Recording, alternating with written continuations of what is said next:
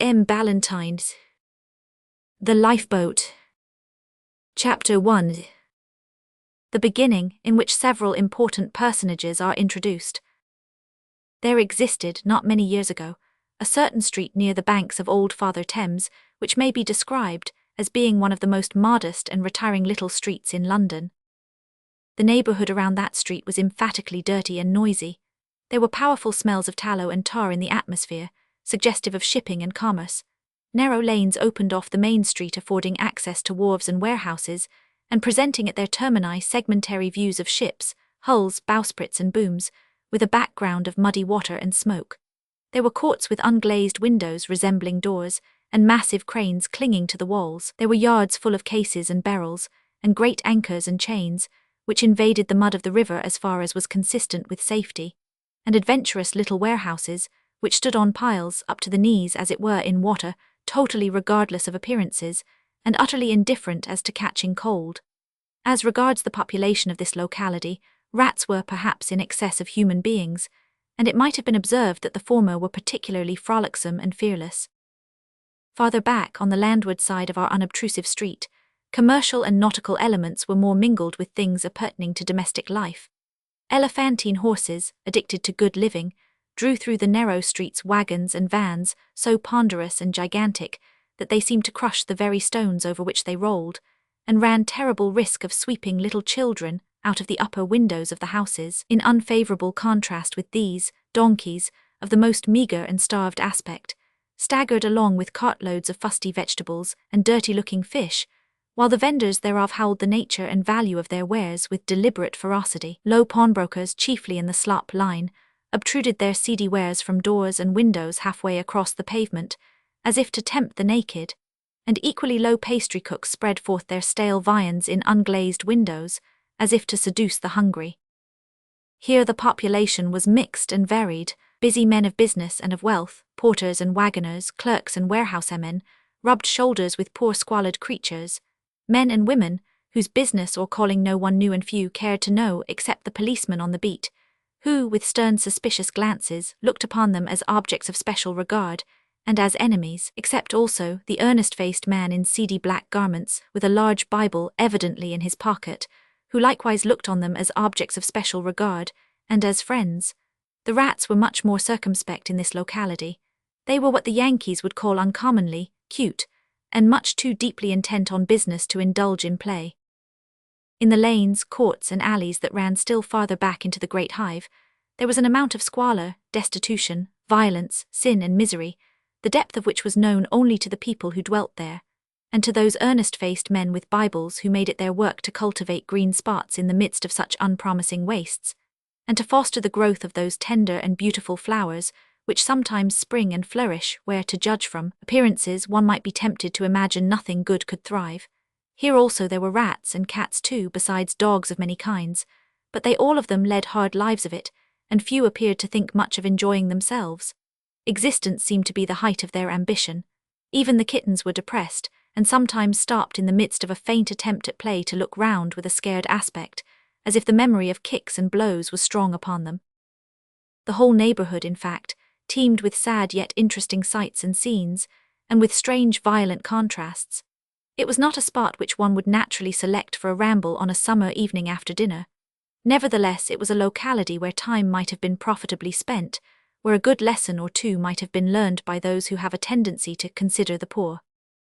But although the neighbourhood was dirty and noisy, our modest street, which was at that time known by the name of Redwharf Lane, was comparatively clean and quiet. True, the smell of tallow and tar could not be altogether excluded, neither could the noises, but these scents and sounds reached it in a mitigated degree, and as the street was not a thoroughfare, few people entered it, except those who had business there, or those who had lost their way, or an occasional street boy of an explorative tendency, which last, on finding that it was a quiet spot, invariably entered a protest against such an outrageous idea as quietude in the city, by sending up a series of hideous yells, and retiring thereafter precipitately. Here in Redwharf Lane was the office of the firm of Denham, Crumps and Company. Mr. Denham stood with his back to the fire, for it was a coldish autumn day, with his coat-tails under his arms. He was a big, bold man of 45, with self-importance enough for a man of 540. Mr. Crumps sat in a small back office, working so diligently that one might have supposed he was endeavouring to bring up the arrears of 40 years' neglect, and had pledged himself to have it done before dinner. He was particularly small, excessively thin, very humble, rather deaf, and upwards of 60. Company had died of lockjaw 2 years previous to the period of which we write, and is therefore unworthy of farther notice. A confidential clerk had taken, and still retained, his place. Messrs. Denham, Crumps and Company were shipowners. Report said that they were rich, but report frequently said what was not true in those days. Whether it has become more truthful in the present days remains an open question. There can be no question, however, that much business was done at the office in Redwharf Lane, and that, while Denham lived in a handsome mansion in Russell Square, and Crumps dwelt in a sweet cottage in Kensington, Company had kept a pony phaeton, and had died in a snug little villa on Hampstead Heath. The office of Denham, Crumps and Company was small and unpretending, as was the street in which it stood. There was a small green door with a small brass plate and a small brass knocker, all of which, when opened by their attendant, a small tiger in blue with buttons, gave admittance to a small passage that terminated in a small room. This was the outer office, and here sat the 4 clerks of the establishment on 4 tall stools, writing in 4 monstrous volumes, as furiously as if they were decayed authors whose lives depended on the result. Their salaries did, poor fellows, and that was much the same thing. A glass door with scratches here and there, through which the head of the firm could gaze unseen, separated the office from Denham's room, and a wooden door separated that from Crump's room, beyond which there was a small closet or cell which had been Company's room before that gentleman died. It was now used as a repository for ancient books and papers. "Very odd," said Mr. Denham, and as he said so he touched a small silver bell that stood on his writing table. The tiger in blue and buttons instantly appeared. "Here, Peakins, post these letters. Has no one called this afternoon? I mean no one resembling a sailor." The boy in blue started, and his face became very red. "Why, what's the matter, boy? What do you mean by staring at me instead of answering my question?" "Please, sir," stammered Peakins meekly, "I didn't mean no 'arm, sir, but you see, sir, his face was so drefful fierce, and he looked sich a wild—" "Boy, are you mad?" interrupted Mr. Denham, advancing and seizing the tiger by his blue collar. "What are you talking about? Now answer my question at once, else I'll shake the little life you have out of your body. Did any sailor-like man call at the office this afternoon?" "Oh, sir, yes, sir. I thought he was drunk and wouldn't let I am in, sir. He's been a standin' stampin' at the door for more than—" The end of the sentence was cut short by Mr. Denham suddenly ejecting the boy from the room and shouting, "Let him in." In a few seconds a heavy tread was heard in the outer office, and the boy ushered in a tall young man, of unusually large proportions, with extremely broad shoulders, and apparently about 23 years of age, whose rough pilot coat, wide pantaloons and glazed hat bespoke him a sailor. His countenance was flushed, and an angry frown contracted his brow as he strode into the room, pulled off his hat and stood before the head of the house of Denham, Crumps and Company. "I beg pardon, sir," began the sailor somewhat sharply yet without disrespect, "when I am asked to come—" Yes, Bax," interposed Mr. Denham, "I know what you would say. Pray calm yourself. It is a pity you should have been kept waiting outside, but the fact is that my boy is a new one and apparently he is destitute of common sense. Sit down. I sent for you to say that I wish you to take the Nancy to Liverpool. You will be ready to start at once, no doubt." "Before the schooner is overhauled?" inquired Bax in surprise. "Of course," said Denham stiffly. "I see no occasion for another overhaul. That schooner will cost us more than she is worth if we go on repairing at the rate we have been doing the last 2 years. "She needs it all, sir," rejoined Bax earnestly. "The fact is, Mr. Denham, I feel it to be my duty to tell you that there ain't a sound plank or timber in her from stem to stern, and I'm pretty sure that if she costs you money, she's likely to cost me and the men aboard of her our lives. I strongly advise you to strike her off the books and get a new one." "Mr. Bax," said Denham pompously, "you are too young a man to offer your advice unless it is asked. I believe the engineer employed by me to examine into the condition of my vessels is quite competent to judge in these matters, and I have unbounded confidence in him. When I placed you in command of the Nancy, I meant you to navigate, not to criticize her, but if you are afraid to venture—" "Afraid?" cried the young sailor, reddening. "Is anxiety about the lives of your men and the safety of your property to be called fear? I am willing to sail in the Nancy, as long as a plank of her will hold to her ribs, but—" Bax paused and bit his lip, as if to keep back words which had better not be spoken. "Well then," rejoined Mr. Denham, affecting to disregard the pause, "let me hear no more about repairs. When these require to be done, they shall be done. Meanwhile, go and make preparation to sail by the morning tides, which serves about, what hour, think you?" "Flood at 6:30, said Bax curtly. "Very well, come up here at 5:30. One of the clerks will see you. You will have to run down to Dover in the first place, and when there my agent will give you further instructions. Good afternoon." Bax rose and quitted the room with a stern "Good day, sir." As he passed through the outer office, he was arrested by one of the clerks laying a hand on his shoulder. "Well, Mr. Foster," said Bax, a bright smile chasing the frown from his face, "it seems we're to swim if we can or sink if we can't this winter. But what want you with me?" "You are to call me Guy, not Mr. Foster," said the lad gaily. "I want to know where you are to be found after 6 this evening." "At the Three Jolly Tars," answered Bax, clapping on his glazed hat. "All right, I'll look you up. Good day." "Guy Foster," shouted Mr. Denham from the inner room. "Yes, uncle," and in another moment the youth was standing, pen in hand, in the august presence of his relative, who regarded him with a cold stare of displeasure. There could scarcely have been conceived a stronger contrast in nature than that which existed between the starched, proud, and portly uncle, and the tall, handsome, and hearty young nephew, whose age was scarcely 20 years. "How often am I to tell you, sir," said Mr. Denham, "that yes, uncle, is much too familiar and unbusinesslike a phrase to be used in this office in the hearing of your fellow clerks." "I beg pardon, uncle, I'm sure I had no intention of—" "There, that will do, I want no apology. I want obedience and attention to my expressed wishes. I suppose that you expect to get away for a few days' holiday." "Well, sir, I mean if it is quite convenient I should—" "It is not quite convenient," interrupted the uncle. "It cannot possibly, at any time, be convenient to dispense with the services of a clerk in a house where no supernumeraries are kept to talk slang and read the newspapers.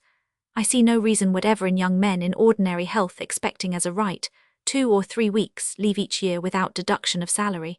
I never go to the country or to the seaside from one year's end to the other." "You'd be much the better for it if you did, uncle," interposed Guy. "That, sir," retorted Denham with emphasis, "is your opinion, and you will allow me to say that it is erroneous, as most of your opinions, I am sorry to find, are. I find that no change is necessary for my health. I am in better condition than many who go to Margate every summer. I thrive on town air, sir, and on city life." There was much truth in these observations.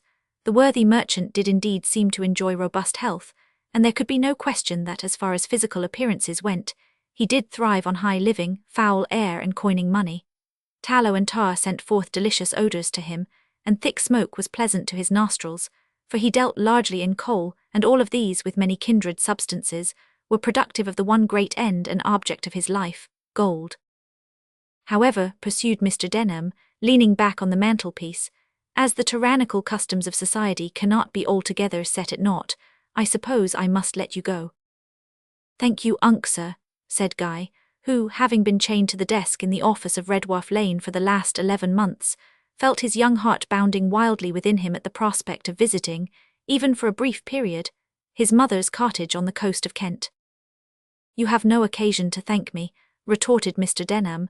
"You are indebted entirely to the tyrannical customs and expectations of society for the permission. Goodbye, you may convey my respects to your mother." "I will, sir." "Have you anything further to say?" asked Mr. Denham, observing that the youth stood looking perplexedly at the ground and twirling his watch key. "Yes, uncle, I have," answered Guy, plucking up courage. "The fact is, that is to say, you know that wrecks are very common off the coast of Kent." "Certainly I do," said Denham with a frown. "I have bitter cause to know that. The loss occasioned by the wreck of the Seagull last winter was very severe indeed. The subject is not a pleasant one. Have you any good reason for alluding to it?" "I have, uncle. As you say, the loss of the Seagull was severe, for besides the loss of a fine vessel and a rich cargo, there was the infinitely more terrible loss of the lives of 22 human beings." As Mr. Denham had not happened to think of the loss of life that occurred on the occasion, and had referred solely to the loss of ship and cargo, which, by a flagrant oversight on the part of one of his clerks, had not been insured. He made no rejoinder, and Guy, after a moment's pause, went on. The effect of this calamity was so powerful on the minds of the people of Deal and Walmer, near which the wreck took place, that a public meeting was called, and a proposal made that a lifeboat should be established there. "Well," said Mr. Denham. "Well," continued the youth, "my mother gave a subscription, but being poor she could not give much." "Well, well," said Mr. Denham impatiently. And I gave a very little towards it too," said Guy. "Your salary is not large. It was very foolish of you to waste your money in this way." "Waste it, uncle." "Come, sir, what does all this tend to?" said Denham sternly. I hoped, indeed I felt assured," said Guy earnestly, "that you would give something towards this good object." "Oh, did you?" said the merchant, cutting him short. "Then, sir, allow me to say that you were never more mistaken in your life. I never give money in charity. I believe it to be a false principle which tends to the increase of beggars and criminals. You can go now." "But consider, uncle," entreated Guy, "this is no ordinary charity. A lifeboat there might be the means of saving hundreds of lives, and oh, if you could have seen, as I did, the despairing faces of these poor people as they clung to the rigging scarcely a stone's cast from the shore, on which the waves beat so furiously that no boat except a lifeboat could have lived for a moment. If you could have heard, as I did, the wild shriek of despair as the masts went by the board, and plunged every living soul into the raging sea, I am certain that you would gladly give £100 or more towards this philanthropic object." "Nephew," said Denham, "I will not give a sixpence. Your inexperience and enthusiasm lead you astray, sir, in this matter. Lifeboats are capable of being upset as well as ordinary boats, and there are cases on record in which the crews of them have been drowned as well as the people whom they recklessly went out to save. My opinion is that persons who devote themselves to a seafaring life must make up their minds to the chances and risks attending such a life. Now you have my answer. Goodbye, and give my best regards to your sister. I will expect you back next Saturday week." "I have still another favour to ask, sir," said Guy after some hesitation. "Has it anything to do with what you are pleased to term a philanthropic object?" "It has." "Then," said Mr. Denham, "save me the trouble of refusing and yourself the pain of a refusal, by holding your tongue and retiring." Guy coloured and was about to turn away in disgust, but repressing his indignation by a powerful effort, he advanced with a cheerful countenance and held out his hand. "Well, goodbye, uncle. If ever you go to the coast and happen to see a storm and a shipwreck, you'll change your mind, I think, in regard to this matter." Mr. Denham did go to the coast, and did see a storm and a shipwreck, but whether this prediction ever came true is a point that shall not be revealed at this part of our narrative. Chapter 2, in which more important personages are introduced, and display their characters by their actions more or less. The Three Jolly Tars was one of those low taverns where seamen were wont to congregate, not because it was a low tavern, but because there was no other sort of tavern, high or low, in that neighbourhood. The world, that is to say, the delicately nurtured and carefully tended world, is apt to form erroneous opinions in regard to low taverns, and degradation, and sin in general, arising from partial ignorance and absolute inexperience, which it is important that we should correct in order that the characters of our story may not be falsely judged. God forbid that it should be for a moment supposed that we have a word to say in favour of low taverns. Our aim just now is not to consider these, but to convince the reader, if possible, that every man who enters one of them is not necessarily a lost or utterly depraved creature. It is undoubtedly true that these low taverns are moral pigsties. Nay, we owe an apology to the pigs for the comparison. Sties appear to be places of abode suited to the nature and tastes of their occupants, and the grumps who inhabit them seem not only to rejoice in them, for this alone would be no argument, inasmuch as the same may be affirmed of men who rejoice in low taverns, but to be utterly incapable of higher enjoyment out of them. Let a pig out of his sty, afford him every conceivable opportunity of intellectual and physical improvement, and he will carefully search out the nearest mud-hole, unhappy until he finds it, will thrust not only his nose but his body into it, and will find supreme enjoyment in wallowing in the mire, and no blame to him for this. He is grumpish by nature. Yes, a low tavern is beneath the level of a pigsty. Nevertheless, as it is possible that for a time man may, through sin or circumstances or both, be reduced to such a condition as to take shelter in a pigsty, without exposing himself to the charge of being a pig, so it is possible that a man may frequent a low tavern, not without detriment, but without becoming thereby worthy of being classed with the lowest of the low. Do not misunderstand us, gentle reader. We do not wish in the slightest degree to palliate the coarse language, the debasement, the harsh villainy, which shock the virtuous when visiting the haunts of poverty. Our simple desire is to assure the skeptical that goodness and truth are sometimes found in strange, questionable places, although it is undoubtedly true that they do not deliberately search out such places for an abode, but prefer a pure atmosphere and pleasant companionship if they can get it. It must not be supposed then that our friend John Bax, sometimes called Captain, sometimes Skipper, not unfrequently Mr., but most commonly Bax, without any modification, was a hopeless castaway, because he was found by his friend Guy Foster in a room full of careless foul-mouthed seamen, eating his bread and cheese and drinking his beer in an atmosphere so impregnated with tobacco smoke that he could scarcely see, and so redolent of gin that he could scarcely smell the smoke. In those days there were not so many sailors' homes and temperance coffee-houses as there are now. In the locality about which we write there were none. If Jack wanted his lunch or his dinner, he found the Low Tavern almost the only place in which he could get it comfortably. Tobacco smoke was no objection to him. He rather liked it. Swearing did not shock him. He was used to it. Gentle folk are apt to err here too. Being shocked at gross sin does not necessarily imply goodness of heart. It implies nothing more than the being unused to witness gross sin. Goodness of heart may go along with this capacity of being shocked, so equally may badness of heart, but neither of them is implied by it. What a grand thing is truth, simple abstract truth, and yet how little do we appreciate it in regard to the inconceivably important matter of reasoning.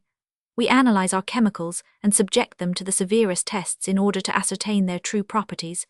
Truth is all we aim at, but how many of us can say that we analyze our thoughts and subject our reasoning to the test of logic in order simply to ascertain the truth? Smoke forever. I say, Bill, open that there port a bit, else we'll be choked, cried a stentorian voice as Guy entered the little apartment, where some dozen of noisy sailors were creating the cloud, which was a little too strong for them. For some moments Guy glanced round inquiringly, unable to pierce the dim curtain that enshrouded everything, as with a veil of dirty gauze. Lost your reckoning, I guess, drawled a Yankee skipper. Never mind, let go your anchor, my lad, cried a voice from the densest quarter of the smoke. It's not a bad berth and good holdin' ground. What'll you take to drink, my boy, so parson you gets the offer? Inquired another man, giving him a facetious poke in the ribs. Is John Bax here? Inquired Guy. Hallo, messmate, here you are, port your helm and heave ahead, steady, rocks to leeward, starboard hard.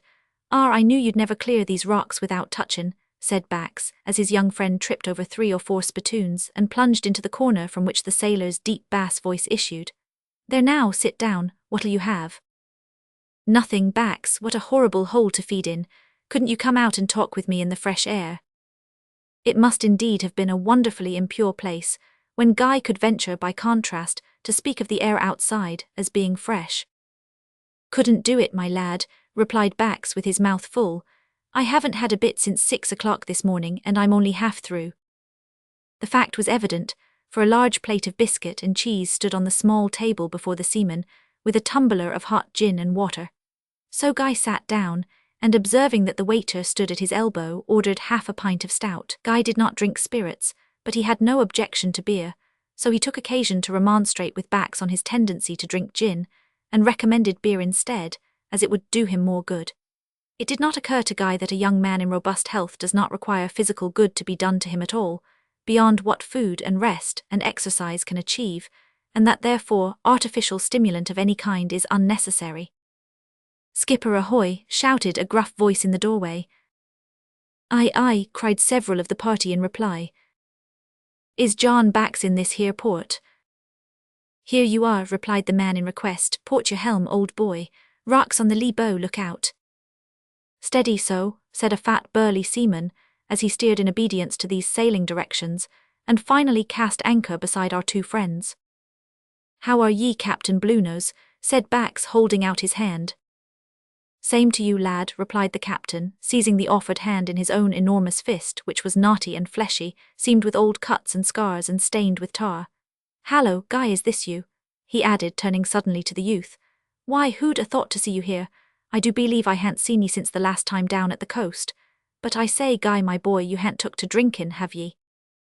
No, captain, said Guy with a smile, nothing stronger than beer and not much of that. I merely came here to meet Bax. Captain Bluenose, whose name, by the way, had no reference to his nose, for that was small and red, scratched his chin and stared into vacancy, as if he were meditating. Why, boy, he said at length, seems to me as if you'd as good cause to suspect me of drinkin' as I have to suspect. You cuz we're both here, d'ye see. Howsver, I've been cruisin' after the same craft, and so we've met, d'ye see, and that's natural, so it is. Well, and now you have found me, what d'ye want with me? Said Bax, finishing the bread and cheese and applying to the gin and water. Shipmate, I'm goin' home and wants a berth aboard the Nancy, said Bluenose. Couldn't do it, captain, said Bax, shaking his head, 'gainst rules. I'll go as a hextra hand, a supernumerary, urged the captain. Why, captain, said Guy, is it not strange that I should have come here to make the very same request? Come, Bax, you're a good fellow and will take us both. I will guarantee that my uncle will not find fault with you. Ah, that alters the case, said Bax. If you choose to take the responsibility on your own shoulders, Guy, you're welcome to the best berth aboard the old Nancy. 500, you know, I've a fondness for that old craft, though she is about as unseaworthy a schooner as sails out o' the port of London. You see, she's the only craft bigger than a deal lugger that I ever had command of. She's my first love, is the old Nancy, and I hope we won't have to part for many a day.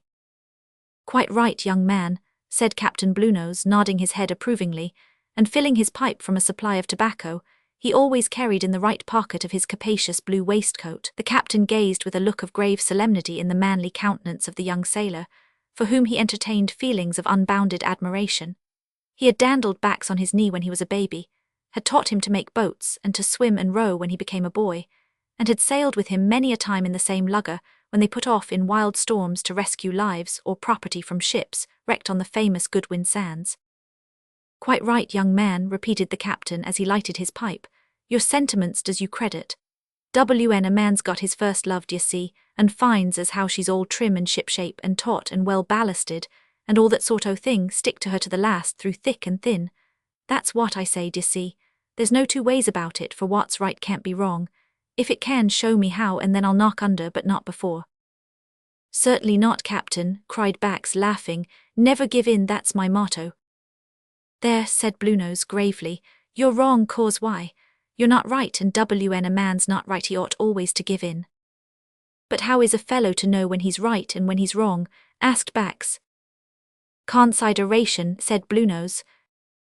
Bravo, captain, cried Guy with a laugh. If it be true that brevity is the soul of wit, you must be the wittiest fellow on Deal Beach. I dun know, retorted the captain slowly, whether it's the soul or the body o' wit, and what's more, I don't care.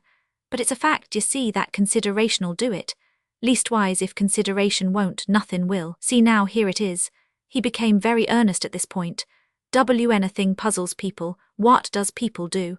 Why, they begins right off to talk about it, and state their opinions afore they han't got no opinions to state. P'raps they takes the puzzler up by the middle and talks wild about that part of it. Then they give a look at the end of it, and mayhap they'll come back and glance at the beginnin', mayhap they won't, and then they'll tell you as grave as owls that they've made up their minds about it, and so nail their colours to the mast. At this stage in the elucidation of the knotty point, Bluenose observed that his pipe was going out, so he paused, pulled at it vigorously for a few seconds, and then resumed his discourse. Now, lads, what ought you for to do when you've got hold of a puzzler? Why, you ought to sit down and consider of it, which means you should begin at the beginnin'. And let me tell you, it's harder to find the beginnin' of a puzzler than p'raps you suppose. Havin' found the beginnin', you should look at it well, and then go on lookin' inch by inch and foot by foot till you comes to the end of it. Then look it back uncommon slow to the beginnin' again, after which turn it outside in or inside out. It don't much matter which way, and go it all over once more. After which cram your knuckles into 2 eyes and sit for half an hour or 3/4 if it's tremendous deep without movin'. If that don't do and you han't got time to try it over again, give in at once and haul your colours down, but on no occasion whatever nail them to the mast, exceptin' always and you're cocksure that you're right, for then, of course, you can't go far wrong. This little touch of philosophy convinced Bax that if he did not wish to sit there half the night, the sooner he changed the subject the better, so he called the waiter, and paid his bill, saying to his companions that it was time to go aboard if they wanted a snooze before tripping the anchor. "What have you had, sir?" said the waiter, turning to Bluenose.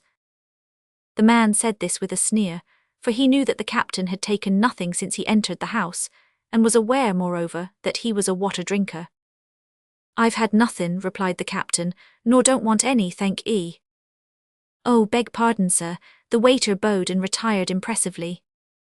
"The house couldn't keep goin' long with some customers," stammered a rough-looking, half-tipsy fellow who had overheard these remarks. "Might do something for the good of the house," said another who was equally drunk. "Who bade you put in your oar?" cried the first speaker fiercely, for he had reached that condition of intoxication which is well known as the fighting stage. The other man was quite ready to humour him, so almost before one could understand what had been said, a savage blow was given and returned, oaths and curses followed, and in 2 seconds one of the combatants had his opponent by the throat, threw him on his back, with his neck over the fender and his head thrust into the ashes. Instantly the room was a scene of wild confusion, as some of the friends of both men endeavoured to separate them, while others roared in drunken glee to let 'em have fair play and fight it out. The result of this quarrel might have been serious had not Bax thrust the yelling crowd aside, and, exerting to the utmost the extraordinary muscular power with which he had been endowed, tore the combatants asunder by main force, and hurled them violently to opposite sides of the room. "Shame on you, lads," said he, "can you not drink your grog without quarrelling about nothing?"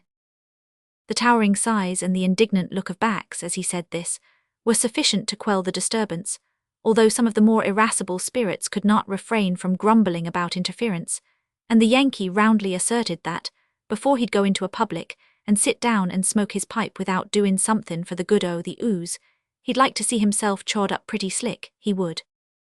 "Waiter ahoy!" shouted Captain Bluenose sternly on hearing this. "Yes, sir." "Bring me a tumbler o' gin and a pot o' cold water." "Tumbler o' gin, sir, and a pour o' caul ware, sir." "Yes, sir." The waiter stopped suddenly and turned back. "Mixed, sir." "No, not mixed, sir," replied Bluenose with a look and tone of withering sarcasm, "contrariwise wery much separated."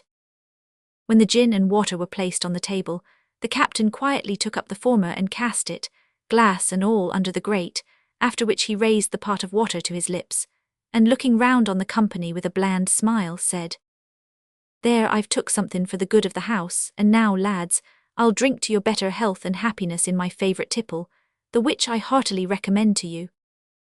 Bluenose drained the pot, flung a half-crown on the table, and swaggered out of the house with his hands deep in the pockets of his rough pea jacket.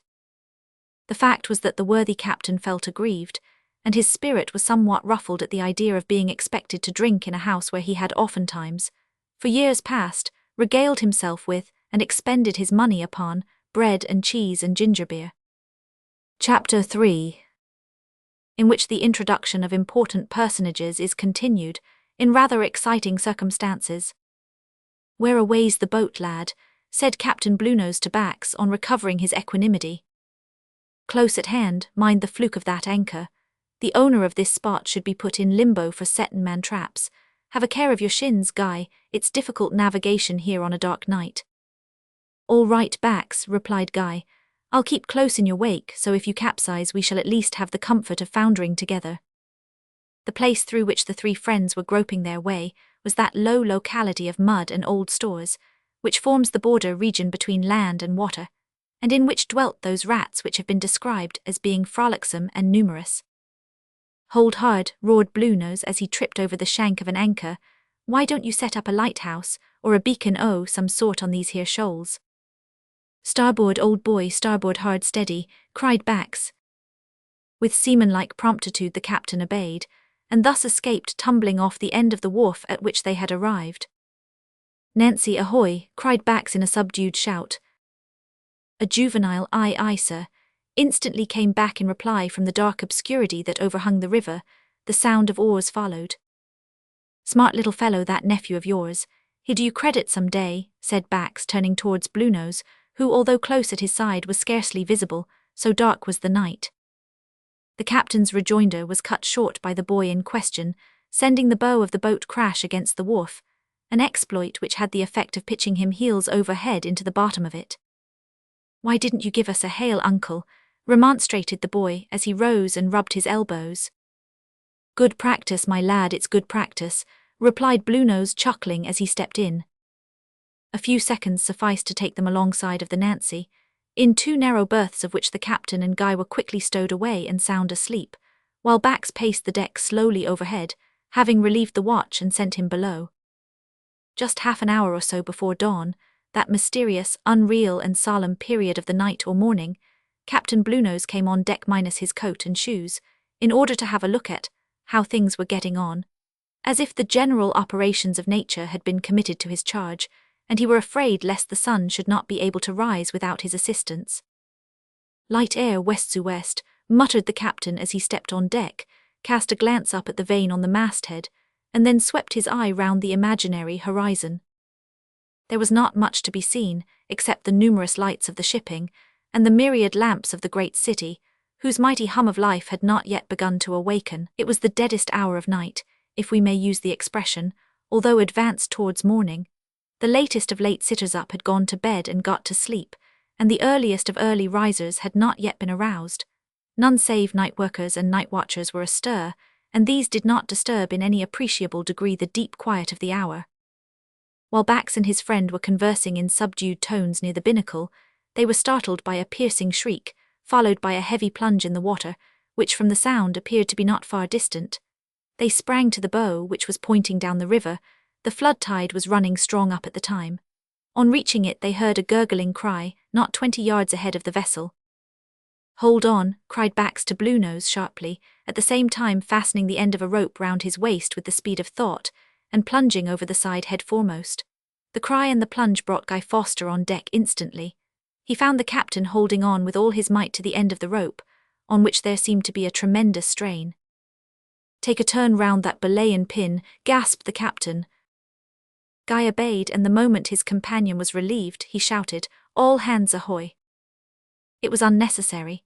The 4 men who formed the crew of the Nancy were already springing up the fore hatch. There was bustle among the shipping too. Lights danced about, the sound of oars was heard in various directions, and sharp eager shouts, as of men who felt that life was in danger, but knew not where to hasten in order to afford aid.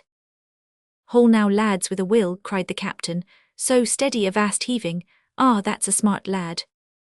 While the men were hauling on the rope, little Tommy had bounded over the side into the boat, which he quickly brought close to the rope, and, seizing it, guided his craft to the end to which Bax was fastened. He found him buffeting the strong current stoutly, and supporting a head on his shoulder in such a way that the mouth should not get below water. "All right, Tommy," said Bax quietly. "Don't get excited, my lad. Lend a hand to raise her a bit out o' the water. Now can you hold her there for one moment?" "Yes, if you just give me the end of that shawl in my teeth, so." Tommy could say no more, for he was squeezed flat against the gunwale of the boat, with his stout little arms tight round the neck and waist of a female figure, the fingers of his left hand grasping her hair, and his legs twisted in a remarkable manner round the thwart to keep him from being dragged out of the boat, besides which his mouth was full of the shawl.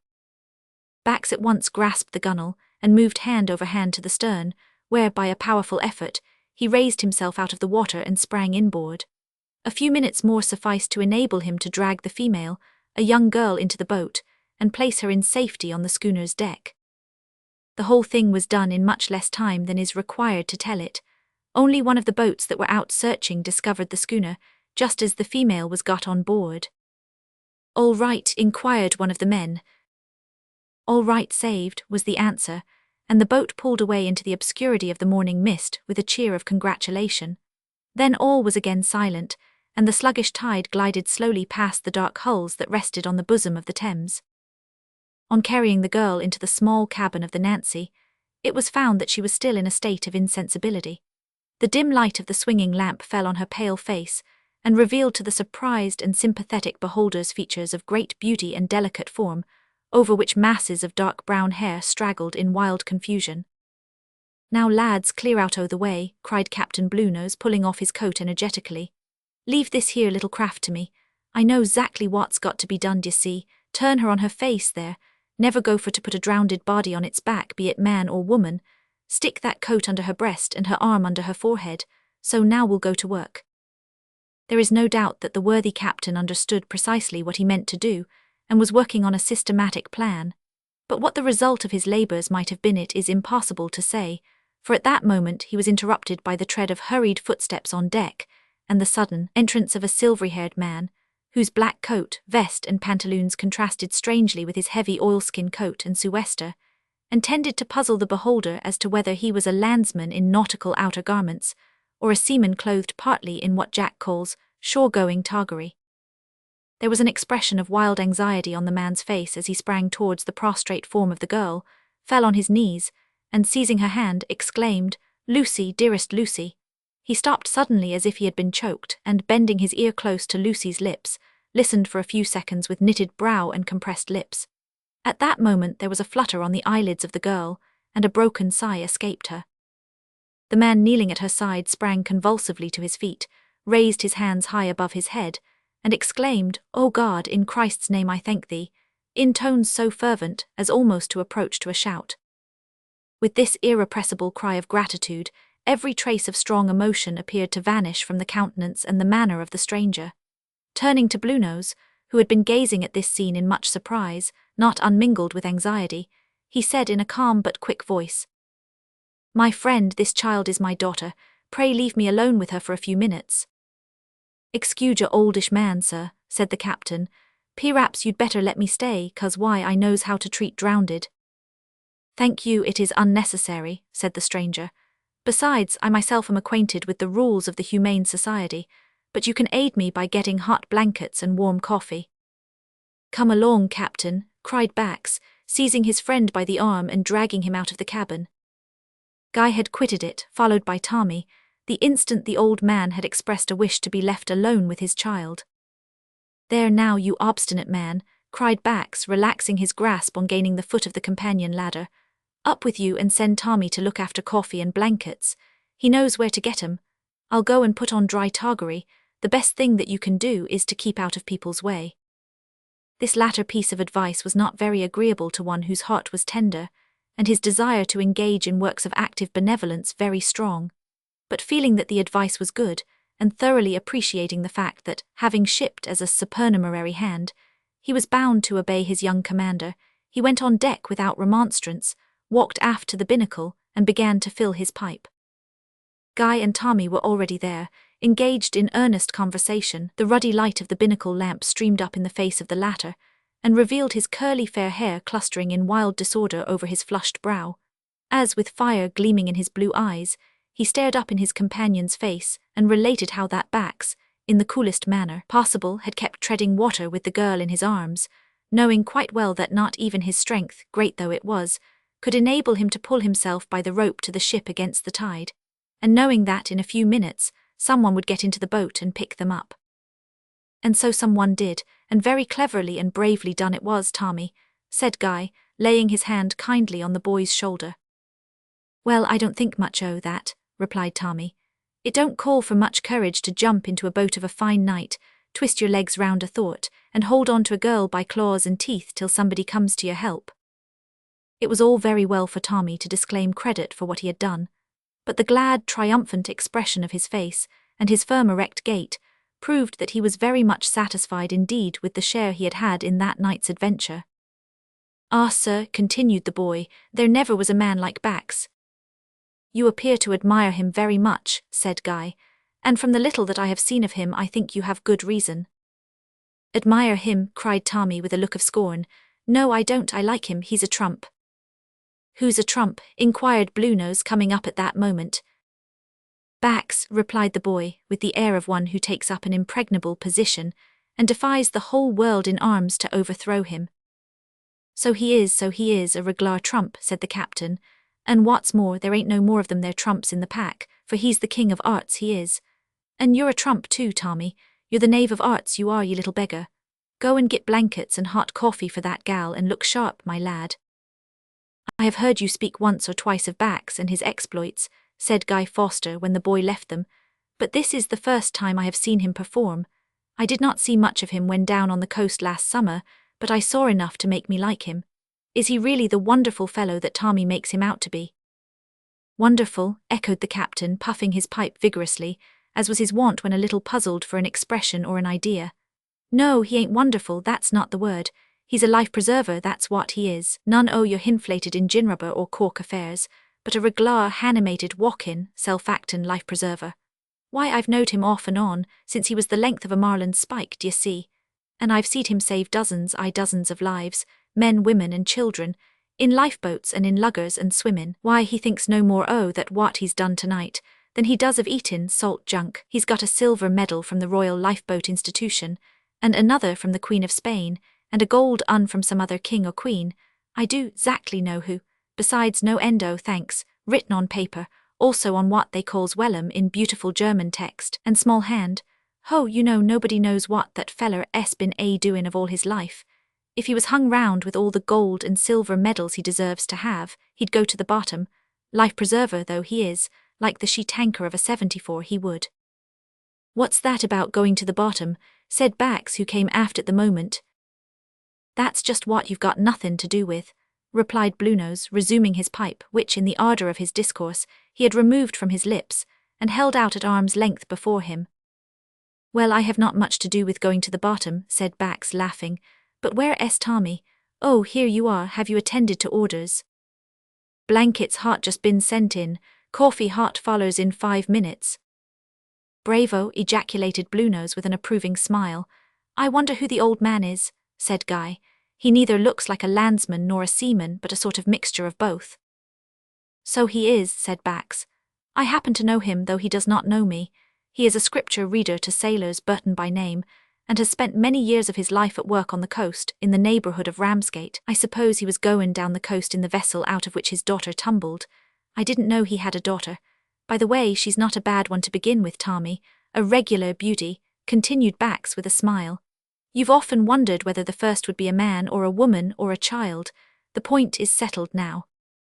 "Yes," replied the boy with a grave meditative look.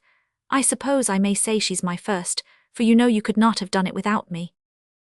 There was something ludicrous as well as sublime in this little chip of humanity gravely talking of poor Lucy Burton being his first, as if he had just entered on a new fishing ground, and were beginning to take account of the creatures he had the good fortune to haul out of the sea.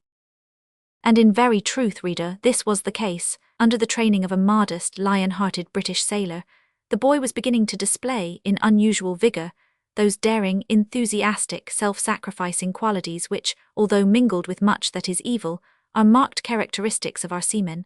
Qualities which have gone far to raise our little island to her present high position of commercial prosperity and political importance, and which, with God's blessing, will continue to carry our flag, our merchandise and our Bibles to the ends of the earth, and guard our shores, as in days of old, from the foot of every foreign foe. England can never fully appreciate how much she owes to her seamen.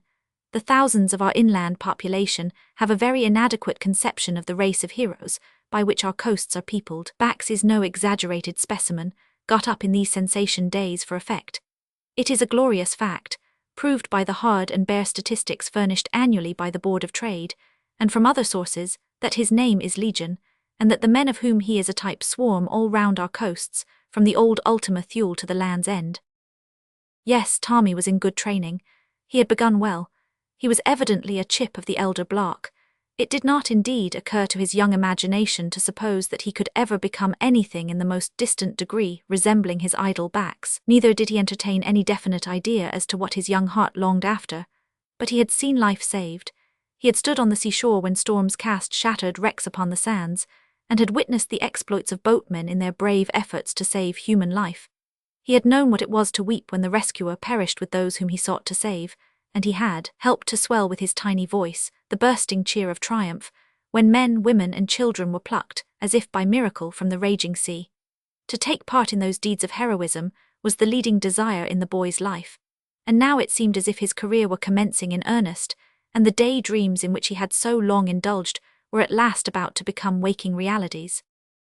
Chapter 4. in which introductions still go on, and coming events cast their shadows before. Mrs. Maria Foster, the widow of James Foster, formerly captain in the merchant service, the mother of Guy Foster, clerk in the firm of Denham, Crumps and Company, and the promoter or supporter of every good cause, was a little woman of 45 or thereabouts, with mild blue eyes, a philanthropic heart, and pale blue ribbons in her cap. Mrs. Foster may be said to have been in easy circumstances. That is to say, she had sufficient, being a thrifty and economical lady, to make the two ends meet, even to overlap somewhat, though not, as a friend of ours once observed, to tie in a handsome bow so that she had a little to spare for charitable purposes. It must not be supposed, however, that the good lady was possessed of a small fortune. The circumstances, which were easy to her, would have proved remarkably uneasy to many, but she possessed the rare and tailorly quality of being able and willing to cut her coat according to her cloth. There was no deeper mystery than that in the ease with which we have characterized her circumstances. The coast of Kent was her locality, the environs of the town of Deal her neighbourhood, and a small, almost miniature but pretty cottage her habitation. The cottage stood in the middle of a little garden, close to that wide extent of waste land, lying to the north of Deal which is known by the name of the Sandhills, and on the seaward edge of which formerly stood the pile, and now lie the remains of Sandown Castle. Everything in and around the cottage was remarkably neat, including its mistress, who on the evening of the day in which her son sailed with Bax in the Nancy, was seated at a little table in her small parlour, summing up an account on a sheet of note paper, an operation which appeared to cause her much perplexity, if one might judge from her knitted brows, her deep sighs, and her frequent remarks of "it won't do," and "what can it be?" These observations were apparently addressed to the cat, which sat in front of the fire, watching the tea kettle and the buttered toast. But although the good lady was addicted to talking to her cat, in a general way, about her love for it and its state of health, we cannot suppose that she really appealed to it on such a grave subject as arithmetical calculation. If she did, she got no answer from the cat, not even a sign of recognition, but she did from a bright-faced, fair-haired girl of about 18, who at that moment entered the room, with a teapot in one hand and a cream jug in the other. "What is it that puzzles you, mamma?" said the girl, setting down the pot and jug and preparing to attend to the duties of the tea-table. To this Mrs. Foster replied in an absent way that she didn't know, that it was quite beyond her comprehension, and that she was utterly perplexed, but that she would find it out if she should sit all night over it, whereupon she proceeded to state that 3 and 2 made 5 and 7 made. She wasn't quite sure how much that made, until her companion told her it made 12, which piece of information she received with an, "Oh, of course it does. Dear me, Amy, how silly I am," just as if she had known the fact all her life, and had only forgotten it at that moment unaccountably, for the first time. Mrs. Foster then went on to add a variety of other figures to this, with an occasional word of assistance from Amy, until the whole amounted to the sum of 133.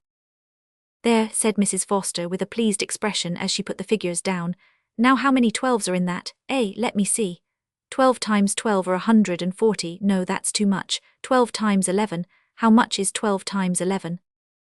Mrs. Foster did not ask this of Amy.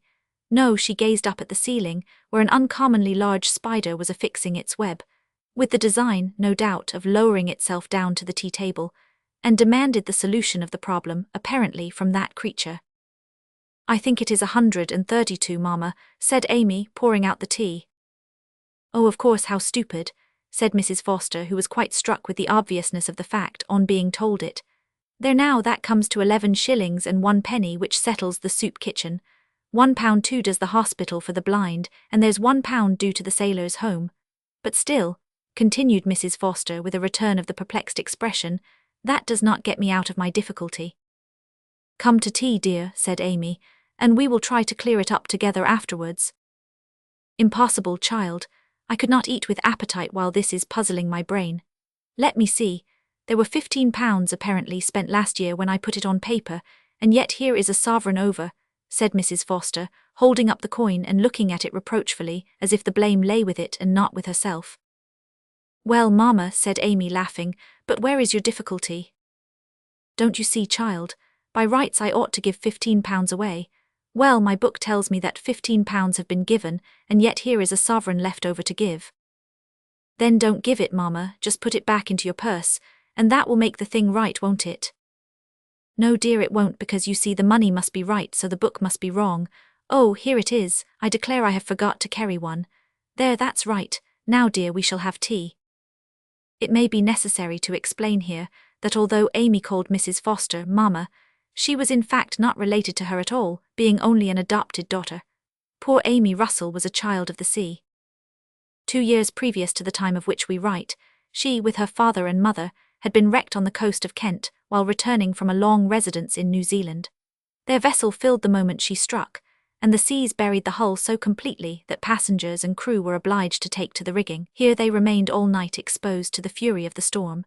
Many of the unfortunates, unable to withstand the exposure of that terrible night, fell or were washed out of the rigging and perished. Among these were Amy's father and mother. Amy herself was taken care of by the captain, with whom she was a great favourite, and along with those who remained until the morning, was saved by one of the lifeboats stationed on that coast.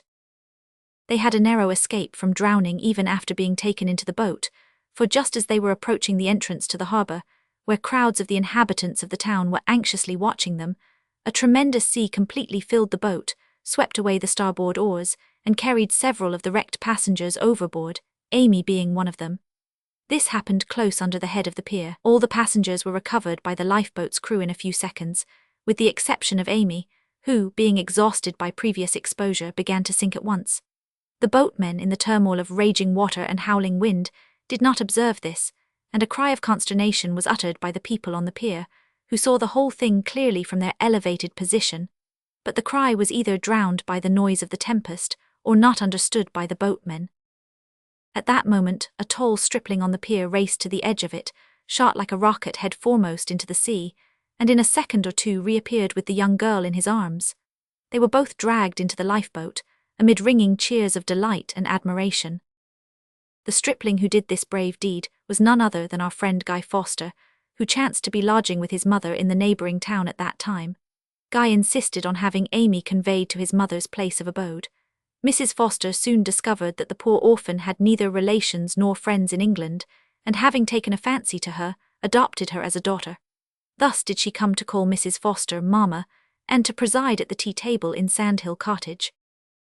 But to return from this digression, Mrs. Foster was congratulating herself on having discovered the error in her accounts, when the door opened and a stout florid woman, of 50 or thereabouts, with a shiny red skin, presented herself and said, "Please, ma'am, here's a gentleman as wants to see you and won't go away, though I told him you was at tea, which is a fact, though it had no impression whatever on him, such is his imprence, goin' for to reflect on my character for truth, as never told a lie since I was a baby in long frocks, so I didn't. But it's always the way with these men that go tax gatherin', though I don't know that he's that neither, so I don't. What shall I say, ma'am?" Mrs. Laker, having uttered the foregoing without pause or inflection of voice from beginning to end, came to an abrupt stop. Whether from want of breath or ideas it is difficult to say, perhaps from both. "Show the gentleman in, Laker," said Mrs. Foster. "No doubt he has good reason for wishing to see me." Laker vanished. She was impulsive in her actions as well as in her words. She was her mistress's factotum, her cook, housemaid, sempstress and confidential adviser, in addition to which she was somewhat of a bore, being stubborn and opinionated, but a good and faithful servant on the whole. The individual who was presently introduced was a bustling little old gentleman with a shining bald head and a cheerful countenance. "Excuse my rudeness, madam," he began, bowing low as he advanced with a hesitating step. "This intrusion, really—" "Do not mention it, sir, pray be seated," said Mrs. Foster. "You are welcome, surely I have met with you before." She put on a pair of gold spectacles as she said this, and looked earnestly at her visitor, who, having placed his hat on the floor and bowed to Amy, sat down and pulled out a bundle of papers. "You have, madam," replied the visitor. "My name is Summers, David Summers, ma'am, at your service. I had the pleasure of being introduced to you at a meeting in a town not far distant, where an effort was being made to raise contributions towards the establishment of a lifeboat." "Oh, I recollect," cried Mrs. Foster, whose sympathetic heart at once opened to the man who had made, as she had thought, such an eloquent appeal at the meeting in question. "I am delighted to see you, Mr. Summers. If I mistake not, I invited you to come and see me when you should visit this part of the coast." "You were kind enough to do so, madam, hence my venturing to call at this hour. I quit Deal tomorrow early, and I am anxious to replead my old cause with you, but indeed I know this to be unnecessary, your own sympathies being already enlisted in my favour." Mrs. Foster assured Mr. Somers that he was right, but begged of him, notwithstanding, to plead with her as if she were an enemy, in order that she might hear all he had to say on the subject, adding that she hoped he would stay and have a cup of tea. Hereupon Mr. Somers bowed, drew in his chair, remarked to Amy that the lifeboat service was one of the most interesting and important topics of the day, and the National Lifeboat Institution, one of the most valuable institutions in the kingdom, and at once launched into his favourite theme with all the gusto of an enthusiast who has gained the ear of a sympathetic audience. We will, however, spare the reader the details and statistics which afforded so much pleasure to Mrs. Foster and her adopted daughter, knowing full well that there is an immense difference between these when set down in hard type, and when poured forth in rich energetic tones, backed by twinkling eyes and a beaming countenance. "Do you really mean to tell me, Mr. Somers," said Mrs. Foster, when the old gentleman came to the end of a long statement, "that about 1,000 ships are wrecked, and nearly 1,000 lives lost, besides more than £1 million worth of property, on the shores of this country every year?" "It is a sad but incontrovertible fact," replied Mr. Somers. "Official lists are drawn up annually by the Board of Trade, which give the number and positions of wrecks, cold dry lists they are too, matter-of-fact columns and figures without a touch of softness about them. They are not meant to appeal to the feelings, they are a mere record of facts. So many vessels went ashore in such and such a gale, they were sunk, dismasted, dashed to pieces. So many persons were saved, so many drowned, that is all. Ah, who can picture to himself the awful realities that are condensed in those brief accounts?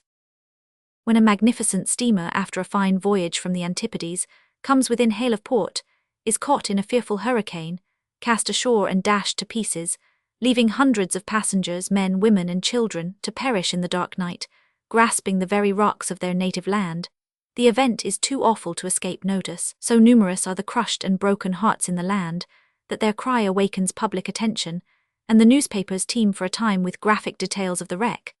Details which, graphic though they be, fall inconceivably short of the dread reality.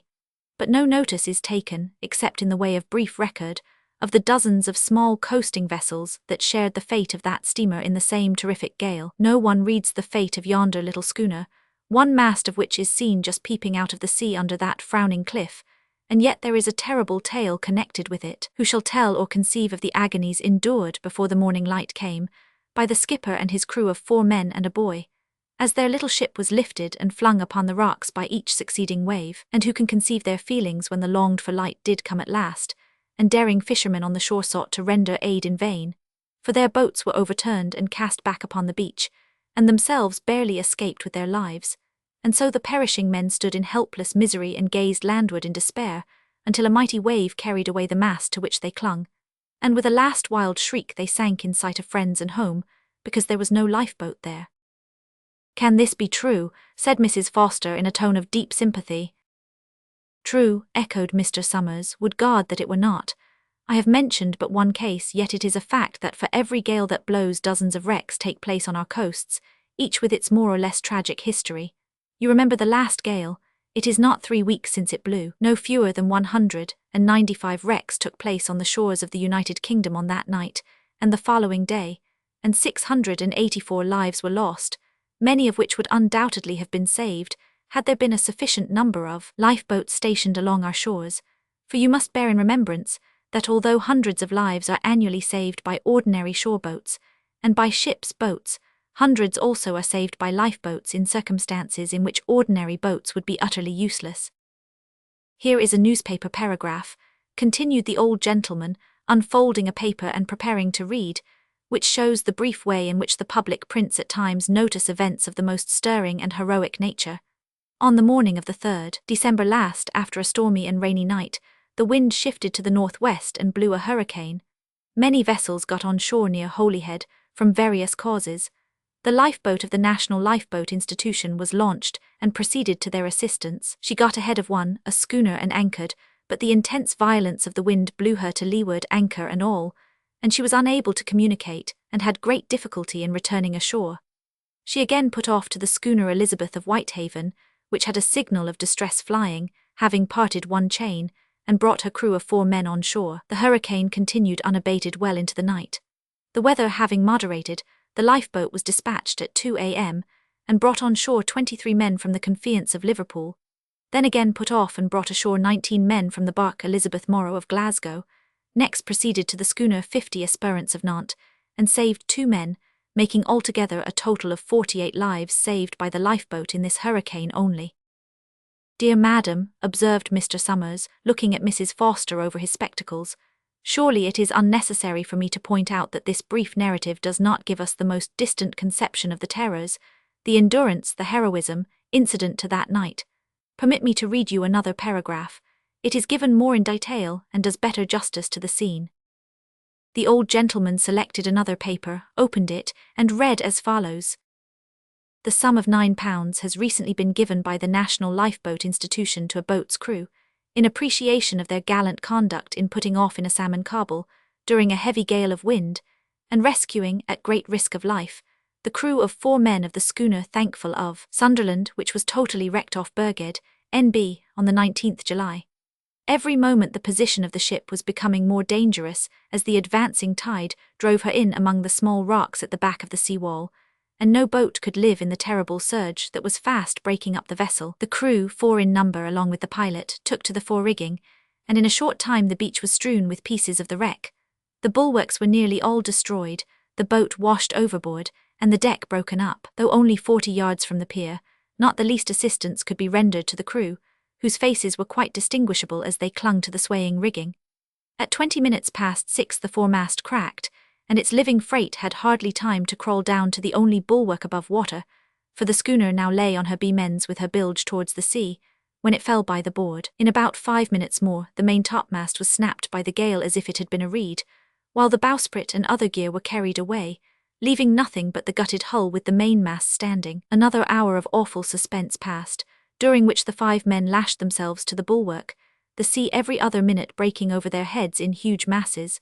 At 7:30, one of the sailors, a young man, was washed from the wreck, but fortunately succeeded in catching the floating rigging, by which he was able to regain his former position. Another young heroic sailor seemed to be the life of the whole company in this trying emergency, and his efforts to keep up the spirits of his companions were signally successful. About 8 o'clock, the waves broke over the ship with renewed violence, but still those on the shore could return no answer in the affirmative to the piercing cry that came from the wreck. "Can't we get a boat?" The voice was that of the gallant sailor already referred to. The others were too much exhausted to utter a word. Mackintosh, the pilot from Burghead, expired from sheer cold and exhaustion. None who saw him perish soon forgot the fearful agony of his daughter as she bade her father farewell from the parapet of the breakwater.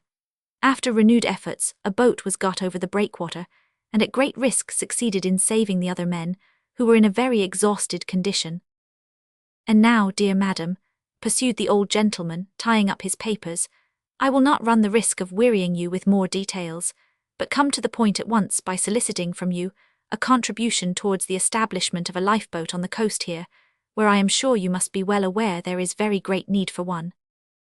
"I am sure there is," said Mrs. Foster, opening her box. "Alas, I fear the wind is rising even now. The rattling of the window frames will bring what you have told me to remembrance ever after this night. How much does it require to establish a lifeboat?" "Between £500 and £600, replied Mr. Summers, "after which about £20 annually will suffice to maintain it in working order." "So much," exclaimed Mrs. Foster. "I fear that you will find it difficult to raise so large a sum." "I trust not, but if we raise a pretty large proportion of it, the Lifeboat Institution will make up the balance. Perhaps," here the old gentleman paused and looked dubiously at Mrs. Foster, "perhaps you would like to know the precise nature of the objects for which the Lifeboat Institution has been founded. Will you do me the favor to listen for 5 minutes longer? The operations of the institution are of deep importance to the national welfare." Mrs. Foster at once expressed her willingness to listen, and the old gentleman, reopening his bundle of papers, selected one from which he read sundry interesting details regarding the National Lifeboat Institution. It need scarcely be said that with such a sympathetic mind to address as that of Mrs. Foster, Mr. Summers prolonged his visit for another hour, and it is perhaps equally unnecessary to say that the worthy lady found a suitable object on which to bestow the sovereign which had perplexed her so much at an earlier part of the evening. She not only gave the money with the air of a cheerful giver, but she begged Mr. Summers to send her as many papers on the subject of lifeboats and wrecks as he happened to be possessed of, and promised to become an active agent in pleading with her friends in behalf of the object he had in view. The wind was rising while the party in Sandhill Cottage were thus engaged. It came in ominous and heavy gusts, rattling the window frames and moaning in the chimneys, to such an extent that Mrs. Laker, who was of a timid and superstitious nature, was fain to sit outside the parlour door in order to be near the other inmates of the cottage.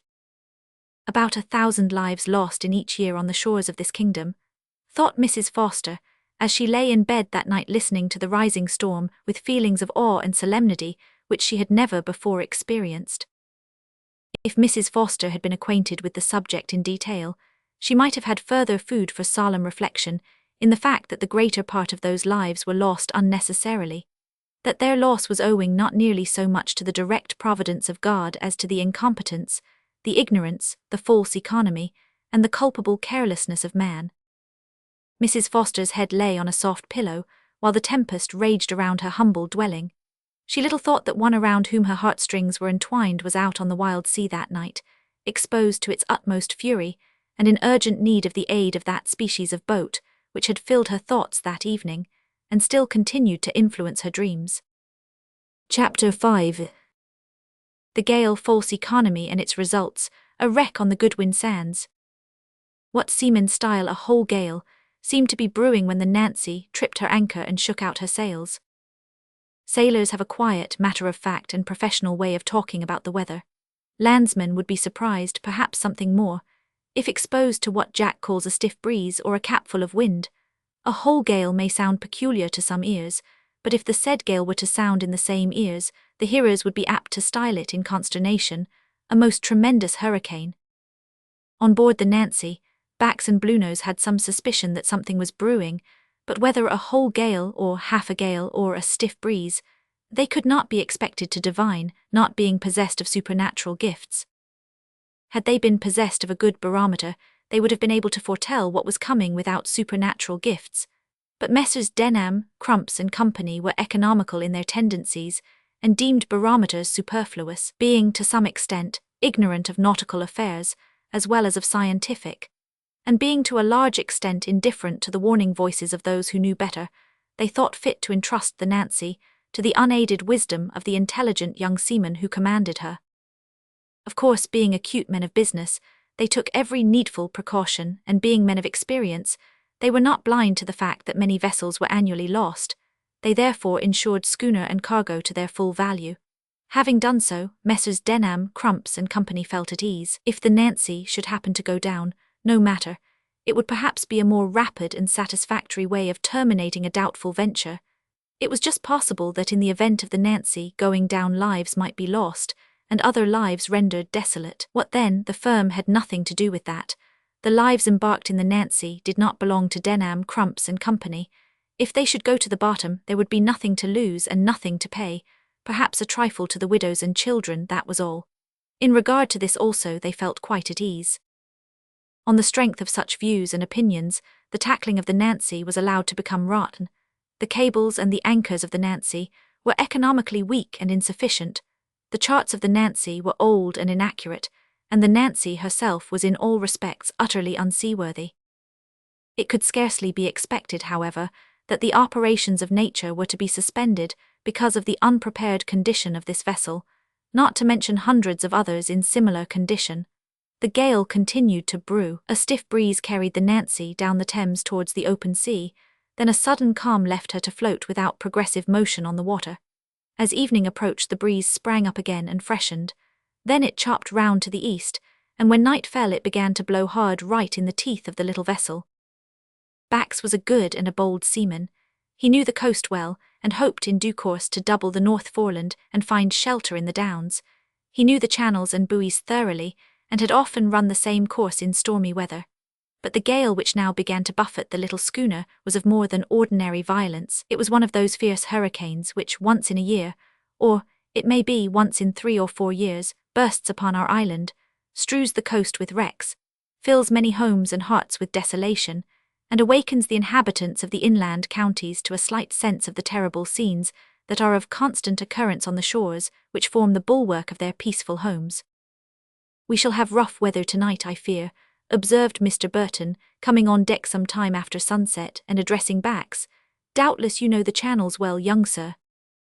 "I do," replied the sailor with a peculiar smile. 12 years' experience has not been altogether thrown away on me. I have sailed these waters in old Jeff's lugger since I was a little boy." "Is that old Jeff the smuggler, sometimes called the mad philosopher, from the circumstance of his mind being much taken up with odd notions about lifeboats?" inquired the missionary. "The same," replied Bax, "though I'll go bound for it there's not an honester man in Deal than old Jeff is now, whatever he may have done in the smuggling way when he was young.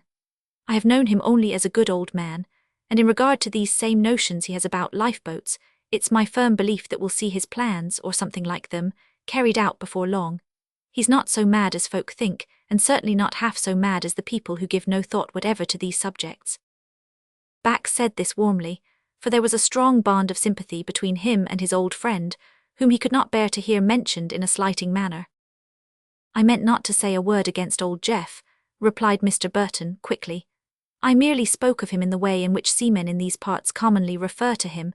It pleases me much to hear so good a character of him from one who, I have no doubt, has had good opportunity of judging." Here Guy Fawkes, who was standing near the binnacle, turned round and said earnestly, "I can testify to the fact that old Jeff is a good Christian man, at least if love to our Saviour and anxiety for the salvation of souls is to be accepted as evidence." The missionary said that there was no better evidence than that, and was about to question Bax further in regard to the old man who bore such a peculiar character, when a loud peal of thunder drew the attention of all to the threatening aspect of the weather. "Heave the lead, Bill," cried Bax to one of the men. "Ha, that's what I've been looking for," observed Bluenose, spitting his quid over the lee bulwarks and replacing it with a fresh one. "I've never got no confidence in a skipper as don't keep his lead a-goin' in shoal water, specially in sich waters as them air, what shifts more or less with every gale." The command to heave the lead was followed by an order to reduce sail, and as the gale freshened and the night closed in, this order was repeated more than once, until the schooner was beating to windward under the smallest possible amount of canvas. An anxious expression rested on Bax's face as he stood by the steersman, glancing alternately at the sails and at the horizon where clouds of the blackest kind were gathering. "Does your barometer indicate very bad weather?" inquired Mr. Burton. "I have no barometer," replied Bax bitterly. The missionary looked surprised, and Guy Fawkes bit his lip, for he felt that this piece of false economy was a blot on the firm to which he belonged. In order to change the subject, he inquired for Lucy, who, since the time of her rescue, had remained in bed. "My daughter does well, thanks be to God," said Burton. "I think that no evil will flow from her accident, for she was but a short time in the water, thanks to you, friend Bax." "And to my prentice, Tommy Bogey," said Bax, with an arch smile which was peculiar to him when he felt humorously disposed. The smile fled, however, and was replaced by an anxious look, as Tommy himself came aft and reported that the schooner had sprung a leak. Bax instantly went below, and returned with the assurance that the leak was trifling. "The Nancy is a sorry old hulk," said he, "but half an hour more on this tack and I'll bout ship and run for the Downs, where we will be comparatively safe." The gale had by this time increased so much that the little craft lay over with her lee bulwarks almost under water at times. Little fear would her gallant commander have felt had she been tight and trim and sound, but he knew that her rigging was old, and one of her masts unsound, and he felt that the best seamanship could be of no avail whatever against her numerous defects. His experienced eye told him that a storm of no ordinary severity was coming, and he trembled for the life of the young girl who had been so unexpectedly placed under his care. Had the dangers attendant upon an unseaworthy vessel, and the difficulty of navigating the channels of these celebrated sands, been all that Bax had to fear, he would have felt comparatively at ease. But the economical spirit of Denham, Crumps and Company had supplied him with anchors and chains which he feared were neither new enough nor sufficiently powerful to hold his vessel after she had gained her anchorage ground. In these circumstances, he resolved to run for the shelter of Ramsgate harbour. Before he could carry out his intentions, the wind chopped round to the north, and for some time blew so hard as to threaten the capsizing of the schooner.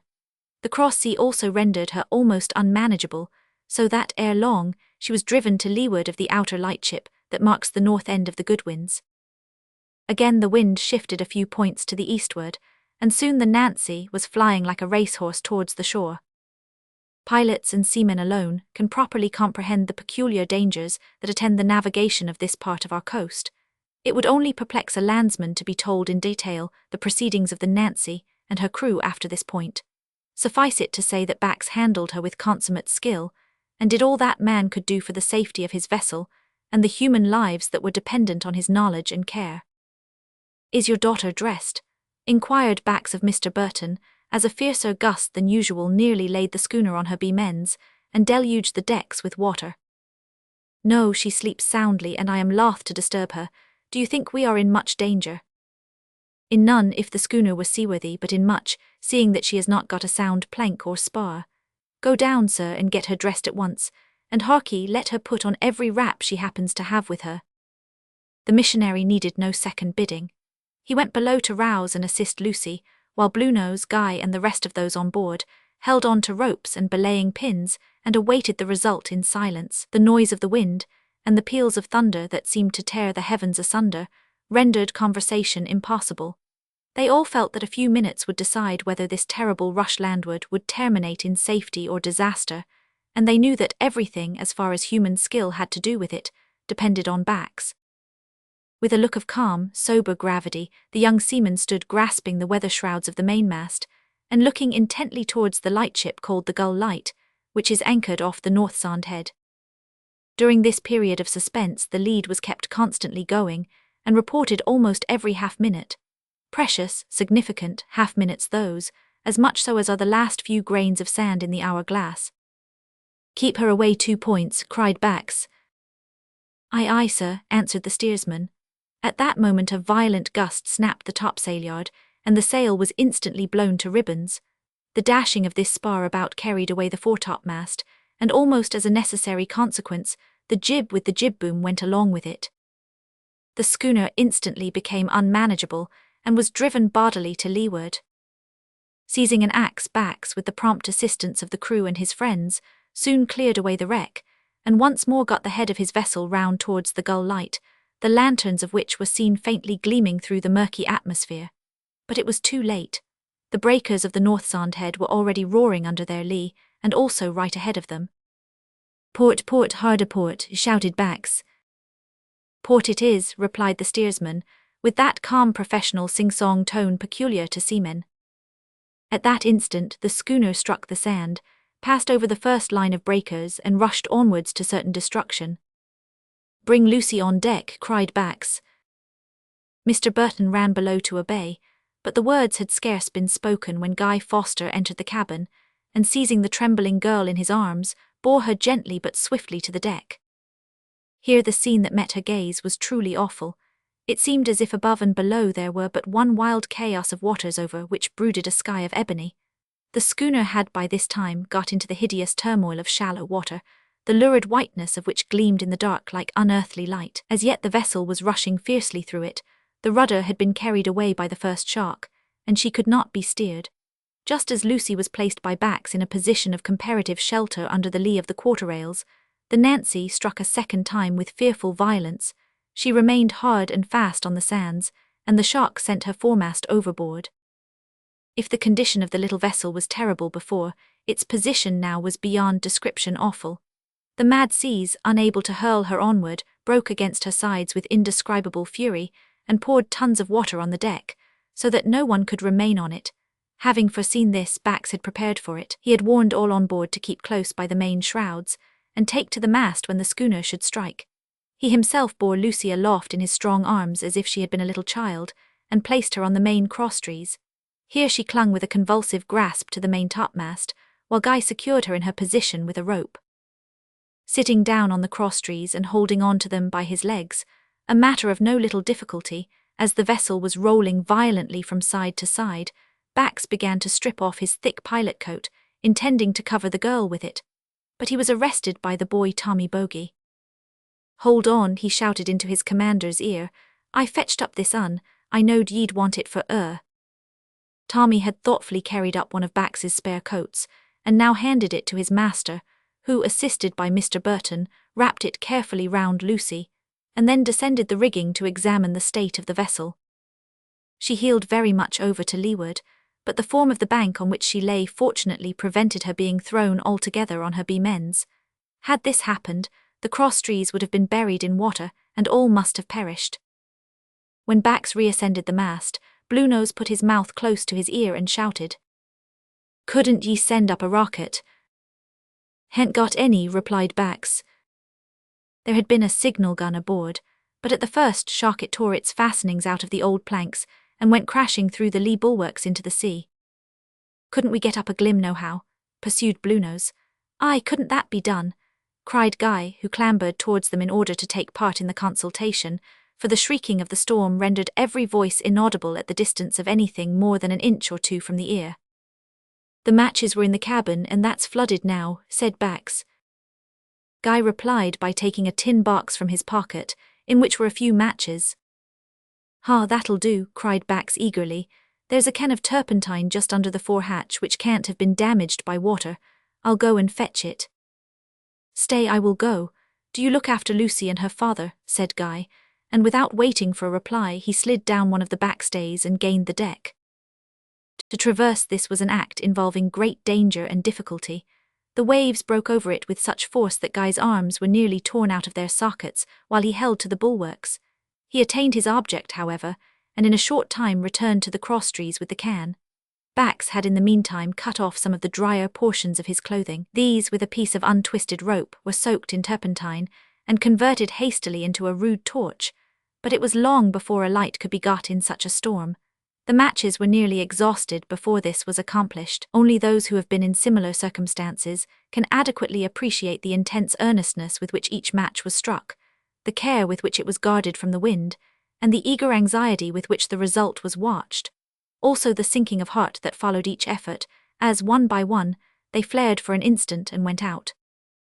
At last the saturated mass caught fire, and instantly a rich flame of light flashed over the wild scene, and clearly revealed to them the appalling circumstances in which they were placed. Poor Lucy shuddered, and covering her eyes cast herself in prayer on him who is mighty to save. Bax raised the burning mass high over his head and waved it in the black air. He even clambered to the top of the broken mast, in order to let it be seen far and wide over the watery waste. The inflammable turpentine refused to be quenched by the raging storm, and in a few seconds they had the comfort of seeing the bright flame of a rocket shoot up into the sky. At the same moment a flash in the distance showed that their signal had been observed by the lightship. The sound of the gun was not heard by those on the wreck, but both it and the rocket were observed from the shore, where many a hardy seaman and pilot, knowing full well the dangers of such a night, kept watch and ward in order to render prompt assistance to their fellow-men in distress.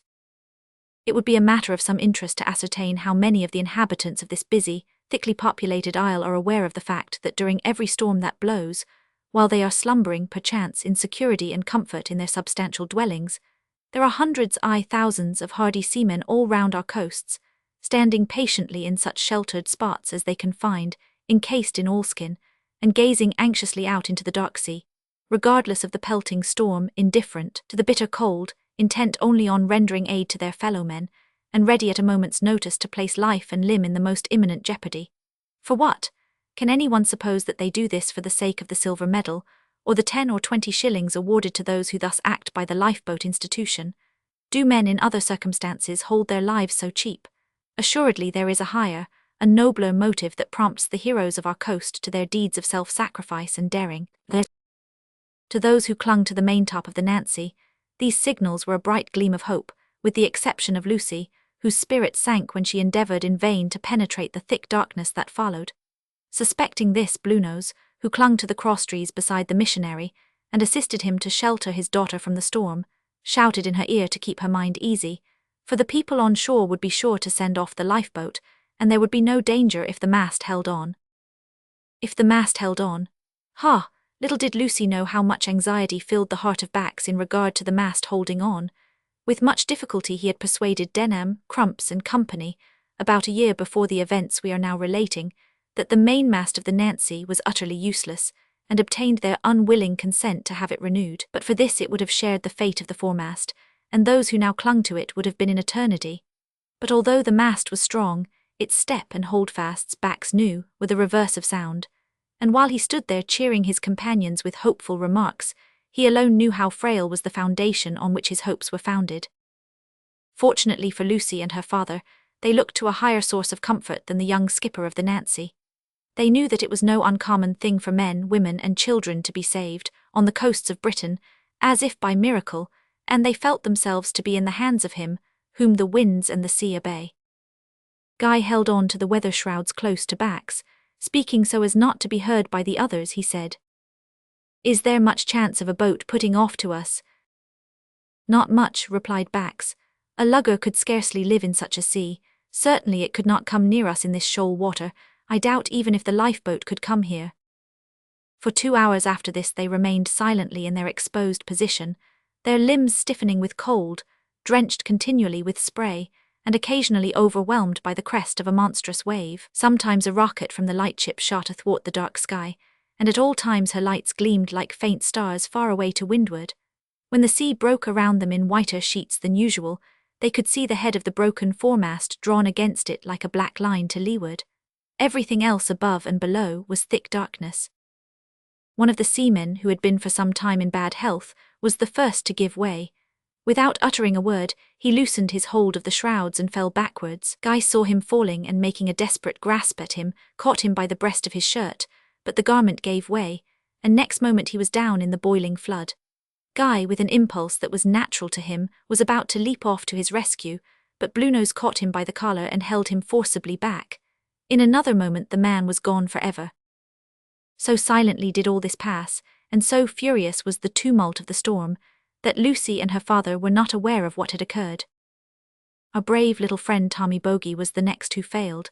Whether it was that witnessing the seaman's death had too powerful an effect on his spirit, or that the cold acted more severely on his young muscles than on those of his companions, it is impossible to say, but soon after the loss of the man, the boy felt his strength giving way. Turning with instinctive trust to his friend in this extremity, he shouted, "Bax, give us a hand." Before his friend could do so, his grasp relaxed and he fell back with a piercing shriek that rose above even the howling wind. Almost an instant after he struck the water, Bax dived head foremost into it and came up with him in his arms. Both man and boy went to leeward instantly. The former had counted on this. The fate of the seaman who had just perished had led him to reflect that a vigorous effort might have enabled him to gain the stump of the foremast, which still stood, as we have said, to leeward of the main mast. Acting on this thought, he had plunged without hesitation when the moment for action came, although it did come unexpectedly. A faint shout soon told his horror-stricken companions that he had gained the point of safety. "It won't do to leave him there," cried Bluenose, starting up and clambering as far out on the crosstrees as he dared venture. "Even if the mast holds on, them seas would soon wash away the stoutest man living." "Oh, save my preserver," cried Lucy, who, regardless of the storm, had sprung wildly up, and now stood clinging to a single rope, while her garments were almost torn from her limbs by the fury of the hurricane. "Can nothing be done to save them?" cried the missionary as he kindly, but firmly dragged his daughter back to her former position. "Nothin', sir," said one of the sailors. "There ain't a cask nor nothin' to tie a rope to and heave to wind'ard, and it's as like as not it wouldn't fetch 'em if there was. They'd never see a rope if it was veered to 'em, moreover it wouldn't float. Hallo, Master Guy, what are ye up to?"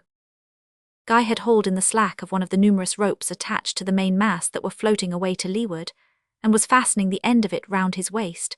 Bluenose and the missionary turned quickly on hearing the seaman's shout, but they were too late to prevent the bold youth from carrying out his design, even if they had wished to do so. Taking a vigorous spring to windward, Guy was in the sea in a moment. In another instant he was lost to view in darkness. Bluenose seized the end of the rope and awaited the result in breathless suspense. Presently a shout so faint that it seemed miles away was heard to leeward, and the rope was jerked violently. "Now lads, all hands ahoy," cried Bluenose in wild excitement. "Just give 'em time to haul in the slack and tie it round 'em and then pull with a will." The incident and the energy of the captain seemed to act like a spell on the men who had up to this time clung to the shrouds in a state of half-stupor. They clustered round Bluenose, and each gaining the best footing possible in the circumstances, seized hold of the rope. Again the rope was shaken violently, and a heavy strain was felt on it. The men pulled it in with difficulty, hand over hand, and in a short time back Guy and Tommy were once more safe in their former position on the crosstrees. Terrible indeed their danger, when such a position could be spoken of as one of safety. Another hour passed away. To those who were out on that fatal night the minutes seemed hours, the hours days. Still no succor came to them. The storm, instead of abating, seemed to be on the increase. Had it not been for the peculiar form of the shoal on which they lay, the old vessel must have been dashed to pieces in the first hour of that terrible gale. Gradually Back ceased to raise his encouraging voice. Indeed, the whistling wind would have rendered it inaudible, and the party on the crosstrees clung to their frail spar almost in despair. As the gale increased, so did the danger of their position. No chance of deliverance seemed left to them, no prospect of escape from their dreadful fate. The only ray of hope that came to them fitfully through the driving storm was the faint gleaming of the lightship that guards the Goodwin Sands. Chapter 6. Heroes of the Kentish coast, the lifeboat, the rescue. Deal Beach is peculiar in more respects than one. There are a variety of contradictory appearances about it which somewhat puzzle a visitor, especially if he be accustomed to seacoast towns and villages in other parts of the country. For one thing, all the boats seem hopelessly high and dry on the beach, without the chance, and apparently without any intention, of ever being got off again. Then there is, at certain seasons of the year, nothing whatever doing. Great hard-fisted fellows, with nautical garments and bronzed faces, are seen lounging about with their hands in their pockets, and with a heavy slowness in their gait, which seems to imply that they are elephantine creatures, fit only to be looked at and wondered at as monuments of strength and laziness. If the day happens to be fine and calm when the stranger visits the beach, he will probably be impressed with the idea that here is an accumulation of splendid seagoing materiel, which has somehow got hopelessly stranded and become useless. Of course, in the height of summer, there will be found bustle enough among the visitants to distract attention from the fact to which I allude. But in spring, before these migratory individuals arrive, there is marvellously little doing on Deal Beach in fine weather. The pilots and boatmen lounge about, apparently amusing themselves with pipes and telescopes. They appear to have no object in life but to kill time. They seem a set of idle, hulking fellows. Nevertheless, I should say, speaking roughly, that at least the half of these men are heroes. The sturdy oak, in fine weather, bends only its topmost branches to the light wind, and its leaves and twigs alone are troubled by the summer breeze. But when the gale lays low the trees of the forest, and whirls the leaves about like ocean spray, then the oak is stirred to wild action, tosses its gnarled limbs in the air, and moves the very earth on which it stands. So the heroes on Deal Beach are sluggish and quiescent while the sun shines and the butterflies are abroad.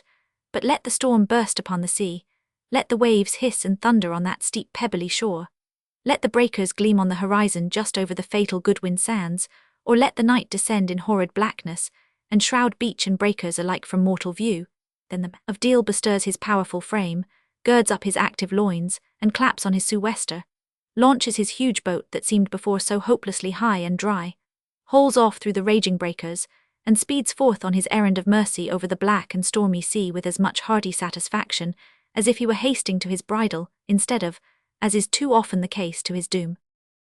Near the north end of Deal Beach, not very far from the ruins of Sandown Castle, there stood an upturned boat, which served its owner as a hut or shelter whence he could sit and scan the sea.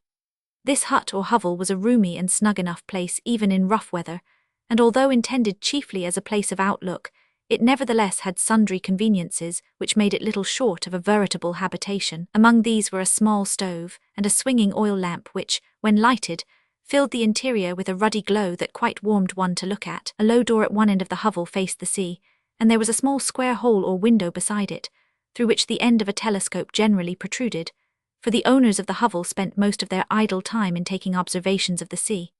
There was a bench on either side of the hut, which was lumbered with a confused mass of spars, sails, sou'westers, oilskin coats and trousers, buoys, sea chests, rudders, tar barrels, and telescopes. This hovel belonged jointly to old Jeff and Captain Bluenose. Bax had shared it with them before he was appointed to the command of the Nancy. In the olden time, the owners of these nautical huts dwelt in them, hence the name of hoveler, which is used at the present day. But with the progress of civilization, the hovelers have come to reside in cottages, and only regard the hovels as their places of business. Hovelers, as a class, do little else than go off to ships in distress and to wrecks. in which dangerous occupation they are successful in annually saving much property and many human lives. Their livelihood from salvage, as may be supposed, is very precarious. Sometimes they are flush of cash, at other times reduced to a low enough ebb. In such circumstances, it almost invariably follows that men are improvident. Not many years ago the Havelers were notorious smugglers. Many a bold deed and wild reckless venture was made on Deal Beach in days of old by these fellows, in their efforts to supply the country with French lace, and brandy and tobacco, at a low price. Most of the old houses in Deal are full of mysterious cellars, and invisible places of concealment in walls, and beams and chimneys, showing the extent to which contraband trade was carried on in the days of our fathers. Rumour says that there is a considerable amount of business done in that way even in our own days, but everybody knows what a storyteller rumour is. The only thing that gives any colour to the report is the fact that there is still a pretty strong Coast Guard force in that region, and one may observe that whenever a boat comes to the beach a stout fellow in the costume of a man-o'-war's man goes up to it and pries into all its holes and corners, pulling about the ballast bags, and examining the same in a cool, matter-of-course manner that must be extremely irritating, one would imagine, to the owner of the boat. At night, too, if one chances to saunter along Deal Beach by moonlight, he will be sure to meet, ere long, with a portly personage of enormous breadth, enveloped in many and heavy garments, with a brace of pistols sticking out of his breast pockets, and a short cutlass by his side. But whatever these sights and symptoms may imply, there can be no question that smuggling now is not by any means what it was 30 or 40 years ago. On the night of the storm, described in the last chapter, the only individual in old Jeff's hovel was old Jeff himself. He was seated at the inner end of it on a low chest near the stove, the light of which shone brightly on his thin old face and long white locks, and threw a gigantic black shadow on the wall behind. The old man was busily engaged in forming a model boat out of a piece of wood with a clasp knife. He muttered to himself as he went on with his work, occasionally pausing to glance towards the door, the upper half of which was open, and revealed the dark storm raging without. On one of these occasions, old Jeff's eyes encountered those of a man gazing in upon him. "Is that you, Long Auric? Come in, it's a cold night to stand out the gale." He said this heartily, and then resumed his work, as if he had forgotten the presence of the other in an instant. It is not improbable that he had, for Jeff was very old. He could not have been far short of 90 years of age. Long Auric entered the hovel, and sat down on a bench opposite the old man. He was a very tall, raw-boned, ill-favoured fellow of great muscular strength, and with a most forbidding countenance. He was clad in oiled, rough-weather garments. "You seem busy, old man," said he abruptly. I had need be busy," said old Jeff without looking up. "There are many lives to save, many lives bane lost this very night, and no means of savin' leastwise not sufficient." "Humph, year eternally at that bit o' humbug. It's bam, old man, all bam, bosh and gammon," said Auric. "It'll never come to no good, I tell ye." "Who knows," replied the old man meekly, but going on with his work not the less diligently because of these remarks. "Jeff," said Auric, leaning forward until his sharp features were within a few inches of his companion's face. "Jeff, will ye tell me where the hide is in your old house?" "No, Long Auric, I won't," replied the old man with an amount of energy of which he seemed, a few seconds before, quite incapable. The reply did not seem to please Long Auric, neither did the steady gaze with which it was accompanied. "You woe," said Auric between his set teeth. "No," replied the old man, dropping his eyes on the little boat and resuming his work. "Why not?" continued the other after a pause. "You don't require the hide, why won't you lend it to a chum as is hard up?" "Because I won't encourage smugglin'," said Jeff. "You've smuggled enough in your young days yourself, you old villain. You might help a friend a bit. It won't be you as does it." "It's because I have smuggled when I was young that I won't do it now that I'm old, nor help anyone else to," retorted Jeff. "Besides, you're no friend o' mine." "What if I turn out to be an enemy?" cried Auric fiercely. "See here," said he, drawing out a long knife and holding it up so that the light of the stove glittered on its keen blade. "What if I give you a taste of this, old man?" "You won't," said Jeff calmly. "No, why not?" "Because you're a coward," replied Jeff with a quiet chuckle. "You know that you wouldn't like to be hanged, and you know that backs would be down on you if you touched my old carcase." Long Auric uttered a savage oath and said, "I'm brave enough anyhow to let you taste the cold steel tonight. or desperate enough if you prefer it." He seized Jeff by the throat as he spoke, and pressed the blade of the knife against his breast. The old man did not shrink, neither did he struggle. He knew that he was in the hands of one whose type is but too common in this world, a bully and a coward, and knowing this felt that he was safe. It seemed, however, as if the very elements scorned the man who could thus raise his hand against unprotected age, for the wind shrieked louder than usual in its fury, and a blinding flash of lightning, accompanied by a deep crash of thunder, added to the horror of the scene. Just then an exclamation was heard at the door of the hovel.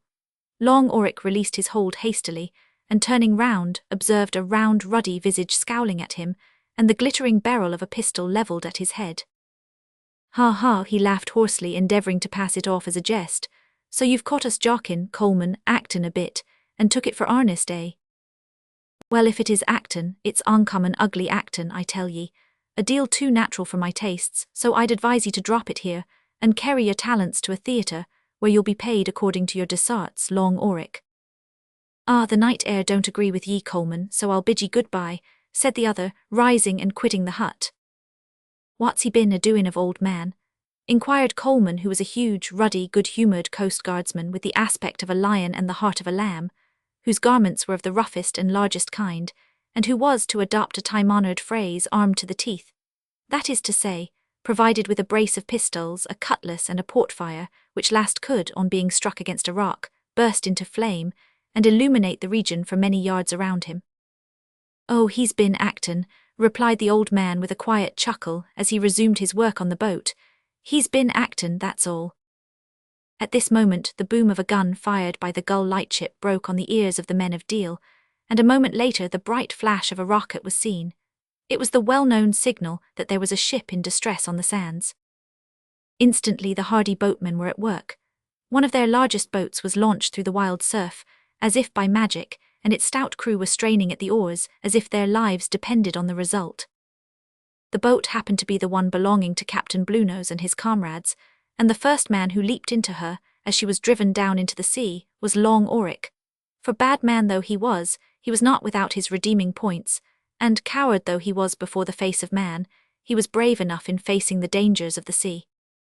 It was a fearful struggle in which the Deal lugger engaged that night. The sea threatened to bury her altogether as she pushed off through the breakers, and some of the men seemed to think it would be too much for them. A man named Davis took the helm. He had saved many a life on that coast in his day. The intense darkness of the night, coupled with the fury of the winds and waves, were such that no men, save those who were used to such scenes, would have believed it possible that any boat could live in so wild a storm. In addition to this, the cold was excessive, and the spray broke over them so continuously that the pump had to be kept going in order to prevent their getting filled altogether. It was a long, weary pull to the Gull lightship. When they reached it, they hailed those on board and asked where away the wreck was. "Right down to leeward on the sandhead," was the reply. Away went the lugger before the gale with just a corner of the foresail hoisted. It was not long before they came in sight of the breakers on the sands. Here they were obliged to put out the oars and exercise the utmost caution, lest they should incur the fate from which they had come out to rescue others. Davis knew the shoals and channels well, and dropped down as far as he dared, but no wreck of any kind was to be seen. "500, ye see anything?" shouted Davis to Long Auric, who was in the bow. Auric's reply was inaudible, for the shrieking of the gale and the roar of breakers drowned his voice. At that moment, a huge wave broke at a considerable distance ahead of them, and against its white crest, something like the mast of a vessel was discerned for an instant. "God help them," muttered Davis to himself. "If they're as far as that on the sands, there's no chance for them, unless indeed the Broadstairs or Ramsgate lifeboat finds 'em out. Let go the anchors," he shouted. "Look sharp, lads." The anchor was let go, and the lugger was veered down by its cable as far in the direction of the wreck as possible, but the boat was so large and drew so much water that they could not even get within sight of the wreck. In these circumstances, the men nestled as they best might under the lee of the boat's sides, and prepared to ride out the storm, or at least to remain at anchor there, until daylight should enable them to act with more precision and safety. Fortunately for all parties concerned, other eyes and ears had been on the watch that night. At Broadstairs, which lies a little to the north of Deal, the crew of the lifeboat had been on the lookout, and no sooner did they see the rocket and hear the gun, than they launch their boat and put off to the rescue. It is generally found that there are more men to man the lifeboats on many parts of our coasts than are required, and this is specially the case on the Kentish coast. Hence, when the signal rocket goes up on a stormy night, many eager eyes are on the watch, and there is a rush to the boat in order to secure a place. On this occasion there were one or two men who, rather than wait to pull on their oilskin coats and pantaloons, had run down just as they happened to be clothed at the time, and in a very unfit state to face the inclemency of a night which might involve hours of unremitting and exhaustive labour. These jumped into their places, however, and their less fortunate comrades, who arrived too late, supplied them with garments. In 5 minutes the lifeboat was flying under sail towards the Goodwin Sands. Seldom had the Broadstairs boat faced so wild a storm as that which blew on this occasion. The sea broke over her in cataracts. Again and again she was more than half filled with water, but this was speedily got rid of, and in the course of an hour she was beside the lugger. "We're away," shouted the coxswain of the lifeboat as they passed. "Right ahead, not 2 cables' lengths," roared Davis. The sails of the lifeboat had already been lowered, and the oars were out in a second. Gradually and slowly they dropped down towards the breakers, and soon caught sight of the mast of the Nancy, still towering up in the midst of the angry waters. The danger to the lifeboat was now very great, for there was such a wild chopping sea on the sands that it ran great risk of being upset. The boat was one of the old-fashioned stamp, which, although incapable of being sunk, was not secure against being overturned, and it did not possess that power of righting itself which characterizes the lifeboats of the present day. In a few minutes they were near enough to see the mast of the Nancy dimly in the dark. The coxswain immediately gave the order to let go the anchor and veer down towards the wreck. Just as he did so, a terrific sea came rolling towards them like a black mountain. "Look out, men," he shouted. Every man let go his oar and, throwing himself on the thwart, embraced it with all his might. The wave went right over them, sweeping the boat from stem to stern, but as it had met the sea stern on, it was not overturned. It was completely filled, however, and some time was necessarily lost in freeing it of water. The oars, being attached to the sides of the boat by lanyards, were not carried away. In a few minutes they had veered down under the lee of the wreck. The crew and passengers of the Nancy were still clinging to the crosstrees, benumbed and almost unable to speak or move when the lifeboat approached. With the exception of Bax and Bluenose, they were all so thoroughly exhausted as to have become comparatively indifferent to, and therefore ignorant of, all that was going on around them. All their energies were required to enable them simply to retain their position on the rigging. At first the sight of the rockets from the lightship, and her lanterns gleaming in the far distance, had aroused feelings of hope, but as hour after hour passed away the most of the unhappy people fell into a sort of stupor or indifference, and the lights were no longer regarded with hopeful looks.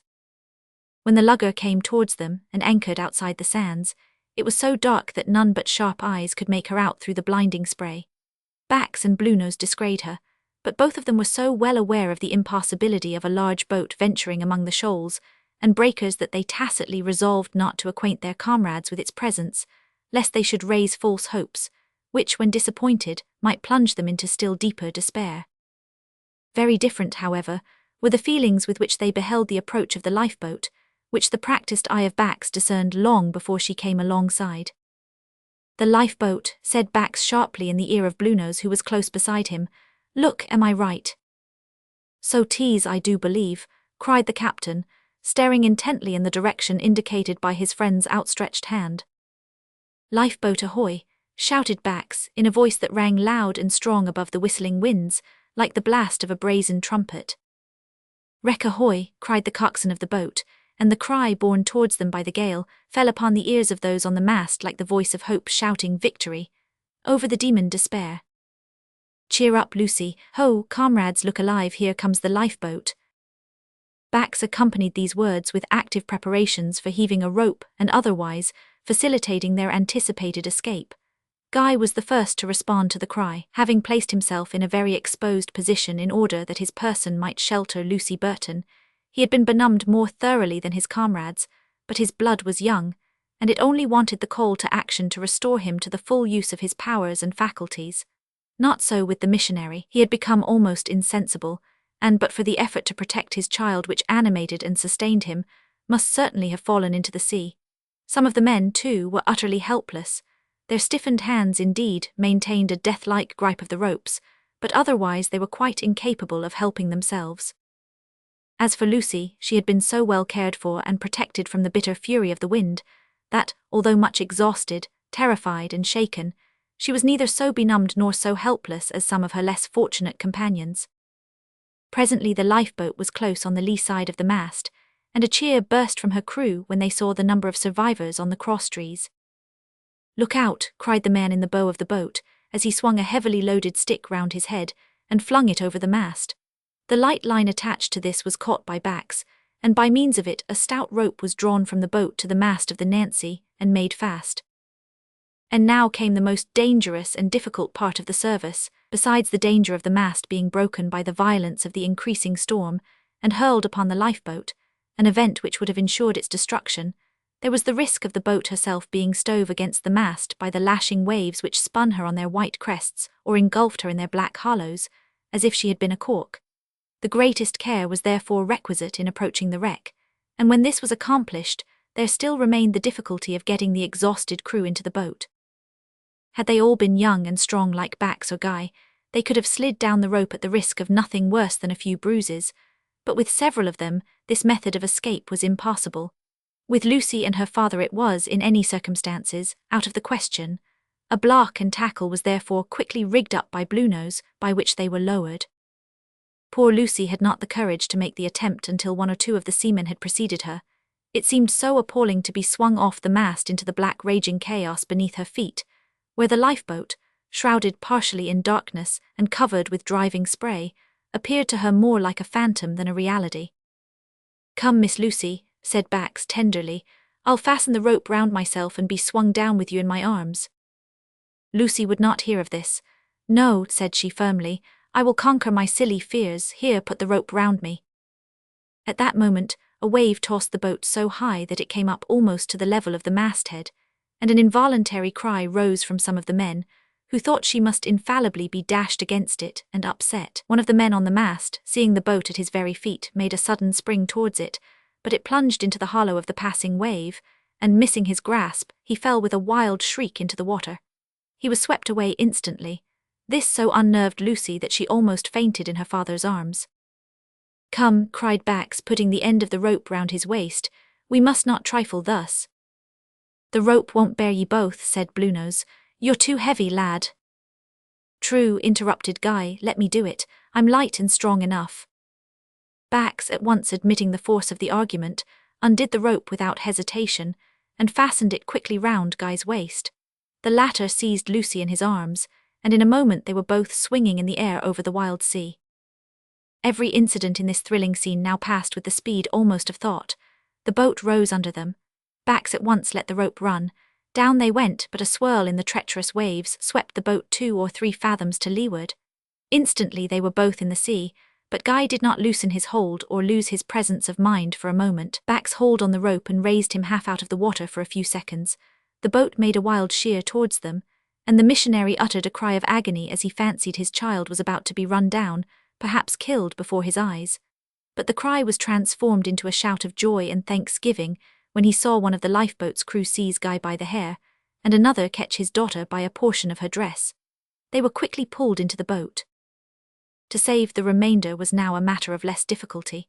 The missionary was the only one left on the mast who was not able more or less to take care of himself, but the joy consequent on seeing his daughter saved infused new vigor into his frame.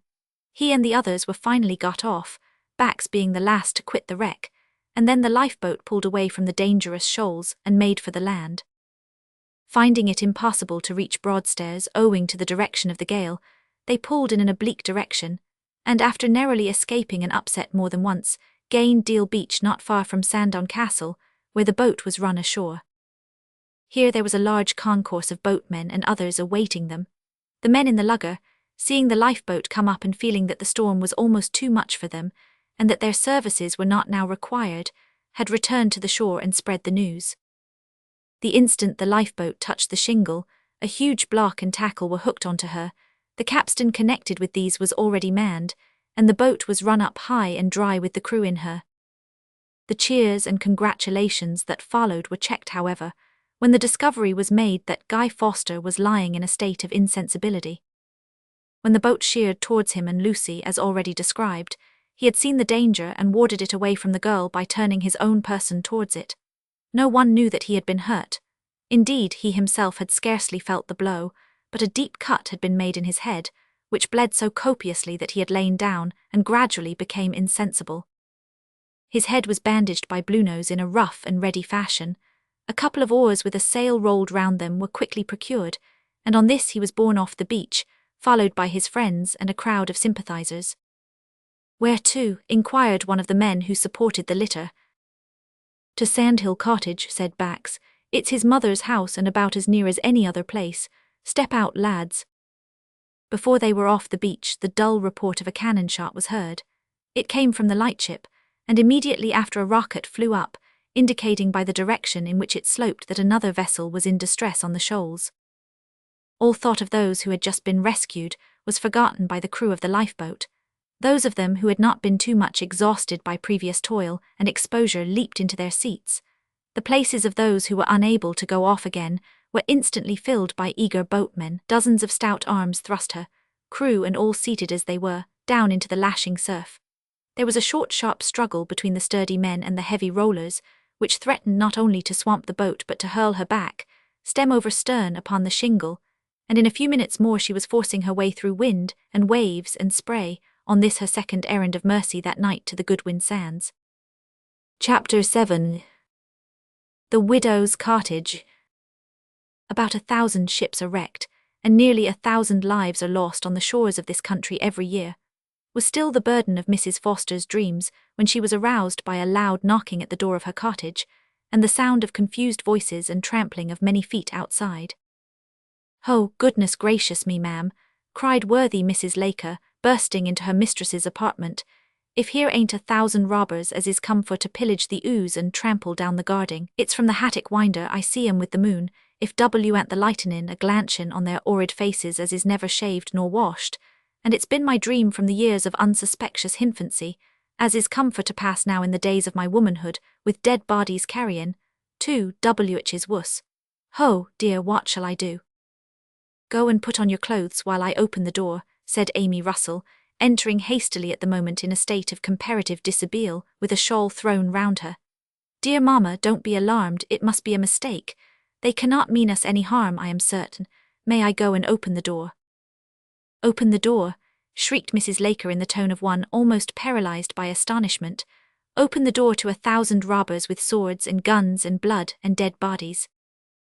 As Mrs. Laker was robed in her nightgown and stood erect with her arms extended and her hair dishevelled, she looked dreadfully tragic and awful, while these fearful words flowed from her pale lips. "Hush, Laker," said Mrs. Foster, hastily throwing on her garments with trembling hands, while she made a strong effort to restrain her agitation. "Go, dear Amy, and ask what they want, but don't open the door."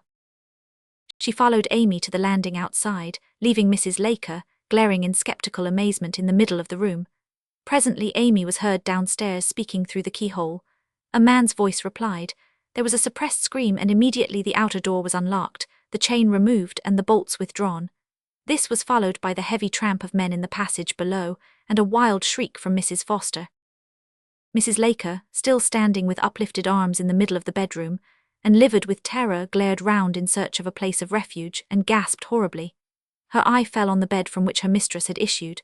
With a spring that would have done her credit in the days of her girlhood, she plunged into it, head first, and rolled herself tight up in the clothes, where she lay, quaking and listening intently.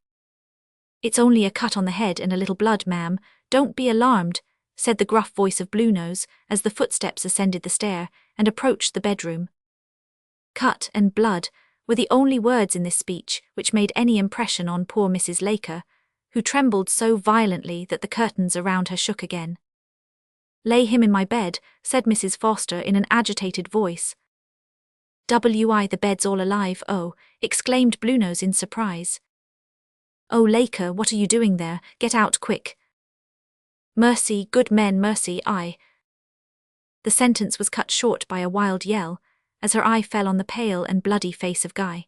She tumbled, clothes and all, over the side of the bed in a dead faint, and rolled in a confused white heap, to the very feet of her astounded brother, Captain Bluenose. "Well, if this don't beat Trafalgar all to sticks," exclaimed the captain. "Come, attend to Guy," said Bax in a deep, commanding voice. He lifted up Mrs. Laker and the bedclothes as if she had been a large washing, and carried her down to her own apartment, guided by Tommy Bogey, who knew the way, where he placed her in bed and left her to recover as she best might.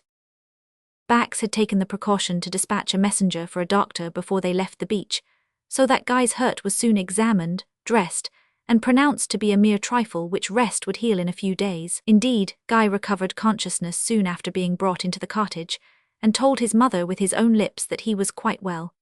This, and the doctor's assurances, so relieved the good lady, that she at once transferred much of her anxious care to the others who had been wrecked along with her son. Lucy was placed in the hands of the sympathetic Amy Russell, and conducted by her to her own room, where she obtained dry clothing. As for the others, they dried themselves by the kitchen fire, which was stirred up vigorously by the now restored and repentant Laker, who also busied herself in spreading a repast for the shipwrecked men. Mrs. Foster did the same for a select few, whom she meant to entertain in the parlour. "Who is that handsome sailor?" said Amy, as she assisted Lucy Burton to dress. "The one, I mean, who came up with Guy." "There were 4 who came up with Guy," replied Lucy, smiling. "True," said Amy, blushing. She blushed easily, "but I mean the very tall, dark man with the black curling hair." "Ah, you mean the man who carried good Mrs. Laker downstairs in a bundle," said Lucy with a merry laugh. "Yes," cried Amy, echoing the laugh. "Who is he?" "Why, you ought to know him," said Lucy with a look of surprise. "He resides near you. At least he was one of the boatmen of your own coast before he became captain of the Nancy. His name is Bax." "Bax," echoed Amy. "Is he Bax? Oh, I know Bax well by name. He is a friend of Guy and a celebrated man on this coast. He is sometimes called the Stormy Petrel because he is always sure to be found on the beach in the wildest gales. Sometimes he is called the Life Preserver on account of the many lives he has saved." "Strange," said Amy musingly, "that I should have pictured him to myself so like what he turns out to be. He is my beau ideal of a hero." "He is a hero," said Lucy, with such sudden enthusiasm that her new friend looked up in her face in surprise. "You do not know," continued Lucy in some confusion, "that he saved my life not much more than 24 hours ago." Amy expressed deep interest in this matter, and begged to hear all about it. Lucy, nothing loath, related the event circumstantially, and Amy, gazing earnestly in her beautiful animated countenance, sighed and regarded her with an expression of sad interest, also with feelings which she herself could not understand. "But how comes it that you have never seen Bax till tonight?" inquired Lucy when she had finished her narrative. "Because I have not been very long here," said Amy, "and Bax had ceased to dwell regularly on the coast about the time I was saved, and came to live with Mrs. Foster." "Saved Mrs. Foster!" exclaimed Lucy. "Yes, Mrs. Foster is not my mother." "And Guy is not your brother," said Lucy, with a glance so quick and earnest that Amy felt a little confused. "No, he is not," said she, "but he saved my life at the end of Ramsgate Pier, and ever since then I have lived with his mother." It was now Lucy's turn to express deep interest. She begged to have the circumstances related to her, and Amy, nothing loath, told her how Guy had plunged into the sea when no one else observed her danger, and caught her just as she was sinking. As Amy told her story with animation, and spoke of Guy with sparkling eyes and a rich glow on her fair cheek, Lucy gazed at her with grave interest, and felt sensations in her breast, which were quite new to her and altogether incomprehensible. 3 times had Mrs. Laker been sent to knock at Amy's door, and inform the young ladies that supper awaited them, before they completed their toilet, and descended to the drawing-room. Laker called it supper, because she could not conscientiously give the name of breakfast to a meal extemporized about 4 o'clock in the morning. Mr. Burton and Bluenose were already seated at the table. Bax stood near the fireplace bending down to Mrs. Foster, who was looking up in his face, shaking his hand, and thanking him with tears in her eyes for having saved her son's life. Bax was much perplexed by this view of the matter, taken and obstinately held to by the widow. "Really, ma'am," said he with a deprecatory smile, "you are mistaken, I assure you. I did not save Guy's life, on the contrary, he saved mine this night. For if he had not jumped well to windward with the line and caught hold of the old foremast, where Tommy and I were perched like 2 birds." "Ha," interrupted Bluenose bluntly, You'd both been in Davy Jones' locker by this time, for I seed the old stick myself not 3 minutes arter, go by the board like the stem of a barky pipe. It was just as Bluenose concluded this speech that the young ladies entered the room. "Come," cried Bax, turning quickly towards Lucy, who advanced first, "here is another witness to the fact. Do try, Miss Burton, to convince Mrs. Foster that I did not." Bax paused, for his glance fell at that moment on Amy Russell, whom he had not observed in the confusion of their first appearance in the cottage. "My adopted daughter," said Mrs. Foster, taking Amy by the hand and leading her forward. "Shake hands with Mr. Bax, darling, who has saved Guy's life tonight." Bax held Amy's white little hand for one moment, as tenderly as if he were afraid his own iron muscles might injure it. "I see," said he with a smile, "that I must submit to be misrepresented until Guy himself comes to defend me." Amy glanced at Lucy and blushed. Lucy glanced at Amy and looked confused. Then the whole party laughed, and Bluenose said that for his part he didn't see no savin' o' life one way or other, excepting as regarded the lifeboat, which he was bound for to say had saved the whole lot of 'em, and that was all about it.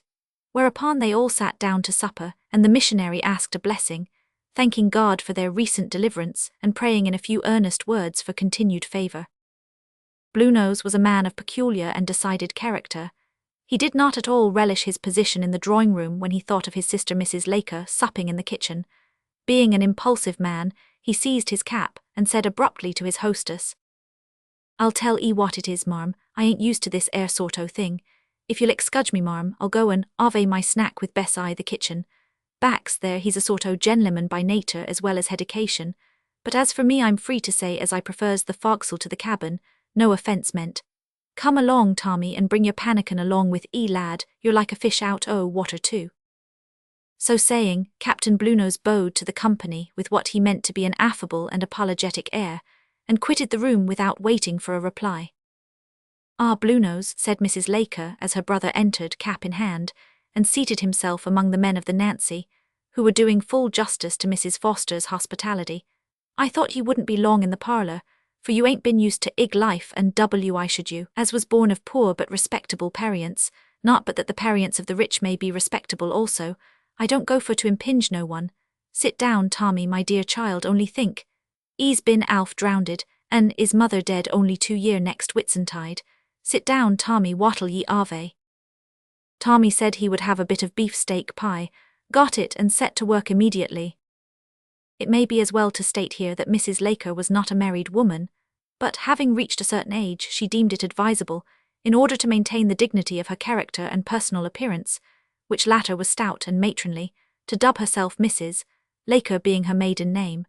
This statement involves a further explanation, inasmuch as it establishes the fact that Bluenose ought, in simple justice and propriety, to have gone by the name of Laker also.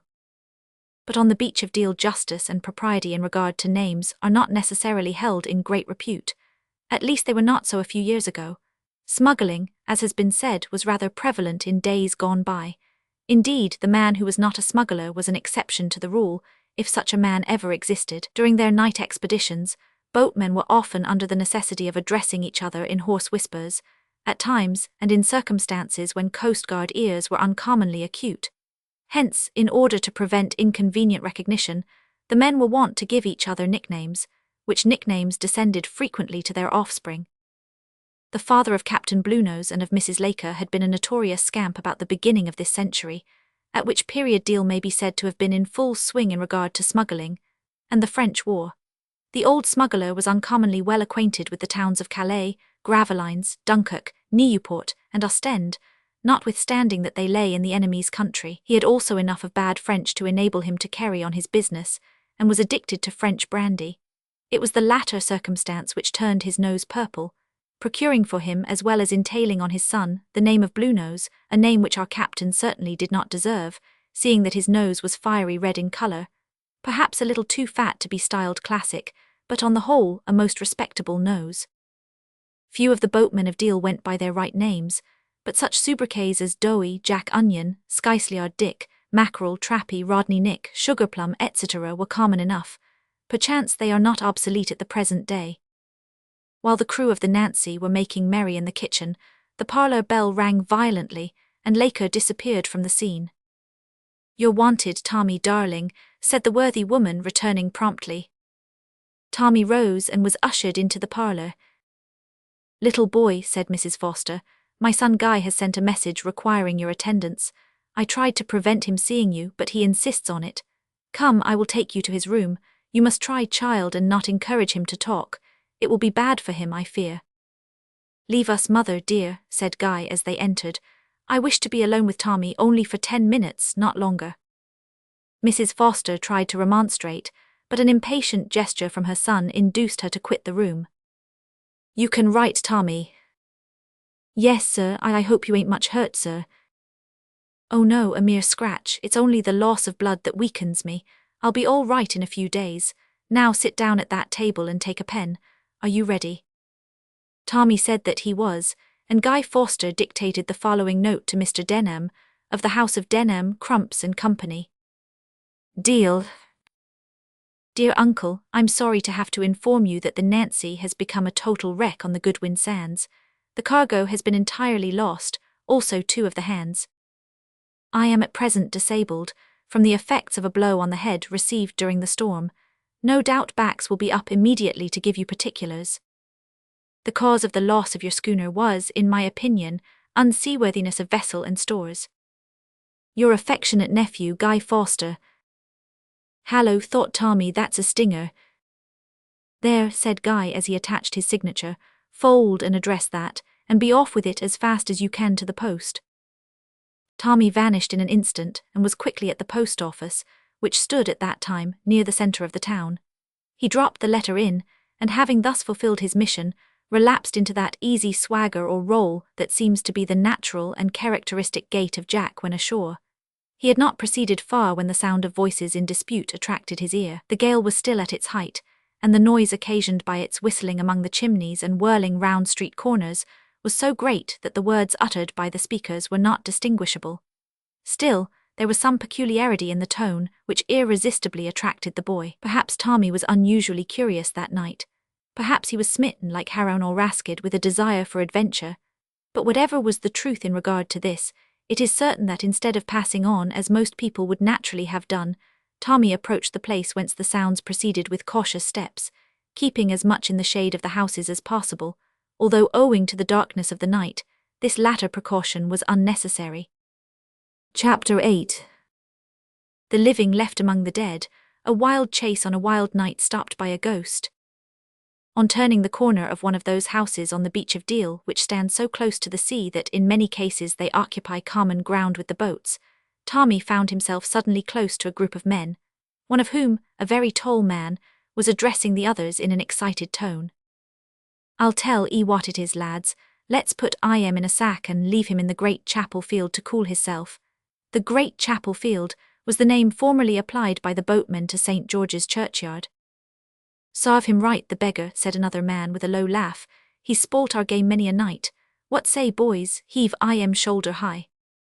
The proposal was unanimously agreed to, and the party went towards an object which lay recumbent on the ground, near to one of those large capstans which are used on this part of the Kentish coast to haul up the boats.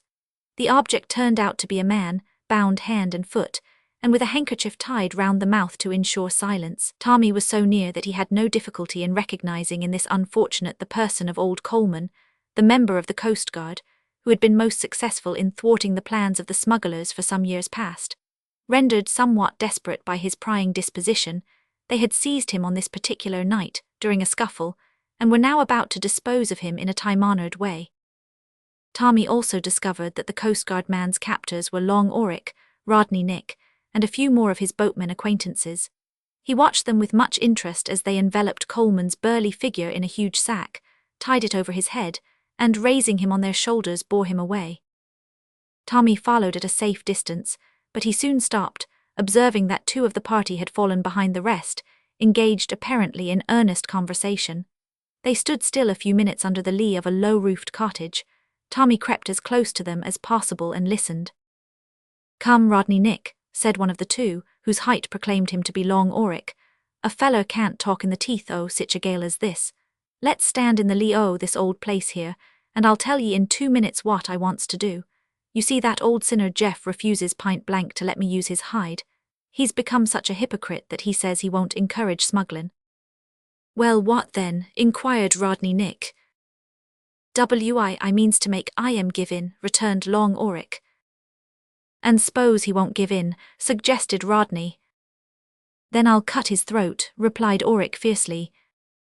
Then I'll have nothing to do with it. Stop, cried the other, seizing his comrade by the arm as he was turning to go away. A feller might as well try to joke with a jackass as with you. In course I don't mean that, but I'll threaten the old hypocrite and terrify him till he's half dead, and then he'll give in.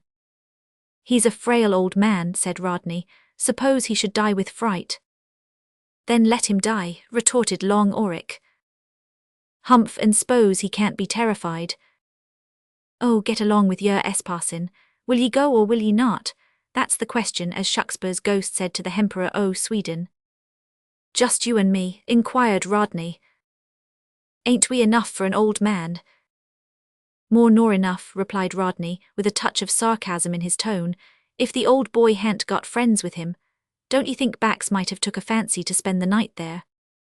No, said Long Auric. Bax is at supper in Sandhill Cottage, and he ain't the man to leave good quarters in a hurry. But if you're afraid, we'll go with our chums to the churchyard and take them along with us.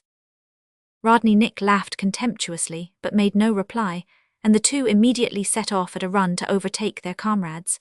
Tommy Bogey followed as close at their heels as he prudently could.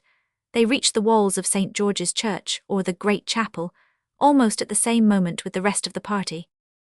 The form of the old church could be dimly seen against the tempestuous sky, as the smugglers halted under the lee of the churchyard wall like a band of black ghosts that had come to lay one of their defunct comrades on a congenial night.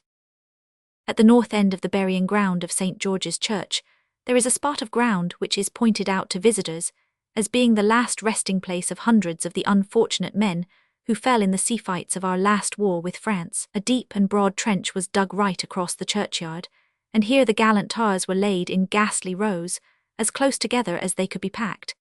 Near to this spot stands the tomb of one of Lord Nelson's young officers, and beside it grows a tree against which Nelson is said to have leaned when he attended the funeral. It was just a few yards distant from this tree that the smugglers scaled the wall and lifted over the helpless body of poor Coleman. They did it expeditiously and in dead silence. Carrying him into the centre of the yard, they deposited the luckless Coast Guard man flat on his back beside the tomb of George Philpot, a man who had done good service in his day and generation, if headstones are to be believed. The inscription, which may still be seen by the curious, runs thus: A tribute to thy skill and determined courage of the boatmen of Deal, and in memory of George Philpot, who died March 22, 1850. Full many lives he saved. With his undaunted crew, he put his trust in Providence, and cared not how it blew. In the companionship of such noble dead, the smugglers left Coleman to his fate, and set off to finish their night's work at old Jeff's humble cottage. Tommy Bogey heard them chuckle as they passed the spot where he lay concealed behind a tombstone, and he was sorely tempted to spring up with an unearthly yell, well knowing that the superstitious boatmen would take him for one risen from the dead, and fly in abject terror from the spot. But recollecting the importance of discretion in the work which now devolved on him, he prudently restrained himself. The instant they were over the wall, Tommy was at Coleman's side. He felt the poor man shudder, and heard him gasp as he cut the rope that tied the mouth of the sack, for Coleman knew well the spot to which they had conveyed him, and his face, when it became visible, was ghastly white and covered with a cold sweat caused by the belief that he was being opened out for examination by some inquisitive but unearthly visitor. It's only me, said Tommy with an involuntary laugh. Hold on, I'll set you free in no time. Ha, coughed Coleman when the kerchief was removed from his mouth. What a horrible sensation it is to be choked alive. It would be worse to be choked dead, said Tommy. Cut the lines at my feet first, lad, said Coleman. They've a'most sawed through my ankle bones. There, that's it now, help me to get up and shake myself. A few minutes elapsed before he recovered the full use of his benumbed limbs. During this period the boy related all he had heard, and urged his companion to look alive. But Coleman required no urging. The moment he became aware of what was going on, he felt for his cutlass, which the smugglers had not taken the trouble to remove, and, slapping Tommy on the back, stumbled among the tombs and over the graves towards the wall, which he vaulted with a degree of activity that might have rendered a young man envious. Tommy followed like a squirrel, and in a very few minutes more they were close at the heels of Long Auric and his friends. While they hurried on in silence and with cautious tread, Coleman matured his plans. It was absolutely necessary that the utmost circumspection should be used, for a man and a boy could not hope to succeed in capturing 6 strong men. "Run, Tommy, to the beach and fetch a friend or two. There are sure to be 2 of the guard within hail." Tommy was off, as he himself would have said, like a shot, and on gaining the beach almost ran into the arms of a young coast guard man named Supple Roger, to whom he breathlessly told his tale. "Stop, I'll call out the guard," said Roger, drawing a pistol from the breast pocket of his overcoat. But Tommy prevented him, explained that it was very desirable to catch the villains in the very act of breaking into old Jeff's cottage, and hurried him away. At the back of the cottage they found Coleman calmly observing the proceedings of the smugglers, one of whom was calling in a hoarse whisper through the keyhole. Apparently he received no reply, for he swore angrily a good deal, and said to his comrades more than once, "I do believe the old sinner's dead." "Come, I'll burst in the door," said the voice of Long Auric savagely. The words were followed by a crash, and the trampling of feet in the passage proved that the slender fastenings of the door had given way. "Now, lads," cried Coleman, "have at him." He struck a species of portfire or blue light against the wall as he spoke.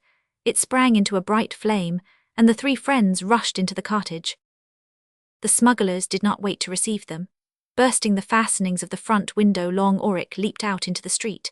Supple Roger dashed aside the man who was about to follow and leaped after him like an avenging spirit. All the men but 2 were over the window before Coleman gained it.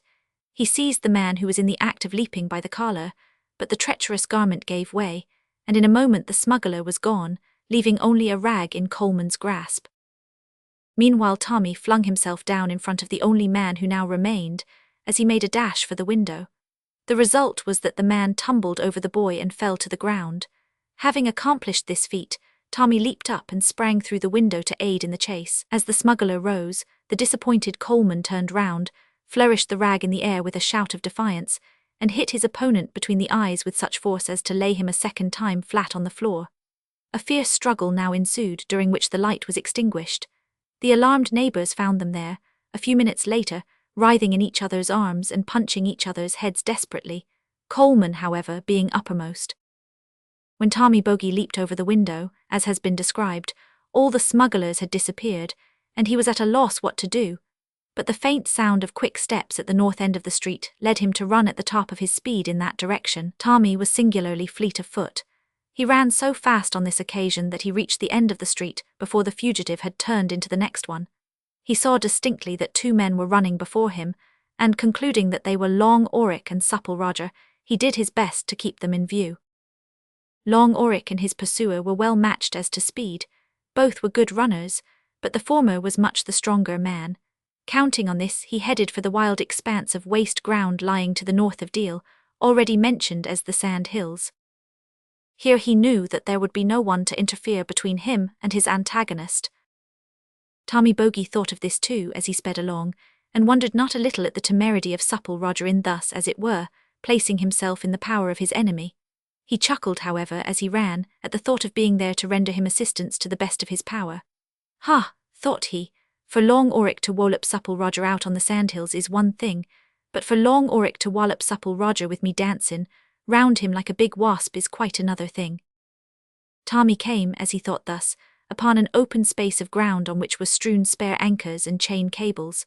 Tumbling over a fluke of one of the former, he fell to the earth with a shock that well-nigh drove all the wind out of his stout little body. He was up in a moment, however, and off again. Soon the 3 were coursing over the downs like hares. It was difficult running, for the ground was undulating and broken, besides being covered in a few places with gorse, and the wind and rain beat so fiercely on their faces as almost to blind them. About a mile or so beyond the ruins of Sandown Castle, there is an old inn called the Chequers of the Hope, or the Chequers, named after, it is said, and corrupted from, Chaucer's Inn at Canterbury. It stands in the midst of the solitary waste, a sort of halfway house between the towns of Sandwich and Deal, Far removed from either, however, and quite beyond earshot of any human dwelling, this, so says report, was a celebrated resort of smugglers in days gone by, and of men of the worst character. And as one looks at the irregular old building standing, one might almost say unreasonably, in that wild place, one cannot help feeling that it must have been the scene of many a savage revelry and many a deed of darkness in what are sometimes styled the good old times. Some distance beyond this, farther into the midst of the sandhills, there is a solitary tombstone, well known both by tradition and by the inscription upon it as Merry Bax's tomb.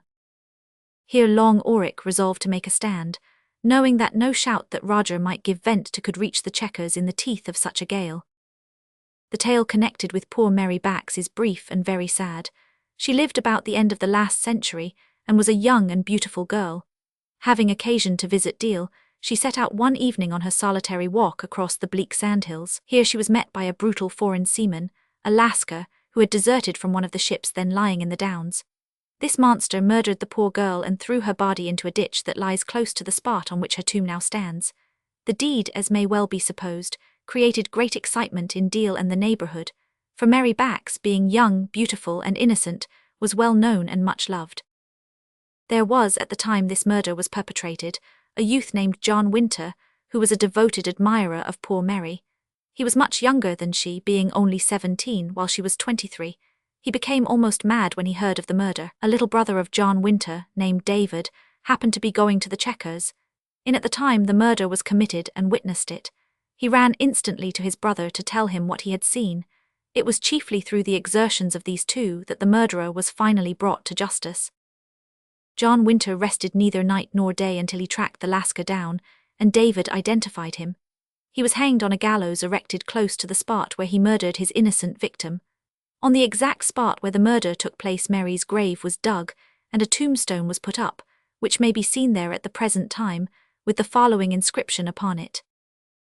On this spot, August the 25th, 1782, Mary Bax, spinster, age years, was murdered by Martin Lash, a foreigner, who was executed for the same.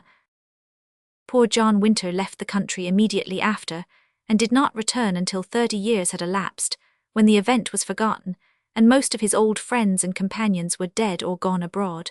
His little brother David was drowned at sea. This Mary Bax was cousin to the father of John Bax, who figures so conspicuously in our tale.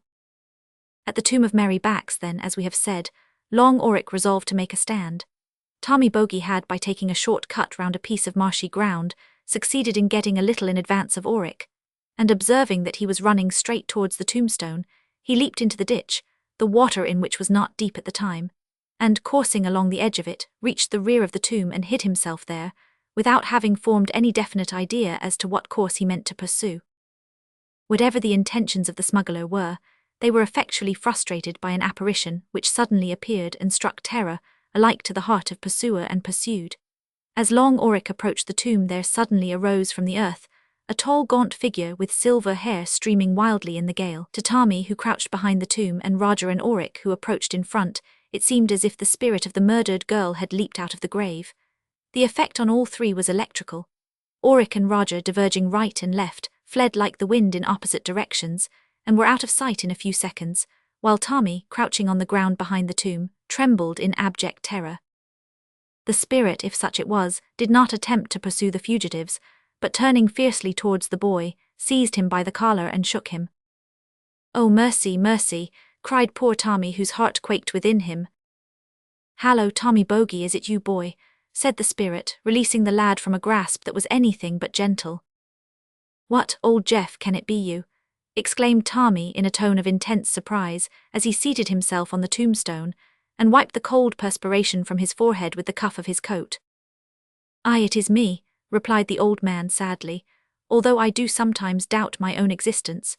It ain't often that I'm interrupted, but what brings ye here, lad, and who were these that I saw running like foul fiends across the sandhills on such a night as this?"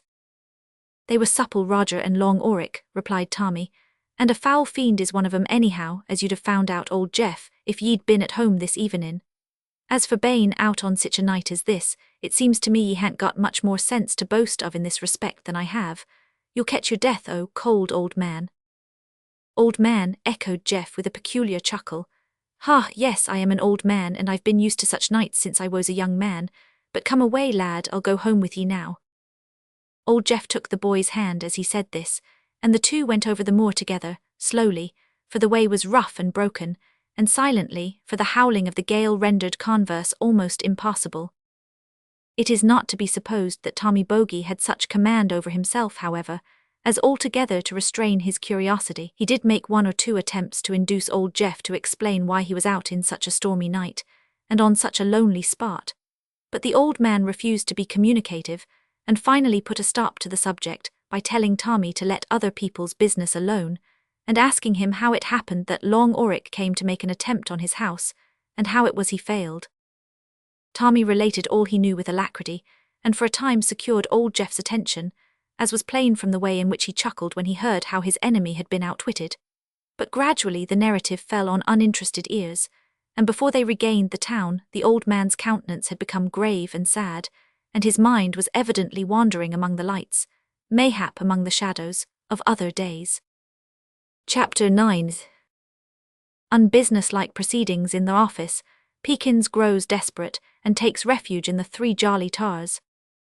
Mr. Denham stood in front of his office fire with a coat tail as usual under each arm, his feet planted on two little roses that grew on each side of a large bouquet which flourished perennially on his rug, and his eyes fixed on the ceiling. He had just arrived at Redwharf Lane, and looked quite fresh and ruddy from the exercise of walking, for Denham was a great walker, and frequently did the distance between his house and his office on foot. Mr. Crumps sat shivering in his own room, looking the reverse of ruddy, for Crumps was old and his blood was thin, and there was no fire in his room. It is but justice to say, however, that this was no fault of Denham's, for the apartment of his junior partner did not possess a fireplace, and it could not be expected that a fire should be lit, a la Red Indian, on the middle of the floor. At all events, Crumps did not expect it. He was not, therefore, liable to disappointment in his expectations. He contented himself, poor old man, with such genial gusts of second-hand warmth as burst in upon him from time to time from Denham's room when the door was open, or poured in upon him in ameliorating rivulets through the keyhole, like a little Gulf Stream, when the door was shut. "The letters, sir," said Peakins, the meek blue tiger in buttons, entering at that moment and laying a pile of letters on the table. Had Peakins been a little dog without a soul, capable of wagging his tail and fawning, Denham would have patted him, but being only a boy in blue with a meek spirit, the great man paid no attention to him whatever. He continued to gaze at the ceiling as if he were reading his destiny there. Perhaps he would have looked as blank as the ceiling had he known what that destiny was to be, but he did not know, fortunately, or unfortunately, if the reader chooses. Hence he turned with a calm, undisturbed countenance to peruse his letters after the boy had retired. We do not say that Denham was a hard man, by no means. He was only peculiar in his views of things in general, that was all. For some time Denham broke seals, read contents and made jottings, without any expression whatever on his countenance. Presently he took up an ill-folded epistle, addressed to Mr. Denham in a round and rather rugged hand. Begging, he muttered with a slight frown. "Dear uncle, he exclaimed, turned over the leaf in surprise, read the signature and turned back to the beginning again with the least possible tinge of surprise still remaining. "I'm sorry, Humph, to have to inform you that the Nancy has become a total wreck. Indeed, on the Goodwin sands. Amazing sands these, what a quantity of wealth they have swallowed up. The cargo has been entirely lost. It was insured to its full value, also two of the hands. Their lives wouldn't be insured. These rough creatures never do insure their lives, wonderfully improvident. I am at present disabled from the effects of a blow on the head received during the storm. Very awkward, particularly so just now. No doubt Bax will be up immediately to give you particulars. Humph. The cause of the loss of your schooner was, in my opinion," Mr. Denham's eyebrows here rose in contemptuous surprise, "unseaworthiness of vessel and stores." Mr. Denham made no comment on this part of the epistle. A dark frown settled on his brow as he crumpled the letter in his hand, dropped it on the ground as if it had been a loathsome creature, and set his foot on it. Denham was uncommonly gruff and forbidding all that day. He spoke harshly to old Mr. Crumps, found fault with the clerks to such an extent that they began to regard the office as a species of pandemonium, which ought to have smelt sulphurous instead of musty, and rendered the life of Peakins so insupportable that the poor boy occupied his few moments of leisure in speculating on the average duration of human life, and wondering whether it would not be better, on the whole, to make himself an exception to the general rule by leaping off London Bridge at high water, blue tights, buttons and all. Things continued in this felicitous condition in the office until 5 in the afternoon, when there was a change, not so much in the moral as in the physical atmosphere. It came in the form of a thick fog, which rolled down the crooked places of Redwarf Lane, poured through keyholes, curled round the cranes on the warehouses and the old anchors, cables and buoys in the lumberyards, travelled over the mudflats and crept out upon the muddy river among the colliers, rendering light things indistinct, black things blacker, dark places darker, and affording such an opportunity for unrestrained enjoyment to the rats, that these creatures held an absolute carnival everywhere. About this period of the day Mr. Denham rose, put on his hat and greatcoat, and prepared to go. Peakins observed this through a private scratch in the glass door, and signalized the gladsome news in dumb show to his comrades. Hope at once took the place of despair in the office, for lads and very young men are happily furnished with extremely elastic spirits. The impulse of joy caused by the prospect of Denham's departure was so strong in the breast of one youth, with red hair, a red nose, red cheeks, large red lips, blue eyes and red hands, Ruggles by name, that he incontinently seized a sheet of blotting paper, crumpled it into a ball, and flung it at the head of the youngest clerk, a dark little boy, who sat opposite to him on a tall stool, and who, being a new boy, was copying letters painfully but diligently with a heavy heart. The missile was well aimed. It hit the new boy exactly on the point of the nose, causing him to start and prolong the tail of a Y an inch and a quarter beyond its natural limits. This little incident would not have been worth mentioning, but for the fact that it was the hinge, so to speak, on which incidents of a more important nature turned. Mr. Denham happened to open his door just as the missile was discharged, and saw the result, though not the thrower. He had no difficulty, however, in discovering the offender, for each of the other clerks looked at their comrade in virtuous horror as though to say, "Oh, how could you? Please, sir, it wasn't me, it was him," while Ruggles applied himself to his work with an air of abstraction and a face of scarlet that said plainly, "It's of no use staring in that fashion at me, for I'm as innocent as the unborn babe." Denham frowned portentously, and that peculiarly dead calm which usually precedes the bursting of a storm prevailed in the office. Before the storm burst, however, the outer door was opened hastily, and our friend Bax stood in the room. He was somewhat dishevelled in appearance, as if he had travelled fast. To the clerks in that small office he appeared more fierce and gigantic than usual. Peakins regarded him with undisguised admiration, and wondered in his heart if Jack the giant killer would have dared to encounter such a being, supposing him to have had the chance. "I'm glad I am not too late to find you here, sir," said Bax, puffing off his hat and bowing slightly to his employer. "Humph," ejaculated Denham, "step this way." They entered the inner office, and, the door being shut, Ruggles internally blessed Bax and breathed freely. Under the influence of reaction he even looked defiant. "So you have lost your schooner," began Denham, sitting down in his chair of state and eyeing the seaman sternly. Bax returned the gaze so much more sternly that Denham felt disconcerted, but did not allow his feelings to betray themselves.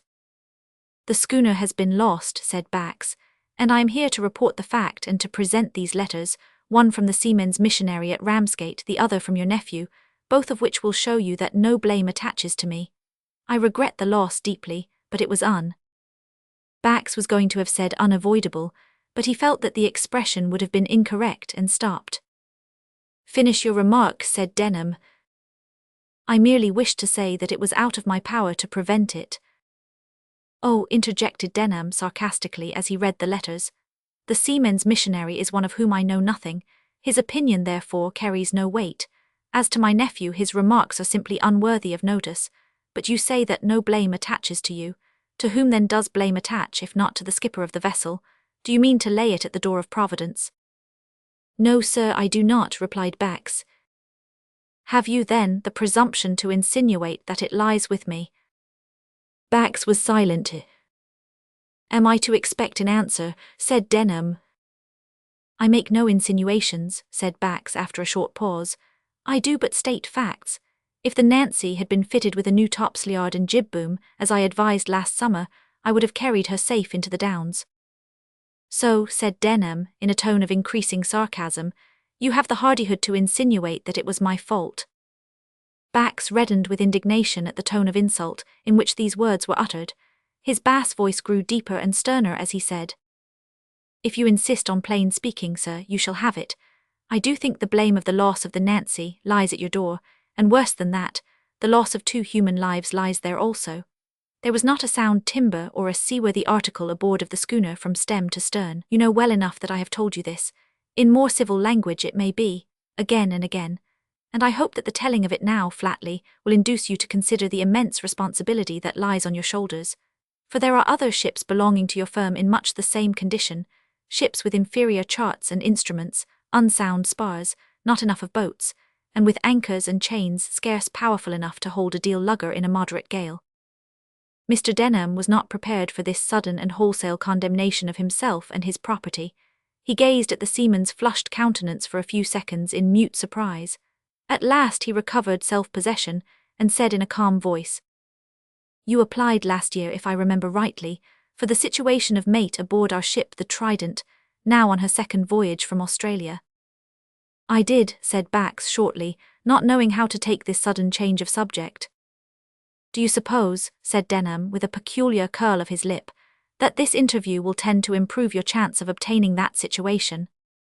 Denham put the question with the full expectation of humbling Bax, and with the further intention of following up his reply with the assurance that there was much greater probability of the moon being turned into green cheese than of his promotion taking place.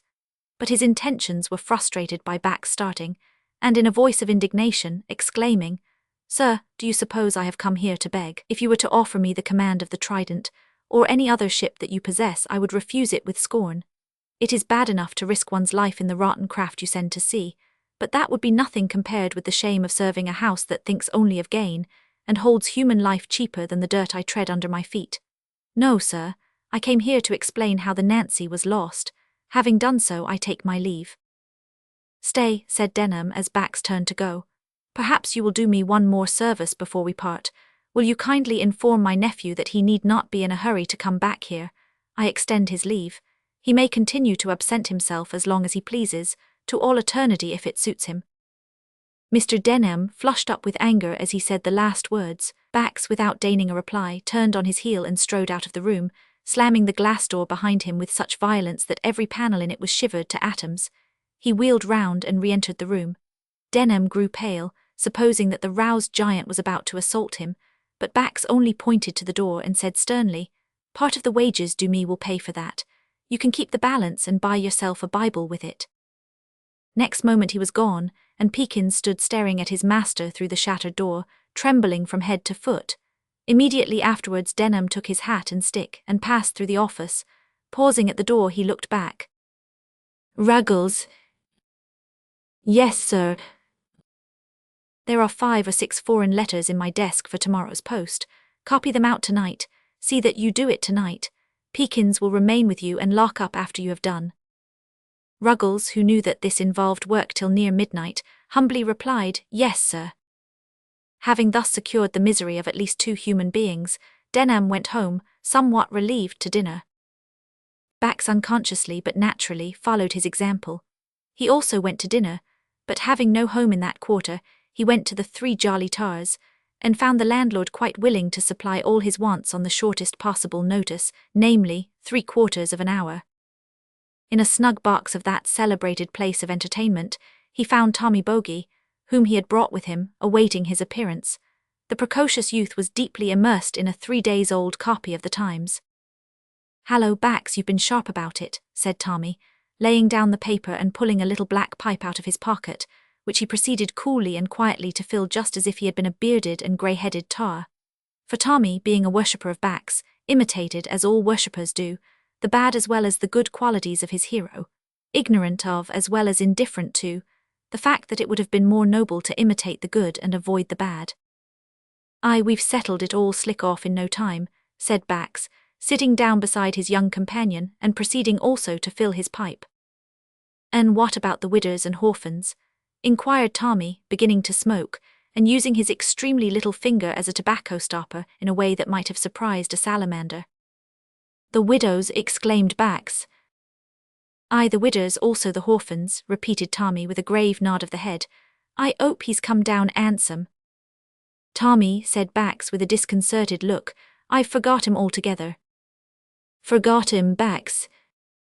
"It's a fact," said Bax with much humility, "but the truth is that we got to loggerheads, and of course you know it was out of the question to talk on such a subject when we were in that state."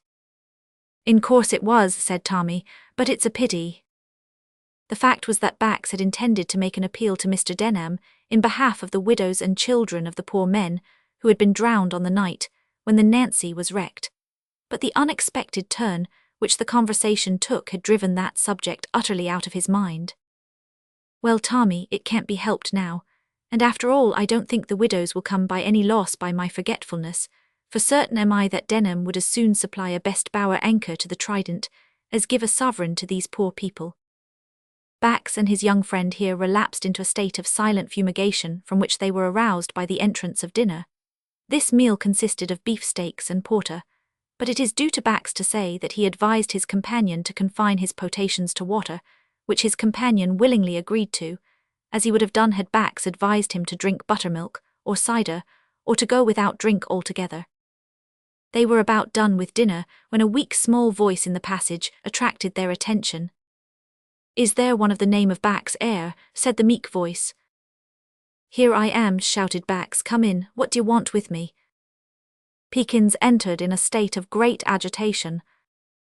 "Oh, sir, please, sir, I'll never do it again, but I couldn't help it indeed, I was dyin', I was. It's a great sin, I knows, but—" Here Peakins burst into tears and sat down on the seat opposite. "What a green un," muttered Tommy as he gazed at the tiger in blue through a volume of tobacco smoke. "What's the matter, boy?" inquired Bax in some surprise. "Anything wrong at Redwolf Lane?" "Yees, that's to say, not exactly, only I've runned away." "You han't run far then," said Bax, smiling. "How long is't since you ran away?" "Just 10 minutes. Tommy burst into a laugh at this, and Peakins, feeling somewhat relieved, smiled idiotically through his tears. "Well now, my lad," said Bax, leaning forward in a confidential way which quite won the affection of the tiger, and patting him on the shoulder, "I would advise you strongly to go back." "Oh, sir, but I can't," said Peakins dolefully. "I dursn't, my life is miserable there. Mr. Denham is so 'ard on me that I feels like to die every time I sees I am. It ain't no use." Here Peakins became wildly desperate. "I won't go back, 'cause if I do I'm sure to die slow, and I'd rather die quick at once and be done with it." Bax opened his eyes very wide at this. It revealed a state of things that he had never before imagined. Tommy Bogey puffed so large a cloud that his face was quite concealed by it, and muttered, "You air a rum un." "Where d'ye stop, boy?" inquired Bax. "In Lodgin' S in Fenchurch Street." 500 ye owe 'em anything at the office?" "No, nothin', they owes me 17 and 6. 500 ye want it very much?" "Oh no, I don't mind that, bless ye," said Peakins earnestly. "What d'ye mean to do?" inquired Bax. "Go with you to sea," replied the tiger promptly. "But I'm not going to sea." "Then I'll go with you wherever you please. I like you," said the boy, springing suddenly to his side and grasping his hand. "I've no one in the world to care for but you. I never heard anyone speak like you. If you'll only let me be your servant, I'll go with you to the end of the world, and— Here poor Peakins was again overcome. "Bravo," shouted Tommy Bogey in admiration. "You're not such a bad fellow after all." "Poor boy," said Bax, stroking the tiger's head, "you are willing to trust too easily to a weak and broken reed. But come, I'll take you to the coast. Better to go there after all than stop with such a tender-hearted Christian as Mr. Denham. Here, take a bit of dinner."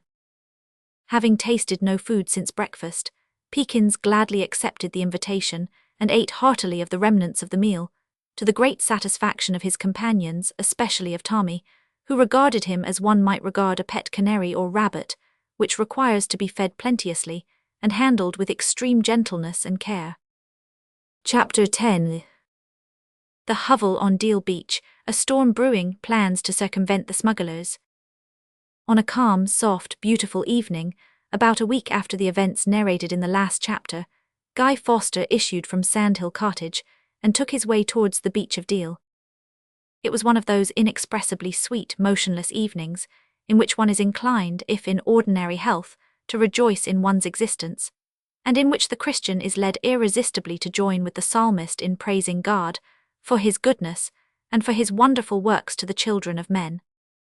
Young Foster's thoughts ran for a considerable time in this latter channel, for he was one of those youthful Christians whose love to our Saviour does not easily grow cold. He was wont to read the Bible as if he really believed it to be the Word of God, and acted in accordance with its precepts with a degree of bold simplicity and trustfulness that made him a laughingstock to some, and a subject of surprise and admiration to others, of his companions and acquaintance.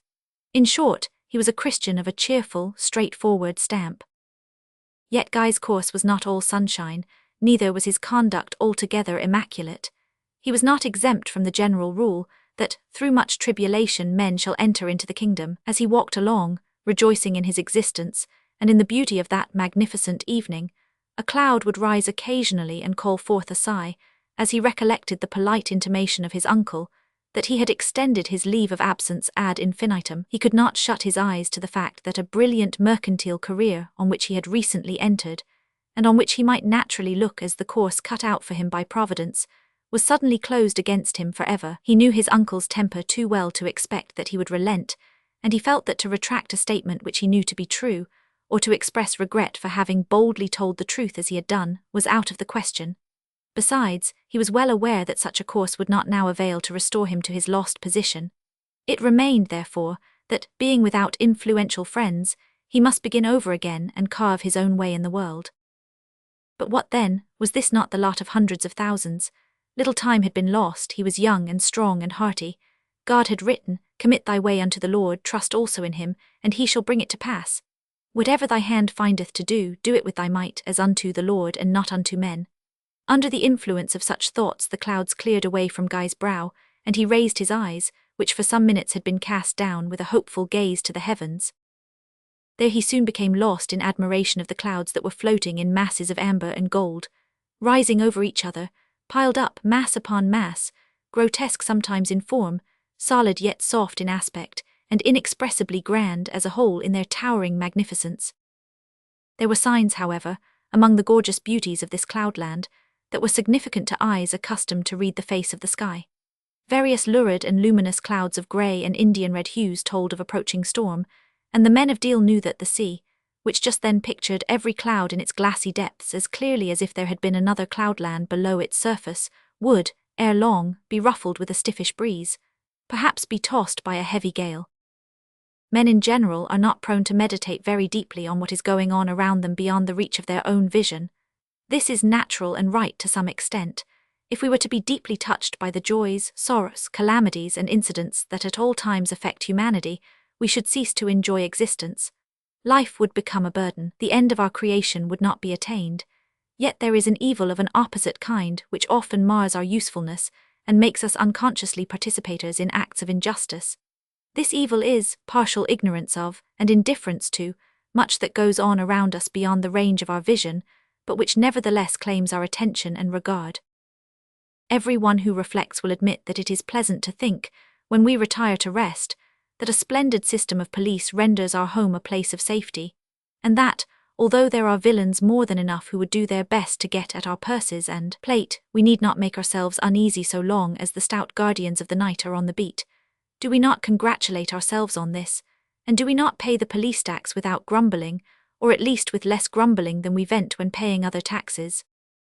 Should it, good reader, be less a subject of pleasant contemplation that, when the midnight storm threatens to burst upon our shores, there are men abroad who are skilled in the perilous work of snatching its prey from the raging sea?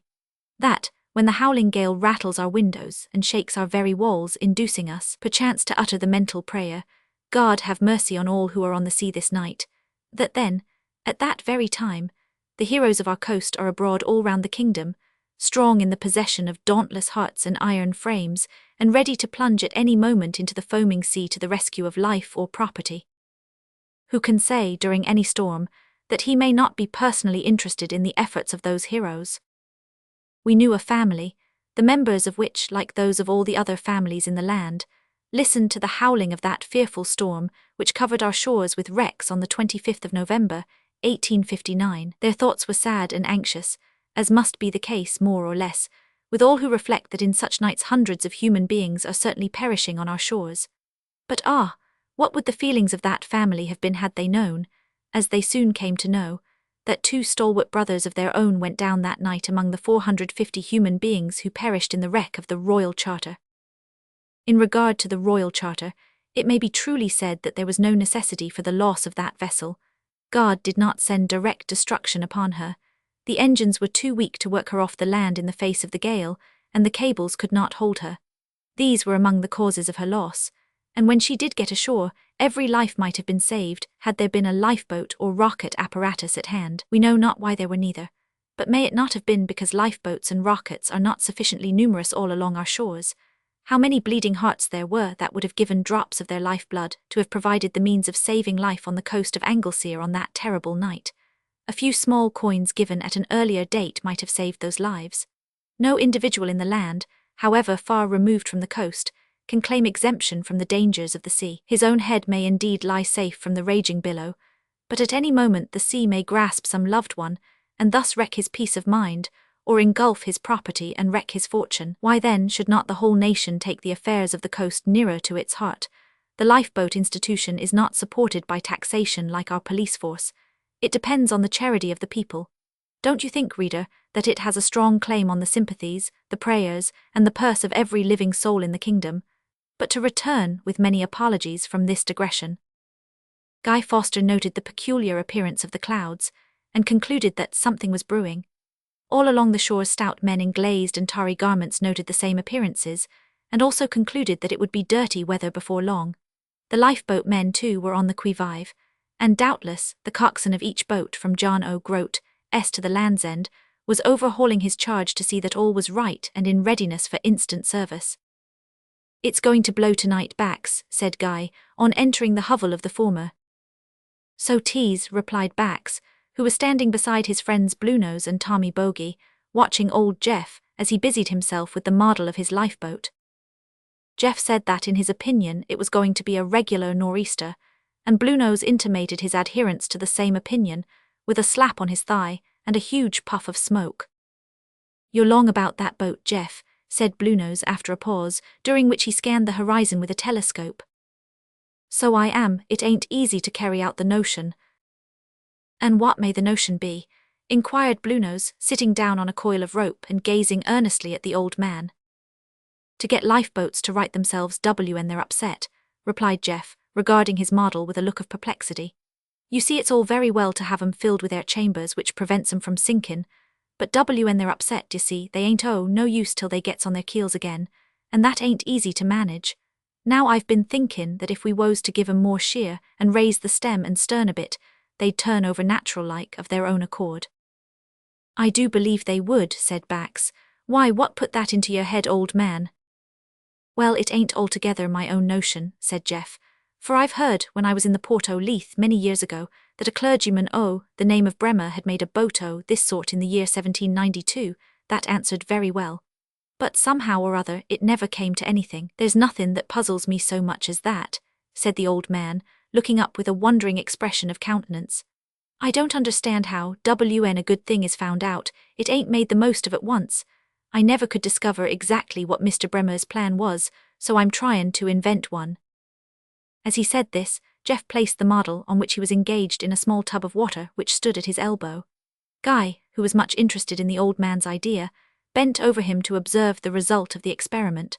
Tommy Bogey sat down beside the tub as eagerly as if he expected some wonderful transformation to take place. Bax and Bluenose also looked on with unusual interest, as if they felt that a crisis in the experimental labours of their old comrade had arrived.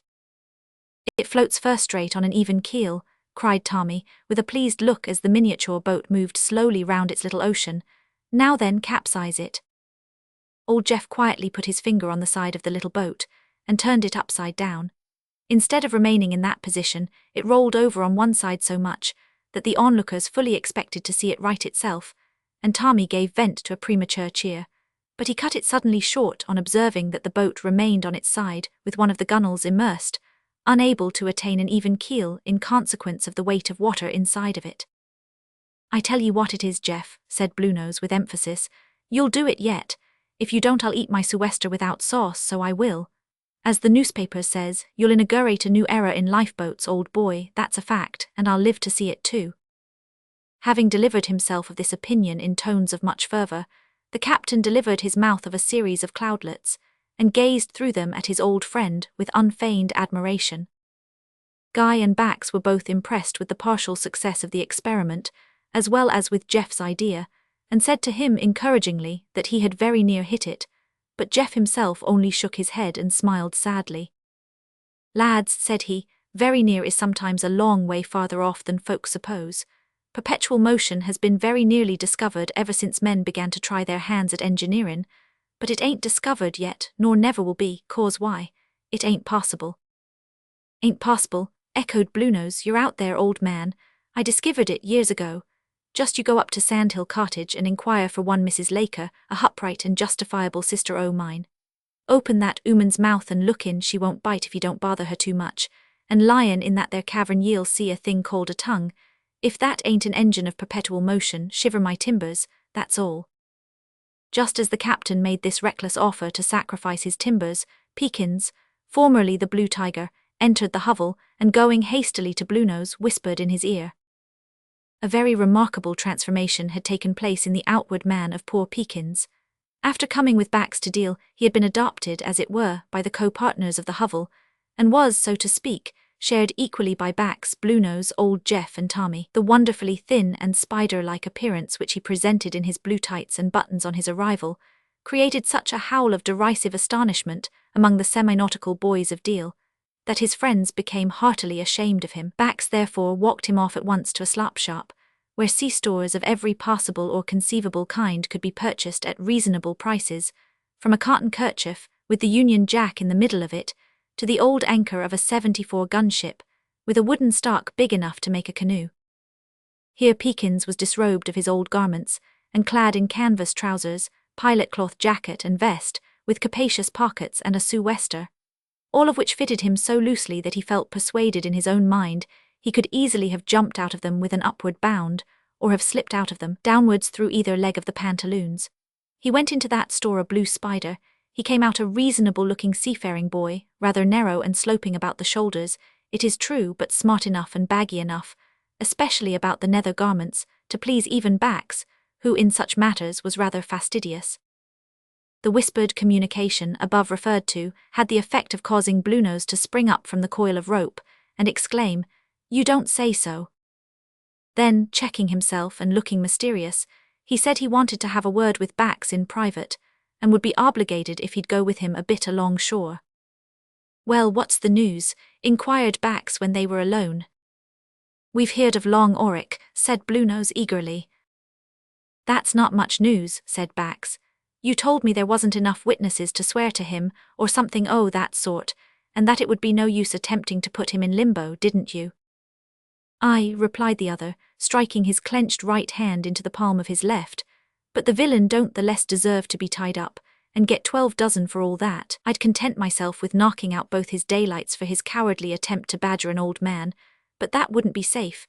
Besides, I knowed well enough he'd take to smugglin' again, and soon give us a chance to nab him at his old tricks.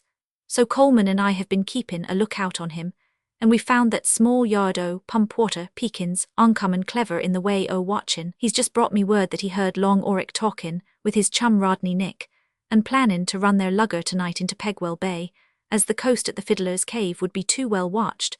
So I'm goin' down to Fiddler's Cave tonight, and I wants you to go with me.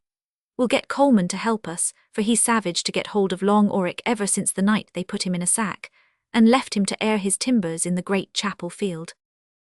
"But if," said Bax, "Long Oric said he would run to Pegwell Bay, which is 3 or 4 miles to the nor'ard o' this, and resolved that he would not go to Fiddler's Cave, which is 6 miles to the south'ard, why should you go to the very place he's not likely to be found at?"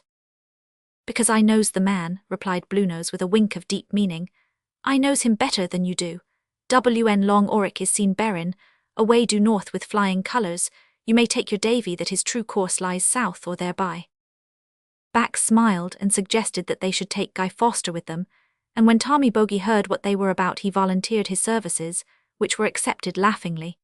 Being of a sociable disposition, Tommy deemed it prudent to press Peakins into the service, and Peakins, albeit not pugnacious by nature, was quite willing and ready to follow wherever his sturdy little friend chose to lead. So they all set off along the road that skirts the beach, towards St. Margaret's Bay. The sun was just sinking as they started, and the red clouds were beginning to deepen in their colour and look ominous, though the sea was still quiet and clear like a sheet of glass.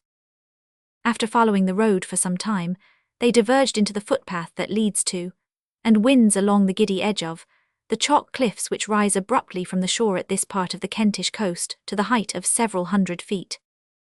The path being narrow, they were obliged to walk in single file, Bax leading, Bluenose and Guy following, and Tommy with his meek friend bringing up the rear. The view seawards was indescribably magnificent from the elevated ridge along which they hastened. The Downs was crowded with hundreds of vessels of every form and size, as well as of every country, all waiting for a favourable breeze to enable them to quit the roadstead and put to sea. Pilot luggers and other shore boats of various kinds were moving about among these, some on the lookout for employment, others intent on doing a stroke of business in the smuggling way, if convenient. Far away along the beach men of the coastguard might be seen, like little black specks, with telescopes actively employed, ready to pounce on and overhaul, more or less stringently according to circumstances, every boat that touched the shingle. Everything in nature seemed silent and motionless, with the exception of the seamews that wheeled round the summits of the cliffs or dived into the glassy sea. All these things were noted and appreciated in various degrees by the members of the party who hastened towards St. Margaret's Bay, but none of them commented much on the scenery. They were too well accustomed to the face of nature in every varying mood to be much struck with her face on the present occasion. Perhaps we may except Guy Foster, who, being more of a city man than his companions, besides being more highly educated, was more deeply impressed by what he saw that evening. But Guy was too much absorbed by the object of the expedition to venture any remark on the beautiful aspect of nature. 500 ye see that lugger Bax, said Bluenose, pointing to a particular spot on the sea. Between the Yankee and the Frenchman, said Bax, I see it well enough, what then? That's Long Oryx's boat, replied the captain, I'd know it among 1,000. Depend on it will nab him tonight with a rich cargo of barky and brandy aboard. The 2 are too much for him. He'd sell his soul for barky and brandy. That's not such an uncommon weakness as you seem to think, observed Guy. Everyday men sell their souls for more worthless things. 500 ye think so, said Bluenose with a philosophical twist in his eyebrows. I know it, returned Guy. Men often sell both body and soul, as far as we can judge, for a mere idea. Here Bax, who had been examining the lugger in question with a pocket telescope, said that he had no doubt whatever Bluenose was right, and hastened forward at a smarter pace than before. In less than 2 hours they descended the steep cliffs to the shingle of St. Margaret's Bay, and at the same time the wind began to rise, while the shades of night gradually overspread the scene. St. Margaret's Bay is one of those small, quiet, secluded hamlets which are not unfrequently met with along our coasts, and in regard to which the stranger is irresistibly led to ask mentally, if not really, why did people ever come to build cottages and dwell here, and what do they do? How do they make a livelihood? No stranger ever obtains a satisfactory answer to these questions, for the very good reason that, short though they be, the answers to them would involve almost a volume, or a speech equal in length to that with which the Chancellor of the Exchequer introduces his annual budget. There would be various classes to describe, numerous wants to apprehend, peculiar circumstances and conditions of social life to explain. In short, the thing is a mystery to many, and we merely remark on the fact, without having any intention of attempting to clear the mystery away. So narrow is the strip of shingle that lies between the sea and the cliffs in St. Margaret's Bay, that the cottages have been built close up to the latter, much too close, we venture to think, for safety, but perhaps men who live in constant peril of their lives count the additional risk of being crushed along with their families under 20 or 30 tons of chalk unworthy of consideration. On descending to the beach, the first thing our party saw was the burly figure of Coleman seated on his donkey by the sad sea waves. It must not be supposed that the Coast Guard man was literally astride of a live ass. No, his donkey was an exceedingly ingenious contrivance invented specially for the use of a class of men who, being human, cannot avoid becoming fatigued, yet who, being sentinels, must not on any account whatever be permitted to encourage sleep. The men of the Coast Guard are subject to prolonged and frequent periods of watching, by night as well as by day, hence they are liable to become wearied. It has been wisely considered that the most self-denying mortal alive will, when hard pressed, sit down on a rock or on the ground, if need be, just to relieve his legs a little. The same wise consideration has recalled the fact that when men do this they become helplessly incapable of resisting the drowsy guard, and will assuredly go to sleep, against their will and their judgment. To meet this case, some truly great mind invented the donkey. This contrivance is simply a stool with one leg. The top of the stool is not round, but oblong and very small. A hole in the center receives the solitary leg, which is attached to it by a piece of cord, and can be pulled out when occasion requires, and the machine thrown over the arm as one would throw a cloak or scarf. The beauty of the donkey is that it forms an excellent seat on which a man can balance himself and rest with great comfort as long as he keeps awake. But should he fall asleep, even for one instant, he infallibly comes to the ground with a shock so severe that he is quite certain to remain wakeful during the remainder of his vigil. "What ho, Coleman!" cried Bax as he and his friends drew near. "Have you actually acquired the art of sleeping on a donkey?" Coleman rose and turned round with a good-humoured smile on his ruddy visage. "Nay, not quite that," said he, "but the hiss of the waves is apt to dull the hearing a bit, and one don't naturally look for enemies from landard, d'ye see." "Mayhap not," said Bluenose, taking a fresh quid of tobacco out of a brass box which he carried at all times in his waistcoat pocket, "but I expect an enemy from seaward tonight who'll be uncommon glad to make your acquaintance, no doubt." Here the captain chuckled, engulfed his fresh quid, and proceeded to explain the nature of their errand. Having done so, he asked Coleman what he thought of it. The worthy Coast Guard man scratched his nose and stared at the shingle for some minutes before venturing to reply. "I think," said he at length, "that we'll cook his goose tonight, that's what it is." Coleman paused and looked thoughtfully at Bluenose. The captain nodded his head pleasantly but said nothing, and Coleman proceeded. "He'll come in with the flood tide, no doubt, if the gale don't drive him in sooner, and run ashore as near to the cave as possible. But he'll be scared away if he sees anything like unusual watchin' on the shore, so you'd better get out o' sight as fast as ye can, and keep there." "Don't you think it would be as well that you also should keep out of sight, and so leave the coast clear for him?" suggested Bax. "Not so," said Coleman with a grin. "He'd see that I'd done it for an object. Long Oric keeps his weather eye too wide open to be caught so easy as that comes to." "Well, but come up for half an hour, and have a glass of beer while we talk over the business," said Bax. Coleman shook his head. "Can't quit my post, besides I don't drink no beer." "Bravo, old feller," cried Bluenose, "give us your flipper. Water cold for ever, say I as the whale remarked to the porpoise. But let's go under the lee o' the bow-toos and talk it out, for we shan't nab Long Oric this night, if we doesn't go at I am like a cat at a mouse." "Just listen to that old codfish," said Tommy Bogey to Peakins, "talkin' credit to hisself for not drinkin', though he smokes like a steam tug and chews like I'm a Dutchman if I know what, unless it be like the bosun of a 74-gun ship." "Do bosuns of 74-gun ships chew very bad?" inquired Peakins. "Oh, don't they?" exclaimed Tommy, opening his eyes very wide, and rounding his mouth so as to express his utter inability to convey any idea of the terrific powers of bosuns in that particular line. "But Bluenose beats 'em all. He'd chew oakum, I do believe, if he didn't get barky, and yet he boasts of not drinkin'. Seems to me he's just as bad as the rest of us." 500, you think so?" said Peakins with a doubtful look.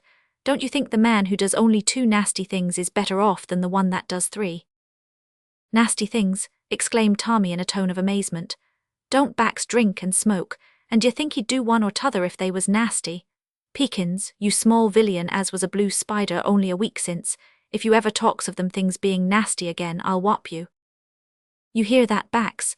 said Guy Foster, who, being only a few paces ahead of the boys, had overheard the remark, spoken as it was in rather a loud key. Bax nodded his head and smiled, but made no reply. It is but just to say that Tommy's threat was uttered more than half in jest. He would as soon have thought of whopping a little girl as of maltreating his meek companion. But Peakins was uncertain how to take his threat, so not being desirous of a whopping, he held his tongue and humbly followed his comrades.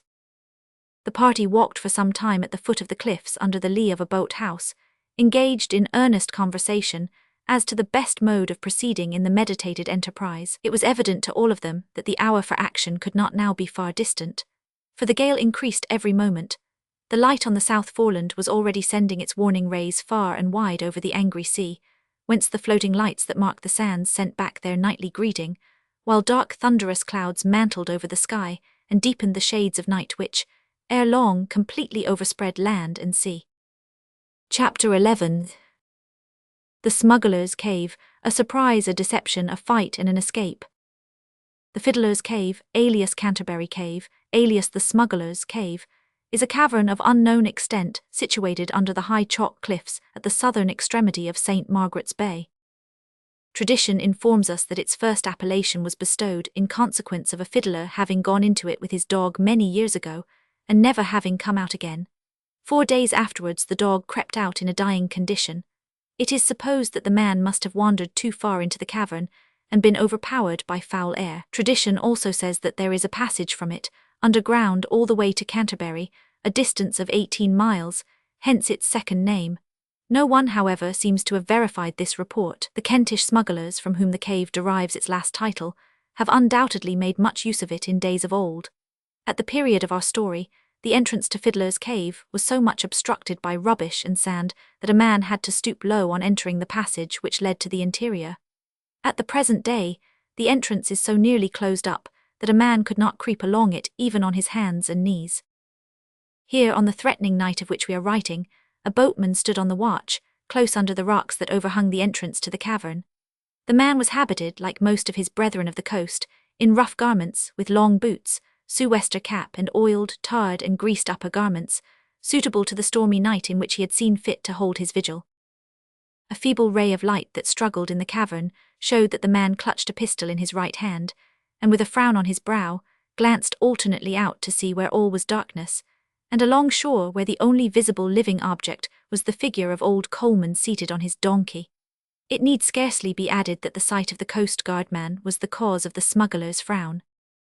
The gale was now blowing stiffly, and rolling black clouds so covered the sky that the moon was entirely obscured by them, save when an occasional break permitted a few rays to stream down and reveal the elemental strife that was going on below.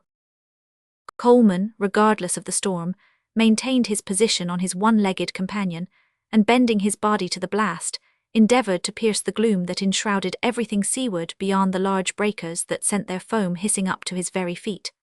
While he sat there he thought, or muttered, thus: "It's odd now, I'd thought he'd have run ashore afore this, seein' that I've sat on this here donkey for more nor an hour, a purpose to let him see that I'm only watchin' here and nowhere else.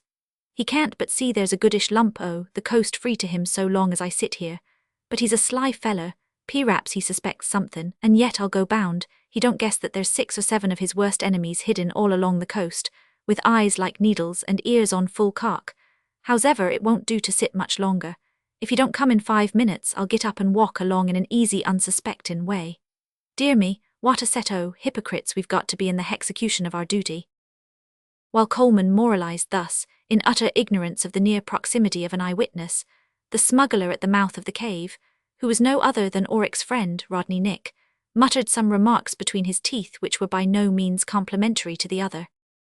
"What are ye sittin' there for, ye old idiot?" said he savagely. "I do believe ye have larned to sleep on the donkey. There's 2 of ye together, and the wooden one's the best. Wouldn't I just like to be your lieutenant, my boy? And I'd come to know why you don't go on your beat. Why there may be no end o' cats and galleys talkin' the beach why barky and lush enough to smother you up alive, and you sittin' there snuffin' the east wind like an old ass as ye are."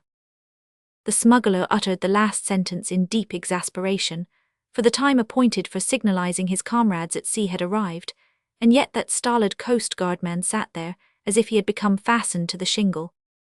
"I've a good mind to run out and hit ye a crack over your figurehead," he continued, grasping his pistol nervously and taking a step forward. "Hallo, one would a'most think you'd heard me speak," he added, and shrank back as Coleman rose from his seat, the 5 minutes having expired, and sauntered with a careless air straight towards the cave. On reaching it he paused and looked into it. Rodney Nick crouched in the shadow of a projecting rock and grasped his pistol tightly for a moment, under the impression that he was about to be discovered.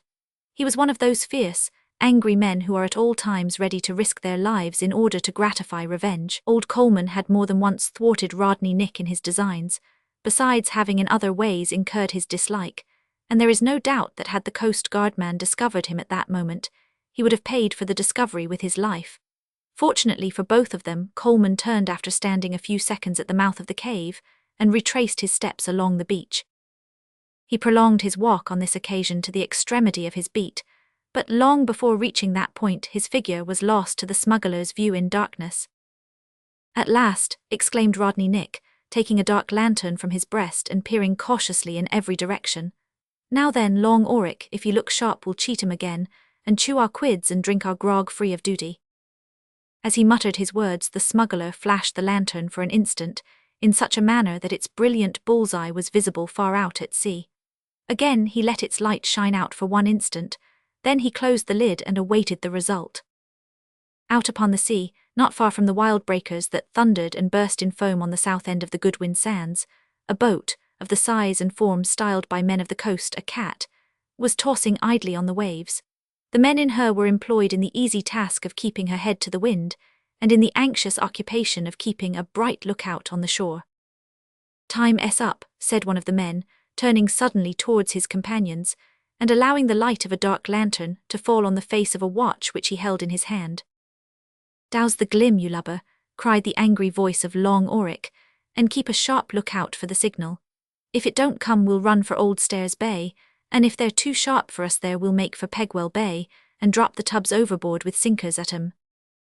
For nearly quarter of an hour the party in the boat watched in silence. It was evident that Long Auric was becoming impatient from the way in which he turned, now to windward, to scan the threatening sky, and then to landward to look for the expected signal. He felt, on the one hand, that if the gale continued to increase, it would be necessary to run for the nearest place of safety, and he felt, on the other hand, that if he did not succeed in landing the goods at Fiddler's Cave, there would be small chance of his getting them ashore at all.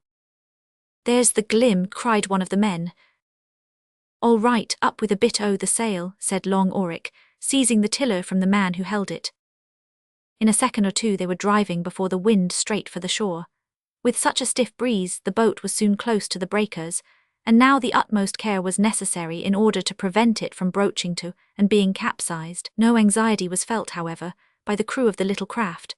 Deal boatmen are noted for their expertness in beaching their boats and in putting off to sea in rough weather, and the man who held the tiller of the little boat, which danced on the white crests of the waves that night, had many and many a time come through such trifling danger scatheless. "Look out, Bill," cried Auric, as the thunder of the waves on the beach sounded in his ears, and the great chalk cliffs rose up, ghost-like and dim, before him. To one unaccustomed to such scenes, it might have appeared an act of madness to run ashore on such a night, but the danger was not so great as it seemed. The man at the bow stood ready with a boat-hook. In a moment the keel grated on the shingle. Instantly the men were over the side, and the boat was hauled up the beach. "Now then for the tubs, make for the cave straight. Rodney Nick will be here in a minute. Ah, here he comes. Well, Rodney, we've done it pretty smart," said Long Auric, wading with a keg of brandy towards a figure which approached him from the beach. "Here you are, there's lots more of 'em. We're in luck, look alive. The coast's clear, I suppose." "All right," said the dark figure in a hoarse whisper, which terminated in a low chuckle, as Long Auric placed the keg innocently in the arms of old Coleman and returned to the boat for more. It may be as well to remark here, in order to clear up this mystery, that although Coleman had not observed the flash of Rodney Nick's lantern, his sharp eye had observed the gleam of the light in the boat, when one of the men, as already mentioned, threw it on the face of his timepiece. Supposing, erroneously, that this latter was a signal to the shore, Coleman, nevertheless, came to the correct conclusion that someone must be awaiting Long Auric near at hand, and felt convinced that the smugglers' cave must needs be the rendezvous. Hastening cautiously to Bax, whose station was not far distant from the cave, he communicated his suspicions, and they went together towards the place. "I'll go in first," said Coleman, "'cause I know the place better than you do." "Very good," assented Bax. "I'll stand by to lend a hand." Arrived at the cavern, Bax waited outside, and Coleman went in so stealthily that he was at Rodney Nick's side before that worthy had the smallest suspicion of his presence. Indeed, Coleman would certainly have run against the smuggler in the dark, had not the latter happened to have been muttering savage threats against wind and tide, friends and foes, alike, in consequence of the non-appearance of the boat. Seizing him suddenly from behind, Coleman placed his knee in the small of his back, forced him almost double, and then laid him flat on the ground. At the same moment Bax knelt by his side, put one of his strong hands on the smuggler's right arm, thereby rendering it powerless, and placed the other on his mouth. So quickly was it all done that Rodney was bound and gagged in less than 2 minutes. Coleman then ran out just in time to receive the first installment of the brandy, as already related. Being much the same in build and height with Rodney Nick, he found no difficulty in passing for him in the darkness of the night and violence of the wind, which latter rendered his hoarse whispers almost unintelligible. In this way several kegs of brandy, boxes of cigars, and bundles of tobacco were landed and conveyed to the cavern by Coleman, who refused to allow Bax to act as an assistant, fearing that his great size might betray him. On the 5th or 6th trip, he found Long Oric waiting for him somewhat impatiently.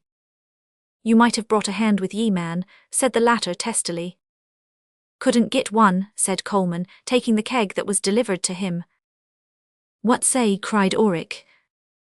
"Couldn't get one," repeated the other, as loudly and hoarsely as he could whisper. "Speak out, man," cried Long Oric with an oath. "You ain't used to have delicate lungs."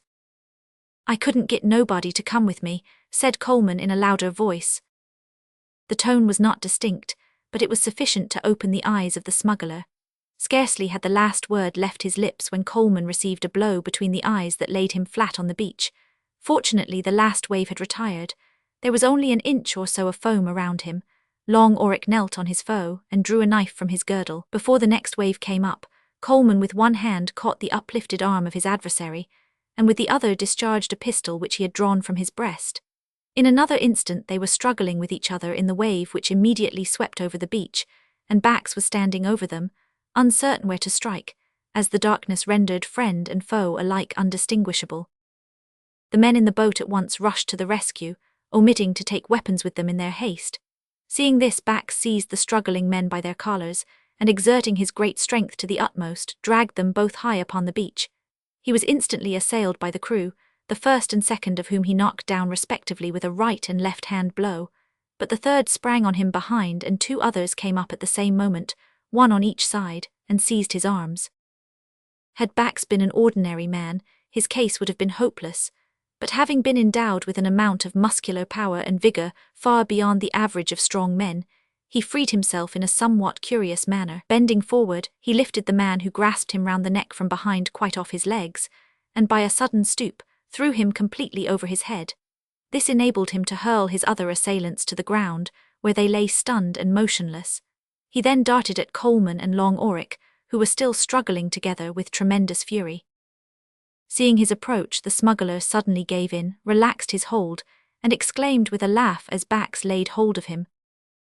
"Well, well, I see it's all up with me, so it's no use resistin'." "No, that it ain't, my friend," said Coleman, rising and patting his foe on the back. "I can't tell ye how pleased I am to meet with ye. You're gettin' stouter, I think. Smugglin' seems to agree with ye. Hey?" He said this with a leer, and Bax laughed as he inspected Long Oric more narrowly. The fact was that the smuggler's clothing was so stuffed in all parts with tobacco that his lanky proportions had quite disappeared, and he had become so ludicrously rotund as to be visibly altered even in a dark night. "Well, it does agree with me, that's a fact," said Long Oric with a savage laugh, in the tone of which there was mingled, however, quite as much bitterness as merriment. Just at this moment the rest of Coleman's friends, including Tommy Bogey and Peakins, appeared on the scene in breathless haste, having been attracted by the pistol shot. In the eager question and answer that followed, Long Oric was for a moment not sufficiently guarded. He wrenched himself suddenly from the loosened grasp of Bax, and darting between several of the party, one of whom he floored in passing with a left-handed blow, he ran along the shore at the top of his speed. Bax, blazing with disappointment and indignation, set off in fierce pursuit, and old Coleman, bursting with anger, followed as fast as his short legs and shorter wind would permit him. Guy Foster and several of the others joined in the chase, while those who remained behind contented themselves with securing the men who had been already captured. Chapter 12. The storm, the wreck of the homeward bound, the lifeboat, A stern chase never was and never will be a short one. Old Coleman, in the course of quarter of a mile's run, felt that his powers were limited and wisely stopped short. Bax, Guy and Tommy Bogey held on at full speed for upwards of 2 miles along the beach, following the road which wound along the base of the chalk cliffs, and keeping the fugitive well in view. But Long Auric was, as we have seen, a good runner. He kept his ground until he reached a small hamlet named Kingstown, lying about 2.5 miles to the north of St. Margaret's Bay. Here he turned suddenly to the left, quitted the beach, and made for the interior, where he was soon lost sight of, and left his disappointed pursuers to grumble at their bad fortune and wipe their heated brows. The strength of the gale had now increased to such an extent that it became a matter not only of difficulty, but of danger to pass along the shore beneath the cliffs. The spray was hurled against them with great violence, and as the tide rose, the larger waves washed up with a magnificent and overwhelming sweep almost to their base. In these circumstances Guy proposed to go back to St. Margaret's Bay by the inland road. "It's a bit longer," said he, as they stood under the lee of a wall, panting from the effects of their run, "but we shall be sheltered from the gale. Besides, I doubt if we could pass under the cliffs now." Bax made no reply, but, placing his hand on his friend's arm, stood for a few seconds in the attitude of one who listens with profound attention. "There it is," said he at last. "Do we hear that, Guy?" "I hear it," cried Tommy Bogey with some excitement. "I hear nothing but the howling of the wind," said Guy, "and the roaring of the sea." "Hush, listen, the minute gun," said Bax in a low voice. "It comes from St. Margaret's Bay, there, did you not?" "Ah, I heard it," cried the other. "Come, let us run down along the beach a bit, and see if we can make out whereabouts she is." Guy spoke as if he had no doubt whatever of the cause of the sounds which had attracted the attention of himself and his friends. Without another word, they all bent their heads to the storm, and forced their way out upon the exposed beach, where they found some fishermen assembled in the lee of a boat-house, looking eagerly towards the direction whence the sounds came. "She's got on the rocks to the nor'ard o' the bay," said one of the men, as Bax and his companions ran towards them. "There goes another gun." A faint flash was seen for an instant away to the southward. It was followed in a few seconds by the low boom of a distant gun. Almost at the same moment the black heavens seemed to be cleft by a sheet of vivid flame, which towered high into the sky, and then went out, leaving the darkness blacker than before. "That's a rocket," cried the fishermen. "Heaven help them," said Bax, as he hastily buttoned his oilskin coat close up to his chin. "Come, Guy, we'll away and do what we can. Will any of you lads join us?" Most of the younger men on the ground at once volunteered. "Stop," cried one of the older men. "The tide's too high, ye can't pass the cliff, I tell ye." The man was left abruptly by the whole party, for they knew well enough that if they took the inland road, they might be too late to render effectual assistance, and any needless delay in attempting the beach road could only make matters worse. There was no lifeboat on this part of the Kentish coast at that time, and the great distance of the spot from Ramsgate or Broadstairs rendered it highly improbable that either of the lifeboats belonging to these ports could be in time to render effectual assistance. Besides, the men knew well that on such a night the crews of these boats would have enough of work to do in attending to the wrecks in their own immediate neighbourhood. They followed Bax, therefore, at a steady trot, until they reached a part of the perpendicular cliff, which projected somewhat towards the sea. At the foot of this, the waves, which on this coast roll to the shore with tremendous volume and power, burst with a loud roar and rushed up in thick foam. "Don't any of you come on that don't feel up to it," cried Bax as he awaited the retreat of a wave, and prepared to make a dash. At that moment he wheeled round with the look and air of one who had forgotten something. "Tommy," said he, laying his hand on the boy's head, "go back, lad, round by the land road." "No, Bax, I won't," replied Tommy, with a fervour of determination that would at any other time have raised a laugh in those who heard it. "Come along then, you obstinate beggar," said Bax sternly, seizing the boy by the arms and throwing him over his shoulder as if he had been a lamb. Tommy's dignity was hurt. He attempted to struggle, but he might as well have hoped to free himself from the hug of a brown bear as to escape from the vice-like grip of his big friend. In another moment Bax was whelmed in spray and knee-deep in rushing water. It was a short, dangerous passage, but the whole party got round the cliff in safety and hastened as rapidly as possible towards the scene of the wreck. We must now beg the reader to follow us to another scene, and to go back a few hours in time. Shortly after the sun set that night, and before the full fury of the storm broke forth, a noble ship of 2,000 tons, burden beat up the channel and made for the Downs. She was a homeward-bound ship, just arrived from Australia with a valuable cargo, and between 200 and 300 passengers, many of whom were gold diggers returning to their native land, and nearly all of whom were possessed of a considerable sum in nuggets and gold dust. The ship was owned by the House of Denham, Crumps and Company. Her arrival had been already telegraphed to the firm in Redwharf Lane. There was rejoicing that evening on board the Trident. Men and women and children crowded the high sides of the weather-worn ship, and holding on by shrouds, ratlins and stays, standing on tiptoe, clambering on carronades, and peeping through holes, gazed long and ardently at the white cliffs of dear old England. Some of them had not set eyes on the old country, as it is affectionately called in our colonies, for many years.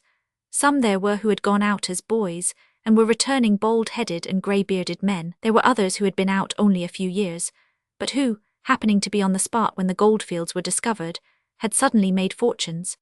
They were returning to surprise and gladden the hearts of those who, perchance, had sent them off to seek their fortunes with the sad feeling that there was little chance of seeing them again in this world. There were ladies also, who had gone out to the distant land with an unbelieving, almost despairing hope of finding employment for those talents which they had, alas, found to be of but little value at home. These were, in some cases, returning with lucky gold diggers and blooming children to their native land. In other cases they were merely about to visit home to induce some parent or sister, perhaps, to venture out to the land of gold. But all, whether young or old, male or female, gentle or simple, were merry and glad of heart that night as they clustered on the bulwarks of the Trident, and gazed at the longed-for and much-loved shore. There was no distinction of ranks now. The cabin and the tween-deck passengers mingled together, and tried to relieve the feelings of their hearts by exchanging words of courtesy and goodwill. The stormy and threatening aspect of the sky had no terrors now for the passengers on board the Trident. For weeks and months they had tossed on the bosom of the great deep. They were familiar with the varied moods of wind and wave. They had faced the dangers of the sea so often that they scarce believed that any real dangers could exist. The very children had become sailors.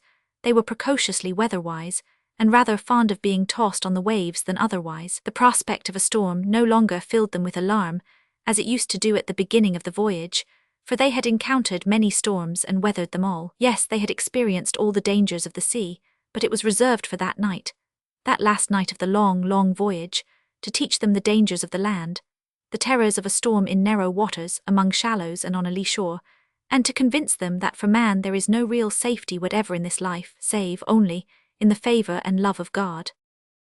There were some on board the Trident, however, who knew the danger of their position full well, but who were too considerate of the feelings of the women and children to let their knowledge appear even in their looks. The sailors knew the danger of a lee shore, but sailors are to a large extent a reckless and hopeful class of men, whose equanimity is not easily upset. The captain, too, and the pilot were alive to their critical position, but both were sanguine and hoped to get into the Downs before the storm should break. A few of the male passengers also seemed to be aware of the fact that approaching the Downs on such a night was anything but matter of gratulation.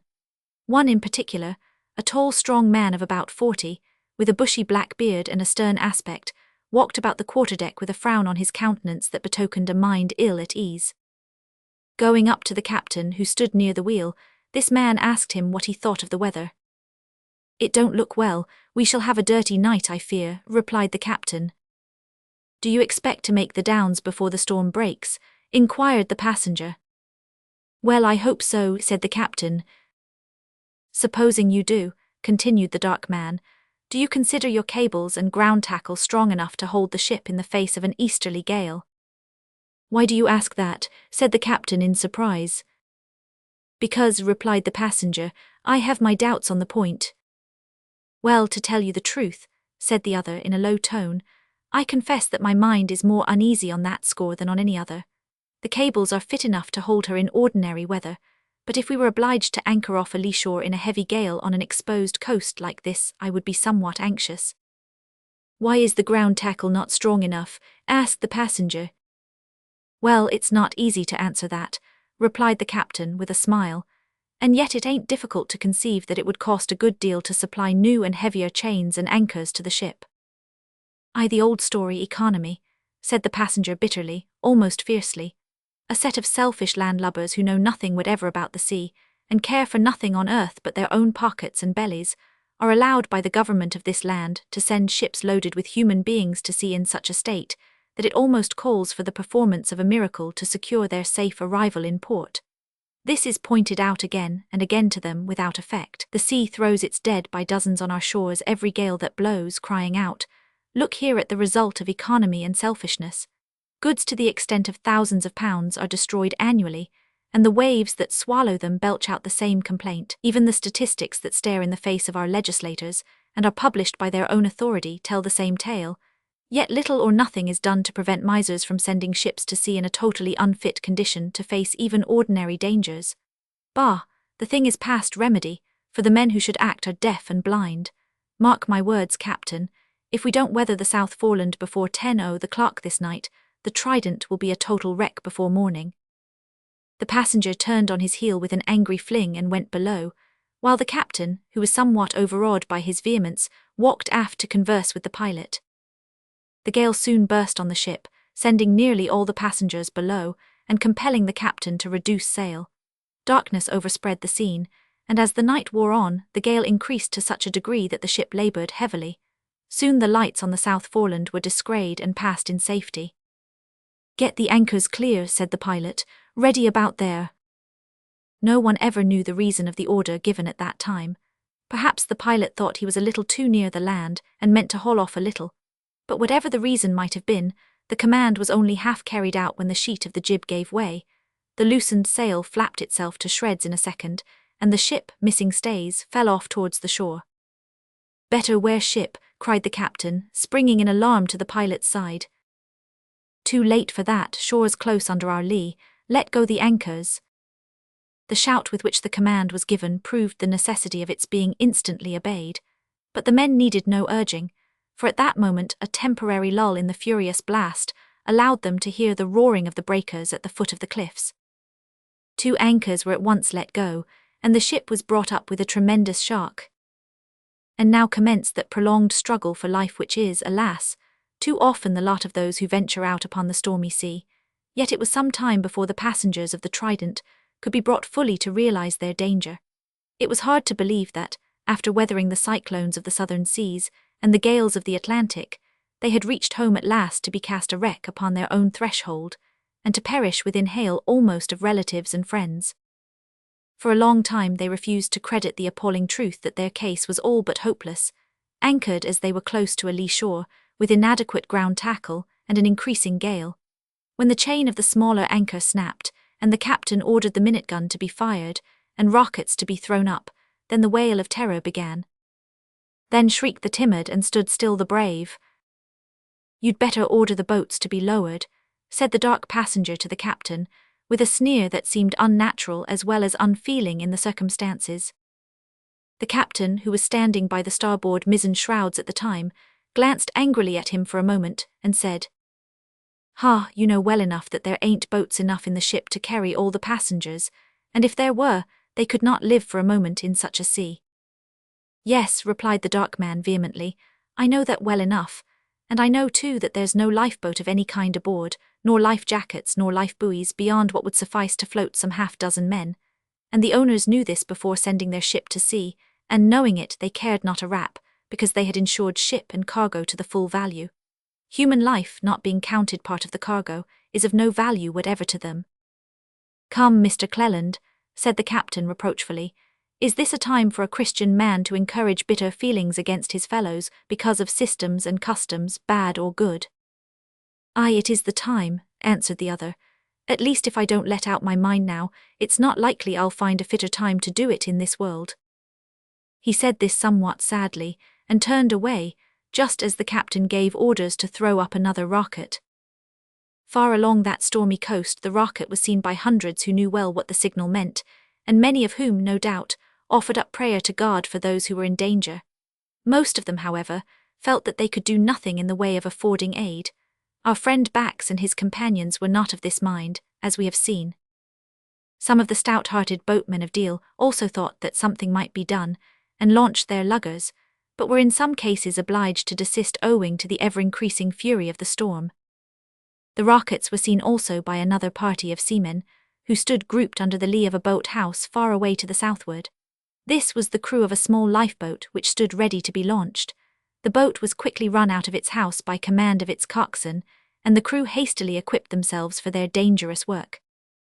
They put on life jackets made of a number of pieces of cork sewed on canvas, in such a way as to cover their bodies from shoulder to waist, without interfering with the play of the arms. Some of the men objected to put these on at first, feeling afraid lest their courage should be called in question, in consequence of their using a contrivance which was not in such general use at that time as it is now. Their objections were overcome, however, except in the case of one young man, who exclaimed, "No, none o' your floats for me. When my time comes I must go, and them things won't save me." The poor man did not see that the same argument, if correct, would have justified his going off in a cabal instead of a lifeboat. The want of perception on this point and false pride cost him his life. Several young women, wives of some of the men, had assembled there to dissuade their husbands from going out on such a terrible night. These were so alarmed at the terrific thunder of the surf on the shores of the little bay, and the howling of the wind, that they clung to the men and entreated them with tears not to venture. Is it a matter of wonder that these bold fellows, who could not be appalled by the storm, found it difficult to resist the power of woman's tears? They wavered for a few seconds, but when the coxswain, who was a cool, intrepid old man-o'-war's man, cried in a hearty voice, "Now then, lads, look alive, shove off and jump in," every man sprang to his post and the lifeboat was afloat in an instant. Through some mismanagement, however, she turned broadside to the sea, was overturned instantly, and rolled over on the beach. The women shrieked. The men on shore ran to the rescue, and fortunately saved every man with the exception of the one who had refused to put on the life jacket, and who, being less able to support himself than his companions when washed back into deep water by each retiring wave, became at length exhausted and ceased to struggle for life. When he was at last laid hold of and dragged ashore, he was dead. While some of the men were engaged in fruitless efforts to save this man, the rest of the crew, having suffered little, were about to launch the boat a second time, when the women again rushed forward and clung to them with such eager entreaties, that they began at last to entertain the idea of the storm being too wild for them to venture off. Lest the reader should unjustly censure these men, we must remind him of the fact that the self-righting principle not having at that time been discovered, the danger incurred in case of an upset was very great, and the boat about which we are writing, being small, ran considerable risk of being capsized by the heavy seas. In fact, almost the only difference between lifeboats and ordinary boats, at this time, was the incapacity of the former to sink when filled with water, owing to the buoyancy of the air chambers fitted round their sides. If filled by a sea, much valuable time had to be lost in bailing out the water before the oars could be effectively resumed, and if overturned it was a matter of the greatest difficulty for the men in the water to right them again. In some cases it had proved impossible. All these defects are remedied nowadays, but more on this head hereafter. While the men were in this undecided state of mind, regardless alike of the commands and the taunts of the coxswain, 2 men were seen to leap down the slope that lay between the cliffs and the sea, and make for the group of boatmen at full speed. As they drew near they were recognized to be Mr. Hamilton, a young midshipman, then on leave of absence, and his friend Thompson, an old college companion. They ran straight to the boat, the former shouting as he came up, "Ho, get her off, lads, a large ship ashore in St. Margaret's Bay, now then all together and with a will."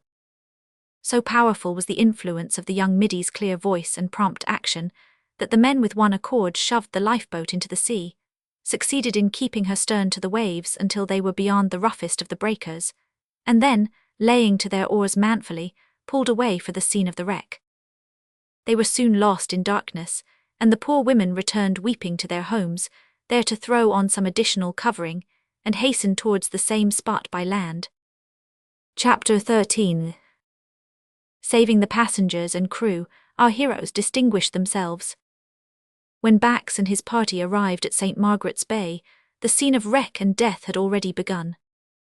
The vessel was just discernible in the midst of the turmoil of warring elements that filled the dark air with misty spray. A boat had tried to reach the shore with a number of passengers, chiefly men in her. Her fate was quickly sealed. A huge breaker upset her, and 6 of the dead bodies of her crew had already been plucked from the sea and laid on the shingle. The rest were being hurled on the land and swept back by the force of the returning waves, until the people assembled there caught and dragged them also beyond their reach. Messengers had already been sent to the nearest lifeboat stations, and the people who remained behind were either occupied in attempting to recover the bodies of the drowned, as above described, or in suggesting impossible plans for conveying a line on board the ill-fated vessel. "Ha, here comes the man as'll tell us what's to be done and do it too," cried one of the boatmen. "What say, Bax, can we get a line off, think 'e?" Bax stood on the edge of the roaring sea, silent and motionless, with his arms crossed on his broad chest, and his bold gaze directed to the wreck. "No," said he after standing a few moments thus, "it can't be done. No mortal man could cross the surf on the inner rocks, but there's a point o' rocks not far to the nor'ard. Does anyone know how far the tide may cover 'em just now?" "About half," answered several voices eagerly. "I sot does," observed a coastguard man, "but with sich a surf beatin' on 'em there ain't a rock on the whole pint above water this minute." "Come, let's go see," cried Bax, snatching a coil of light rope from the hand of a man who stood close by, and hastening away with it in the direction of the rocky point referred to. In a few seconds he stood on its outer extremity, with Guy Foster, Coleman, and a few of the more courageous men at his side. The point on which Bax stood was indeed a position of great danger. Besides being whelmed in driving spray, so that it was a matter of extreme difficulty to see more than a few yards in any direction, the waves at times rushed up to and over them with such violence as to reach the knees of those who stood there, and threatened to wash them off. Nevertheless, from this point Bax thought it possible that the end of the line might be conveyed on board the Trident, which could be seen looming high and black in the murky air, lifting and falling with a heavy crash as each successive billow broke under and over her, carrying on with irresistible violence the work of destruction. Both chains had given way, and she was now rolling a helpless wreck on the rocks. 500, you mean to try it?" said Guy anxiously, as he observed his friend fastening the line round his waist. "Hold the end of it, Guy, and pay out," said Bax. "Mind you don't haul in unless you're sure I'm goin' down." With this caution, Bax plunged into the surf and struck out for the wreck, having previously placed an open clasp knife between his teeth. A cheer broke from the nearest group on the rocks when they witnessed this bold act. It was taken up and re-echoed by those farther up the beach, who knew that some hopeful effort was being made, although they were unable to perceive the precise nature of it. The people on the wreck also heard the cheer and looked eagerly landward, but to them all was shrouded in darkness. Even Guy quickly lost sight of his friend, and was only made aware of his safety and onward progress by the continued running out of the line. Suddenly it stopped. "He's aboard," cried Coleman. "He would jerk on it if he was," said Guy with a doubtful shake of the head. "He's sunk," cried one of those who stood by and held the slack of the rope. A panic seemed to seize the others who stood by. "Haul I am in," cried one. "Look alive," shouted another. "He's a gone man." Before Guy could interfere, they acted on the impulse and drew in 2 or 3 fathoms. Twisting his left arm suddenly round the rope, Guy planted his foot on a rock and stopped it. At the same time he raised his right hand and threatened to fell the man nearest to him. The result was that the men desisted from hauling, but when the rope was again felt it became evident that there was no weight at the farther end of it.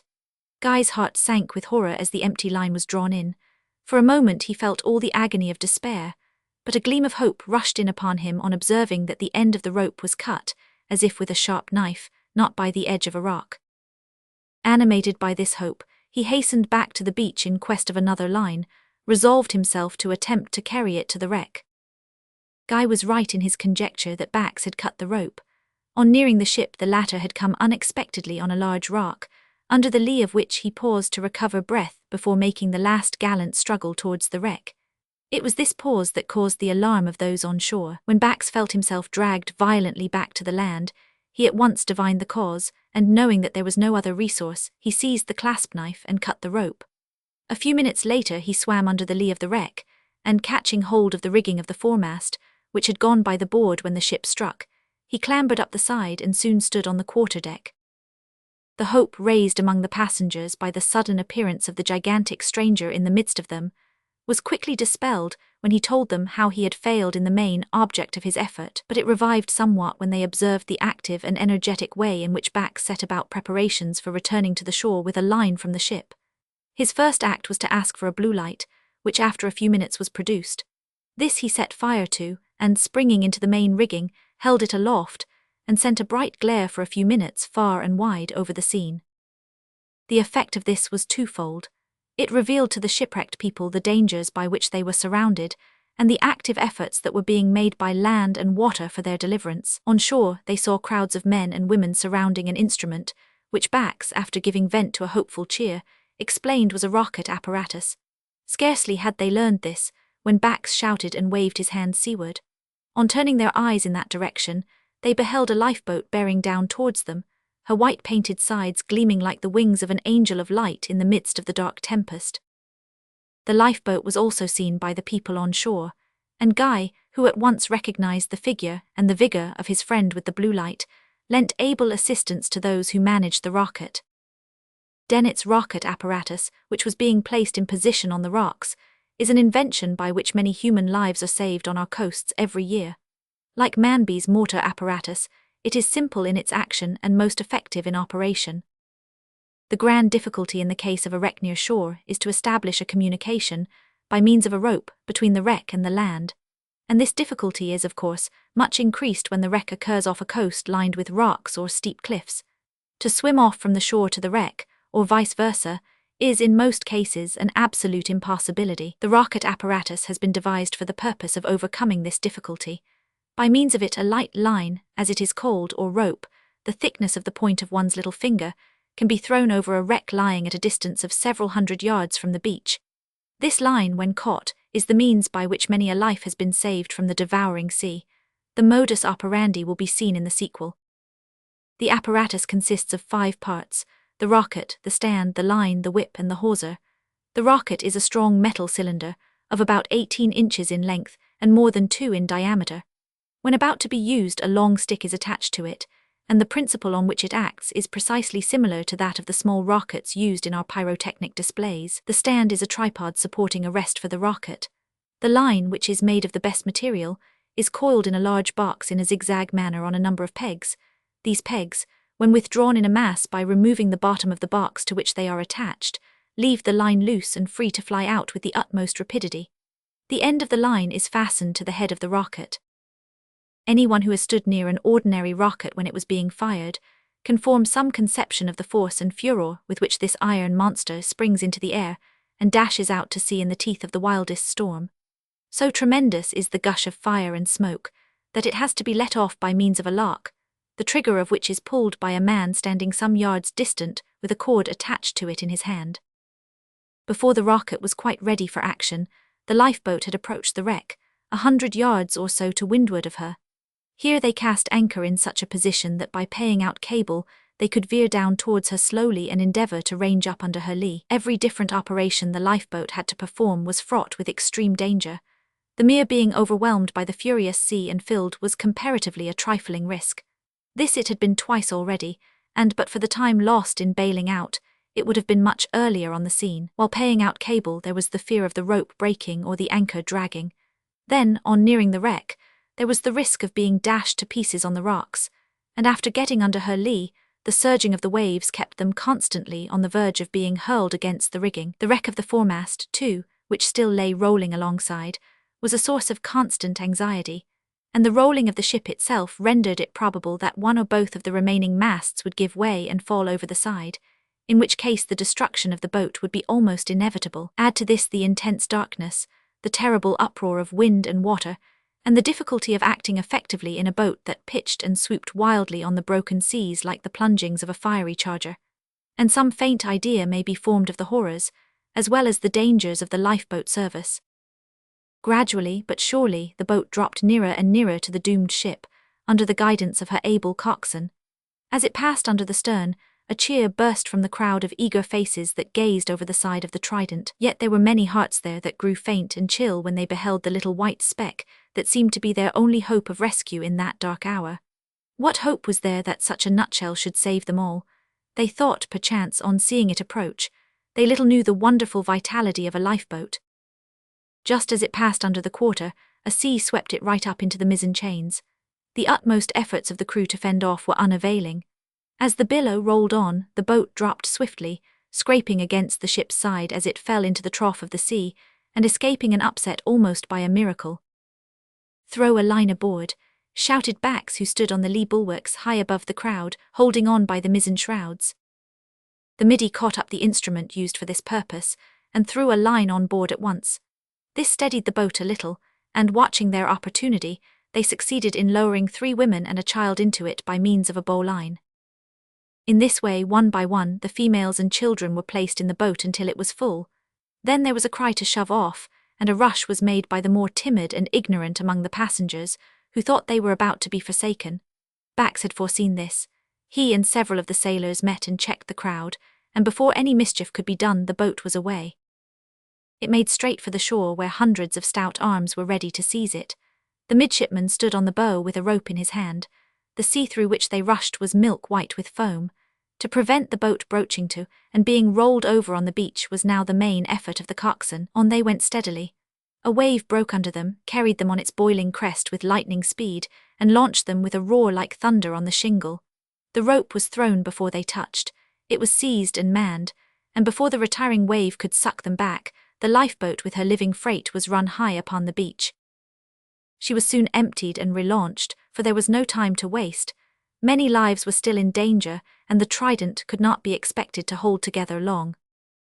It was just as the boat quitted the side of the wreck, as above described, that the rocket was got in readiness to act.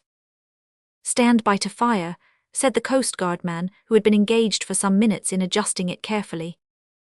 "Keep back, clear out o' the road," cried several of the seamen, as they pushed back the more curious among the crowd. There was a flash, a mighty burst of flame and smoke, as the rocket trembled for an instant on its stand. Then, with an impulse that seemed irresistible, and a hissing shriek that rose above the storm, it sprang into the air and described a bright curved line of light against the black sky. Its own wild blaze served to show that it had been well aimed, and that the line had fallen across the wreck. This was all that could be done by the people on shore, until those on the wreck had performed their part of the work. But while they stood anxiously awaiting the result, they had no cause to fear that the ignorance of those whom they sought to rescue would render their efforts useless, as has unfortunately been the case more than once, for it was known now that Bax was on board. The ignorance of some seamen as to what should be done with the line when it is caught has been the cause of loss of life several times. On one occasion 5 men, the crew of a small vessel, being ignorant on this point, tied the rocket line round them and leaped together into the sea. Of course those on shore could do nothing but haul them to land as quickly as possible. When they had done so, all were found to be drowned except one. On the present occasion Bax seized the line as soon as it fell on the wreck, and began to haul it inboard. Guy had attached to it a pulley or block with a stoutish rope rove through it, and soon those on shore had the satisfaction of seeing this second and double line, named the whip, hauled out by the people on the wreck. After a time it ceased to run out, and then they knew that Bax had got hold of the pulley and would quickly attach it to the ship. This was soon done. Bax fastened the pulley to the mainmast, and then caused a lantern to be shown for a moment, to indicate that all was ready. Still those on shore delayed to act for a minute, in order to make quite sure that ample time had been allowed for the fastening of the pulley. And now the all-important operation of conveying a thick hawser to the wreck was begun. With the tackle already fast to the ship, this was comparatively easy. The whip being rove through a pulley, both ends were kept on shore and fastened together. It thus became a sort of endless rope, by which things could be passed to the wreck and back again. Even without any hawser at all, many lives might have been saved by this rope. But being small, it was liable to get broken, therefore the end of the thick hawser was sent out and received by Bax, who bound it also securely to the mainmast close to the pulley, about 15 feet above the deck. The reader will understand that 2 ropes were now fastened to the mainmast of the Trident, their other ends being fixed to a heavy anchor buried in the sand on shore. One of these ropes was the thick hawser, the other the whip. But as this whip was an endless or revolving rope, as has been explained, to an onlooker it appeared that there were 3 ropes stretched between the vessel and the shore, 2 of them thin and 1 thick. These preliminary arrangements having been made, much more rapidly than the description of them might lead one to suppose, the purpose for which they had been fixed soon began to be carried out. Just as the lifeboat arrived with its first cargo of passengers, a large block or pulley was run out along the hawser by means of the whip, having attached to it a circular lifebuoy with a canvas bag hanging from it. This was the contrivance into which one individual at a time was placed and drawn ashore. 2 holes in the bag allowed the legs of the occupant to hang down, and as the belt reached almost up to the neck, there was not much chance of his being tossed out of it. It was in order to prevent this, however, that Bax had fastened the end of the hawser high on the mainmast, so that the travelling bag was raised sufficiently above the water, except when it neared the shore. Then, indeed, it was frequently immersed in the towering waves, but then, too, it was so near the land that a few seconds sufficed to draw it beyond the reach of the sea. See Note 1. For 2 hours did these men of the coast toil in this arduous labour of love. More than 100 persons had been saved, but nearly 100 still remained on board the wreck. The storm was now at its height, and the vessel rolled over on her bilge so violently that the lifeboat was more than once on the point of being crushed under her massive sides. On her last trip, she came close up under the quarter as on former occasions, but before anyone could be taken off, a monstrous wave lifted the hull right over the rocks on which she lay, and let her fall with fearful violence on a bed of sand, in such a position that one of her large timbers snapped across with a report like a cannon shot. The lifeboat got entangled in the wreck and could not get clear. To make matters worse, it grounded on a sandbank that rose close to the side of the Trident, and could not be hauled out of the dangerous position in which it was thus suddenly placed. The topgallant masts of the ship were swaying wildly over it, the yards were swinging to and fro, threatening each moment to strike it, and the ragged sails flapped over it with a noise like thunder. "Haul off," shouted Bax, who observed the extreme danger in which the boat was placed. The crew attempted to do so, but for some minutes were unsuccessful. At last they got into deep water, but just as this was accomplished, the mainyard struck it on the side and overturned it in an instant. Not being constructed on the self-righting principle, the boat remained keel up, but the men, buoyed up by their life jackets, succeeded in climbing on board the wreck. A cry of despair arose from those still on board the ill-fated Trident when this catastrophe happened. During the next half-hour the rocket apparatus was plied with great success, but although most of the women and children were saved by it, and by the boat before it was disabled, there were still upwards of 50 men on board the wreck. 500 you think the ship will hold together long, said Bax, going aft to the captain, who clung to the mizzen shrouds superintending the operations of the men. Not long, I fear, he replied. If she had been thoroughly repaired before starting on this voyage she might have weathered the gale, but, interposed Mr. Cleland, the dark passenger, who during the whole of the proceedings which we have narrated had stood calmly beside the captain looking on.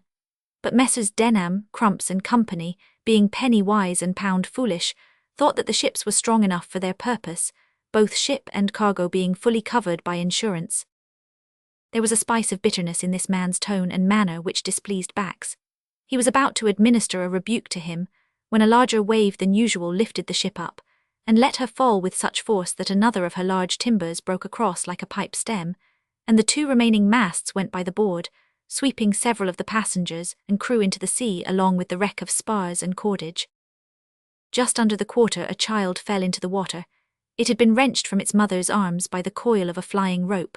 The mother leaped frantically on the bulwarks, and would have plunged into the sea had not Bax seized her. At that moment Mr. Cleland passed a rope round his waist, tied it in that swift and perfect manner peculiar to seamen, and sprang into the sea.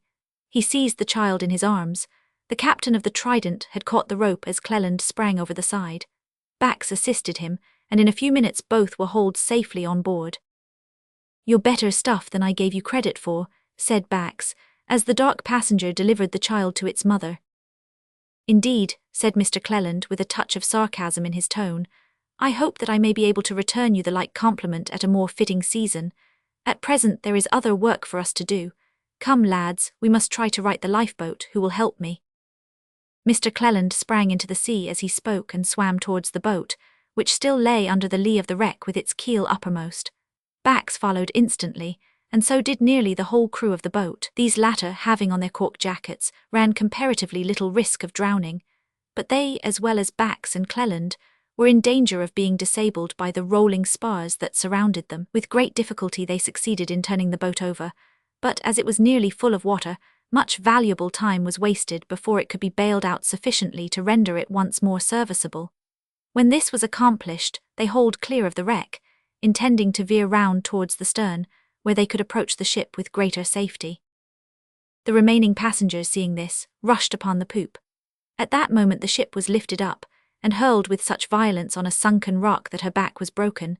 The sea dashed against her side, separating the poop from the forepart of the vessel and turning it completely over so that every soul on board was plunged suddenly into the sea.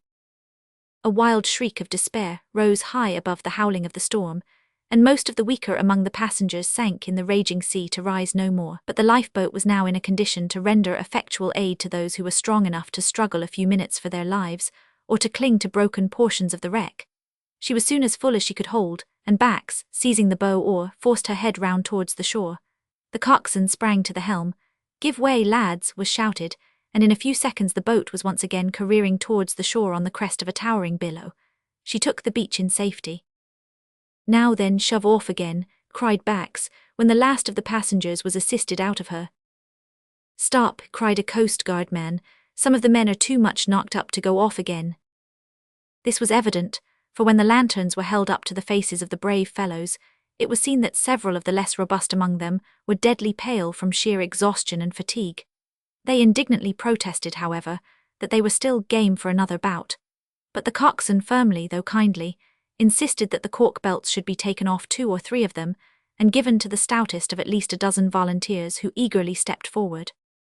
The boat was then relaunched, and after a careful search and another sharp struggle with the angry sea, returned with 6 saved men and a woman, besides several apparently dead bodies, which were instantly removed to a neighbouring cottage, to be treated according to the rules laid down by the Royal Humane Society for the recovery of those who are apparently drowned.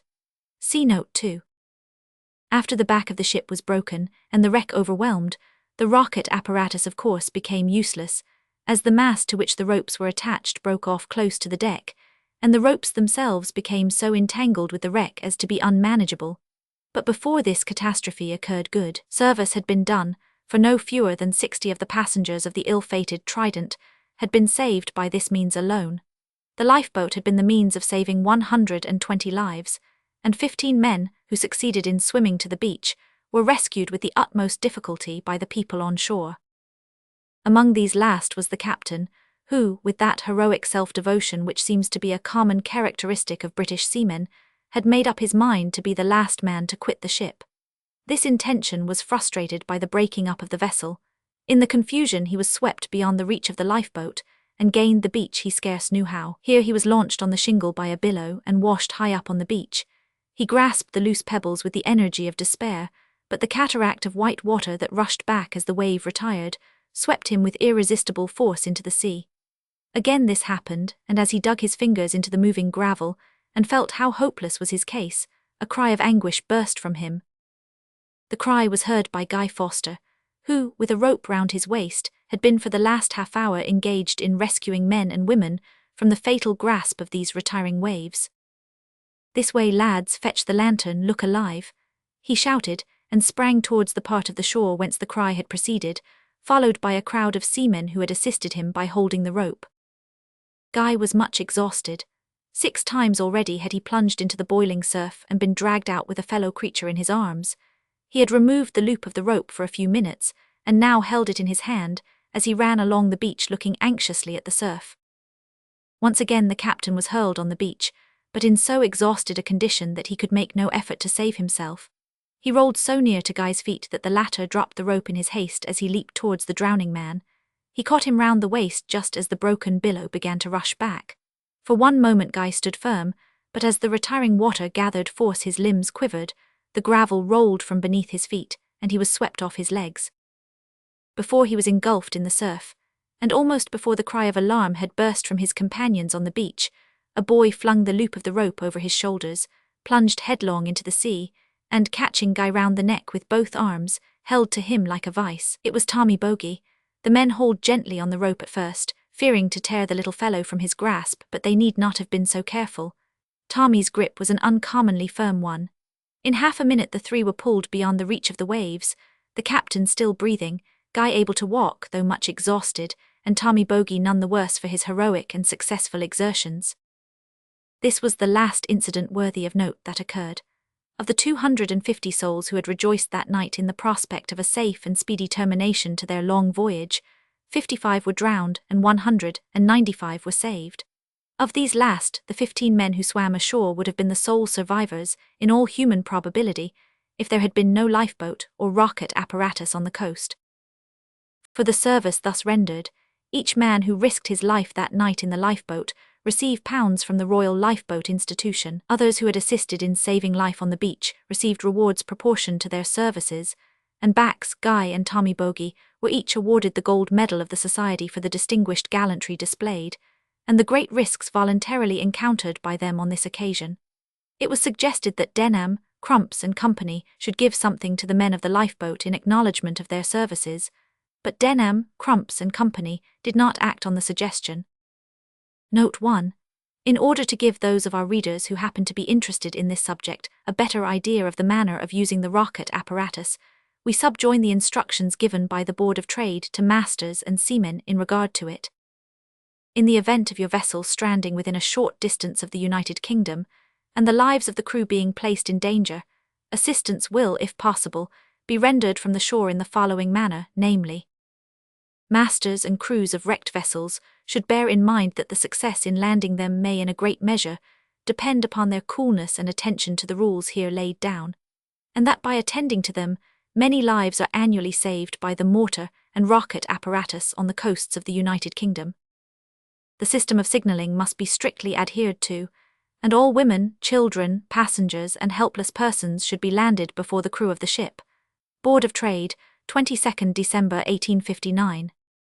Note 2. It is of immense importance that every man in the kingdom should possess some degree of knowledge on the subject of the restoration of persons apparently drowned, for no one can tell at what moment he may be called upon, in the absence of medical aid, to act in a case of this nature.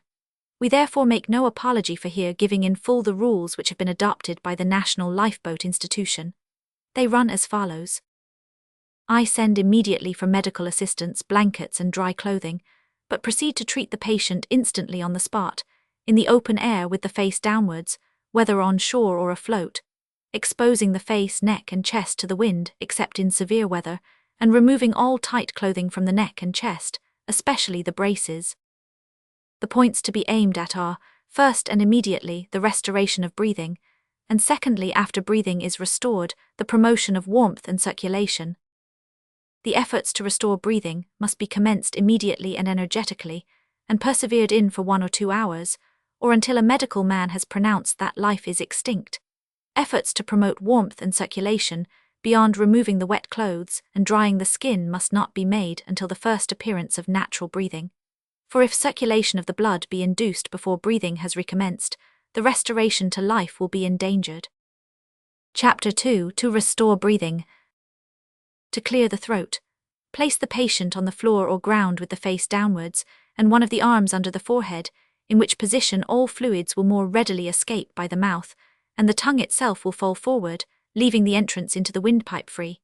Assist this operation by wiping and cleansing the mouth. If satisfactory breathing commences, use the treatment described below to promote warmth.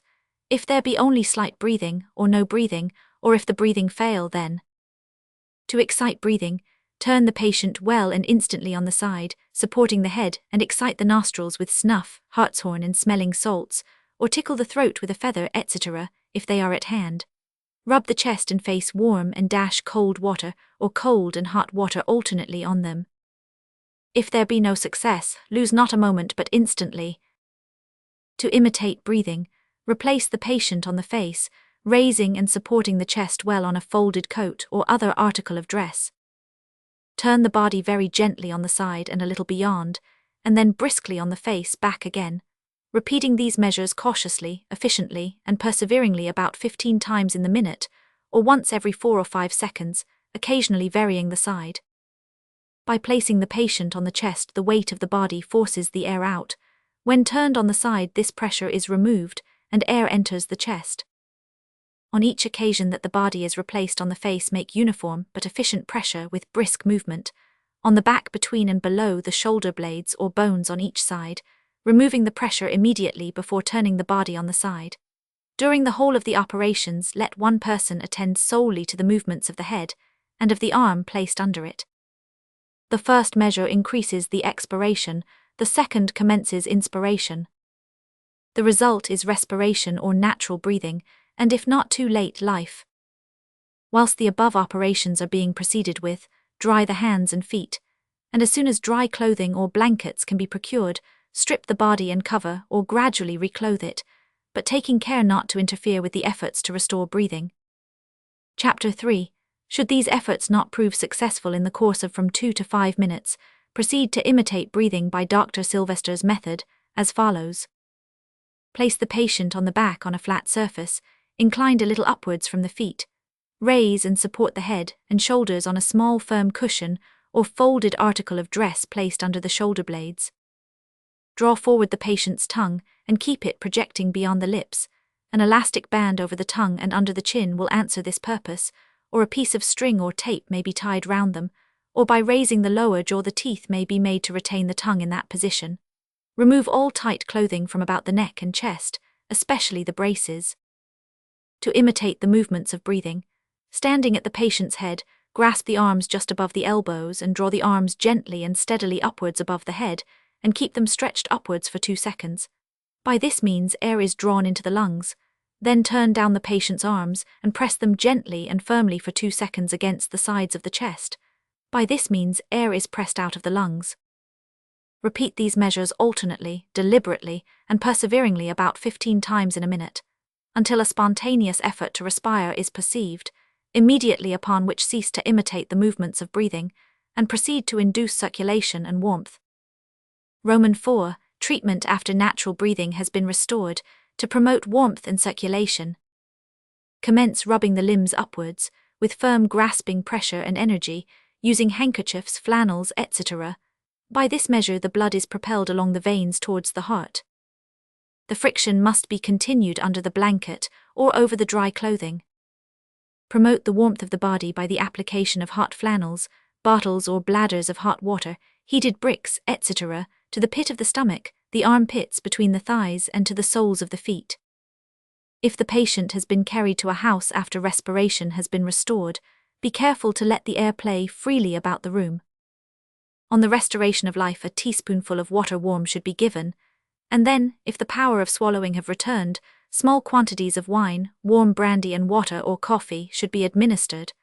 The patient should be kept in bed, and a disposition to sleep encouraged. General observations. The above treatment should be persevered in for some hours, as it is an erroneous opinion that persons are irrecoverable, because life does not soon make its appearance, persons having been restored after persevering for many hours. Appearances which generally accompany death. Breathing and the heart's action cease entirely, the eyelids are generally half closed, the pupils dilated, the jaws clenched, the fingers semi-contracted, the tongue approaches to the under edges of the lips, and these, as well as the nostrils, are covered with a frothy mucus. Coldness and pallor of surface increase. Cautions: prevent unnecessary crowding of persons round the body, especially if in an apartment. Avoid rough usage, and do not allow the body to remain on the back unless the tongue is secured. Under no circumstances hold the body up by the feet. On no account place the body in a warm bath, unless under medical direction, and even then it should only be employed as a momentary excitement. Chapter 14. The morning after the storm. On the 5th morning that succeeded the breaking of the storm, described in the last chapter, the sun rose in gorgeous splendor and shone upon a sea that was clear and burnished like a sheet of glass.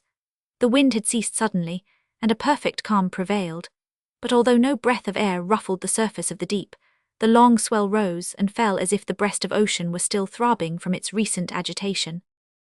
All along the east coast of England, this swell met the shore in a succession of slow-rolling waves, which curled majestically over, and appeared almost to pause for a moment ere they fell, with deep solemn roar, in a magnificent burst of foam. Everywhere the effects of the storm were painfully evident. Wrecks could be counted by the dozen from some of the bold headlands that commanded an extensive view of the shore. The work of destruction was not yet over. The services of our lifeboats could not yet be dispensed with, although the fury of the winds had ceased. It is a mistake to suppose that when a gale has ceased, all danger to man and destruction to his property is over. We are apt to attribute too much influence to the winds. Undoubtedly they are the origin of the evil that befalls us in storms, but they are not the immediate cause of the wholesale destruction that takes place annually among the shipping of the kingdom. It is the mighty hydraulic force of the sea, the tremendous lifting power of the waves, that does it all. Although the storm was over and the wind had gone down, the swell of the ocean had not yet ceased to act. On many a headland, and in many a rocky bay, brigs, schooners, barks, and ships of large size and stout frame were that day lifted and battered, rent, torn, riven, and split by the sea as if they had been toys, their great timbers snapped like pipe stems, and their iron bars and copper bolts twisted and gnarled as if they had been made of wire. The hardy men of Deal were still out in those powerful boats, that seemed to be capable of bidding defiance to most storms, saving property to the nation and earning, hardly earning, salvage for themselves. The lifeboats, too, were out, in some cases saving life, in others, saving property when there were no lives in danger. How inadequate are our conceptions of these things, when formed from a written account of one or two incidents, even although these be graphically described. How difficult it is to realize the actual scenes that are presented all along the coast, during and immediately after each great storm that visits our shores.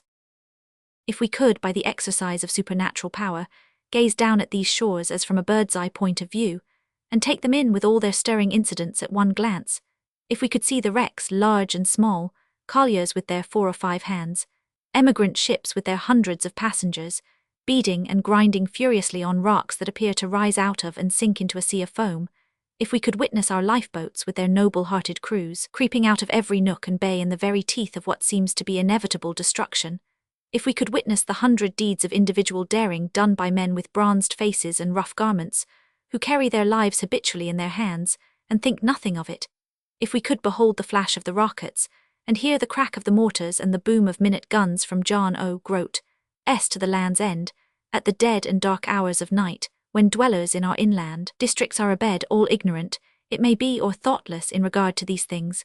Above all, if we could hear the shrieks of the perishing, the sobs and thanksgivings of the rescued, and the wild cheers of the rescuers, and hear and see all this at one single glance, so that our hearts might be more filled than they are at present with a sense of the terrible dangers of our shores, and the heroism of our men of the coast, it is probable that our prayers for those who go down to the sea in ships would be more frequent and fervent, and our respect for those who risk life and limb to save the shipwrecked would be deeper.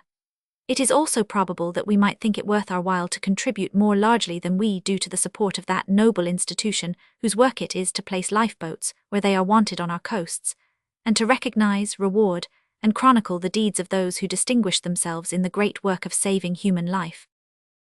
Let us put a question to you, good reader. If France or any other first-rate power were to begin the practice of making a sudden descent on us about once a month, on an average, all the year round, slaying some hundreds of our fishermen and seamen each time, occasionally cutting off some of our first-class emigrant ships and killing all on board, men, women, and children, thus filling the land with repeated wails of sorrow, with widows and with fatherless children, what would you do? What, do you say that you would fortify every island on the coast, plant martello towers on every flat beach, crown every height with cannon, and station ironclads in every harbour and bay, so that the entire coast should bristle with artillery? That sounds well, but what guarantee have we that you really would act thus if France were to become so outrageous? Common sense might assure me of it, you reply. So it might, and so it would, if we had not evidence to the contrary in the fact that our country is thus assailed month after month, year after year, by a more inveterate enemy than France ever was or will be, and yet how little is done to defend ourselves against his attacks, compared with what might be, with what ought to be done. This enemy is the storm, but like France he is not our natural enemy. We have only chosen in time past to allow him to become so. The storm has been wisely and beneficently ordained by God to purify the world's atmosphere, and to convey health and happiness to every land under heaven. If we will not take the obvious and quite possible precautions that are requisite to secure ourselves from his violence, have we not ourselves to blame? There are far too few harbours of refuge on our exposed coasts. The consequence is that our fishing boats are caught by the storm and wrecked, and not unfrequently as many as 100 lives are lost in a few hours. Who is to blame? A large vessel goes on the rocks because there is no lighthouse there to give warning of danger. A post has been neglected and the enemy has crept in. Who neglected that post? After the ship has got on the rocks, it is made known to the horrified passengers that there are no ship's lifeboats aboard, neither are there any lifebelts. Whose blame is that? Still there seems hope, for the shore is not far off and anxious people line it. But no ordinary boat can live in such a sea. There is no rocket apparatus on this part of the coast, no mortar apparatus by which a line might be sent on board. Why not? The nearest lifeboat station is 15 miles off, Whose fault is that? Is the storm our enemy here? Is not selfish, calculating, miserly man his own enemy in this case? So the ship goes to pieces, and the result is that the loss of this single vessel makes 60 widows and fatherless children in one night, not to speak of thousands of pounds worth of property lost to the nation. If you doubt this, reader, consult the pages of the Lifeboat Journal, in which you will find facts, related in a grave, succinct, unimpassioned way, that ought to make your hair stand on end.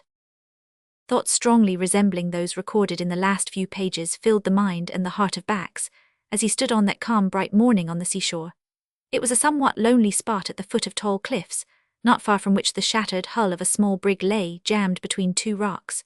Tommy Bogey stood beside him, and both man and boy gazed long and silently at the wrack which lined the shore. Every nook, every crevice and creek at the foot of the cliff was filled choke full of broken planks and spars, all smashed up into pieces so small that, with the exception of the stump of a mainmast and the heel of a bowsprit, there was not a morsel that exceeded 3 feet in length, and all laid side by side in such regular order by the swashing of the sea in and out of the narrower creeks, that it seemed as if they had been piled there by the hand of man. They gazed silently, because they had just come upon a sight which filled their hearts with sadness. Close beside a large rock lay the form of an old white-haired man with his head resting on a mass of seaweed, as if he were asleep. Beside him lay a little girl, whose head rested on the old man's breast, while her long golden hair lay in wild confusion over his face. The countenances of both were deadly pale, and their lips blue. It required no doctor's skill to tell that both were dead. "Ah's me, Tommy, 'tis a sad sight," said Bax. Tommy made no reply for a few seconds, but after an ineffectual effort to command himself, he burst into tears. "If we had only been here last night," he sobbed at length, "we might have saved them." So we might, Tommy, who knows? Someone should have been here anyhow. It seems to me that things ain't well managed in these days. They haven't half enough of appliances to save life, that's a fact." Bax said this somewhat sternly. "Whose fault is it, Bax?" said Tommy, looking up in his friend's face. "Ha, Tommy," replied the other with a smile, "it don't become the like you or me to say who's to blame. You're too young to understand the outs and ins such matters, and I'm too ignorant." The boy smiled incredulously. The idea of Bax being ignorant was too gross and absurd to be entertained for a moment, even although stated by himself. "Well, but," urged Tommy stoutly, "if things are wrong, it's clear that they ain't right, and surely I've a right to say so." "True, lad, true," returned Bax with an approving nod. "That's just the point which I'd like you and me to stick to. When we see things to be wrong, don't let's shirk sayin' so as flat as we can, but don't let us go like too many shallow pates and say that we know who's wrong and why they're wrong and offer to put them all right on the shortest notice. Mayhap," here Bax spoke in a soft, meditative tone, as if he had forgotten his young friend and were only thinking aloud, "mayhap we may come to understand the matter one of these days and have a better right to speak out, who knows?" "That I'm certain of," cried Tommy in a tone and with an air that made Bax smile despite the sad sight before him. "Come, lad," he said with sudden energy, "we must get him removed. Away, and fetch a couple of men, I'll arrange them." Tommy was off in a moment, and Bax proceeded with gentle care to arrange the dress and limbs of the old man and the child. 2 men soon arrived, and assisted to carry them away. Who they were no one knew and few cared. They were only 2 of the many who are thus cast annually, and by no means unavoidably, on our stormy shores. Do not misunderstand us, good reader. Compared with what is done by other lands in this matter, Britain does her duty well, but compared with what is required by God at the hands of those who call themselves Christians, we still fall far short of our duty, both as a nation and as individuals. Chapter 15 relates to love, cross-purposes and mistakes, etc. Storms may rage, orphans and widows may weep, but the world must not pause in its regular routine of business and of pleasure. This is natural and right. It was not intended that men should walk perpetually in sackcloth and ashes because of the sorrows that surround them. But equally true is it that they were never meant to shut their eyes and ears to those woes, and dance and sing through life heedlessly, as far too many do until some thunderbolt falls on their own hearts and brings the truth home. The command is twofold: weep with those that weep and rejoice with those that do rejoice. Come then, reader, let us visit good Mrs. Foster, and rejoice with her as she sits at her tea table contemplating her gallant son with a mother's pride. She has some reason to be proud of him. Guy has just received the gold medal awarded him by the Lifeboat Institution. Bax and Tommy have also received their medals, and all three are taking tea with the widow on the occasion. Lucy Burton and Amy Russell are there too, but both of these young ladies are naturally much more taken up with Tommy's medal than with those of Guy or of Bax. And well they may be, for never a breast, large or small, was more worthy of the decoration it supported. "My brave boy," said the widow, referring to Tommy, and taking him by the arm as he sat beside her, but looking irresistibly at her son, "it was a noble deed. If I had the giving of medals, I would have made yours twice the size, with a diamond in the middle of it." "What a capital idea," said Lucy with a silvery laugh that obliged her to display a double row of brilliant little teeth. "A coral ring set with pearls would be finer, don't you think?" said Guy gravely. Tommy grinned and said that that was a toothy remark. Lucy blushed and said laughingly that she thought Mrs. Foster's idea better, whereupon the widow waxed vainglorious and tried to suggest some improvements. Guy, fearing that he had been presumptuous in paying this sly compliment, anxiously sought to make amends by directing most of his conversation to Amy. Bax, who was unusually quiet that evening, was thus left to make himself agreeable to Lucy, but he found it hard work, poor fellow. It was quite evident that he was ill at ease. On most occasions, although habitually grave, Bax was hearty, and had always plenty to say without being obtrusive in his conversation. Moreover, his manners were good, and his deportment unconstrained and easy, but when he visited the widow's cottage, he became awkward and diffident, and seemed to feel great difficulty in carrying on conversation. During the short time he had been at Deal since the wreck of the Nancy, he had been up at the cottage every day on one errand or another, and generally met the young ladies either in the house or in the garden. Could it be that Bax was in love? There was no doubt whatever of the fact in his own mind, but strange to say, no one else suspected it. His character was grave, simple, and straightforward. He did not assume any of those peculiar airs by which young men make donkeys of themselves when in this condition. He feared, too, that it might be interfering with the hopes of his friend Guy, whose affections, he had latterly been led to suspect, lay in the same direction with his own. This made him very circumspect and modest in his behaviour. Had he been quite sure of the state of Guy's heart, he would have retired at once, for it never occurred to him for a moment to imagine that the girl whom Guy loved might not love Guy, and might possibly love himself.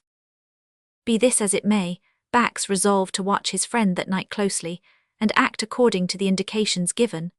Little did poor Guy know what a momentous hour that was in the life of his friend, and the importance of the part he was then performing. Bax rose to go sooner than usual. "You are very kind, ma'am," he said, in reply to Mrs. Foster's remonstrances. "I have to visit an old friend tonight, and as it is probable I may never see him again, I trust you'll excuse my going so early." Mrs. Foster was obliged to acquiesce. Bax shook hands hurriedly but very earnestly with each of the party, and quitted the cottage in company with Guy. "Come, Guy, let us walk over the sandhills." "A strange walk on so dark a night. Don't you think it would be more cheerful on the beach?"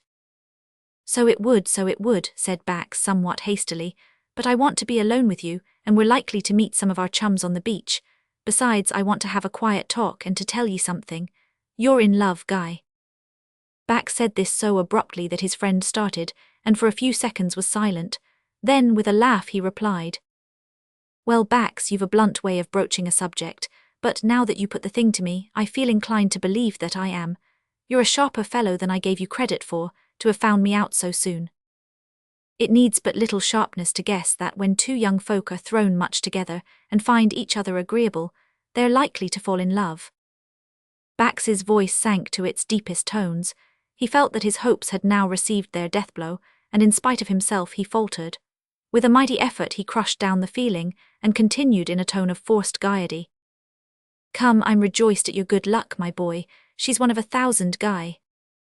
"So she is," said Guy, "but I'm not so sure of my good luck as you seem to be, for I have not yet ventured to speak to her on the subject of love." "No," exclaimed Bax in surprise, "that's strange." "Why so?" said Guy. "Because you've had lots of time and opportunity, lad." "True," said Guy.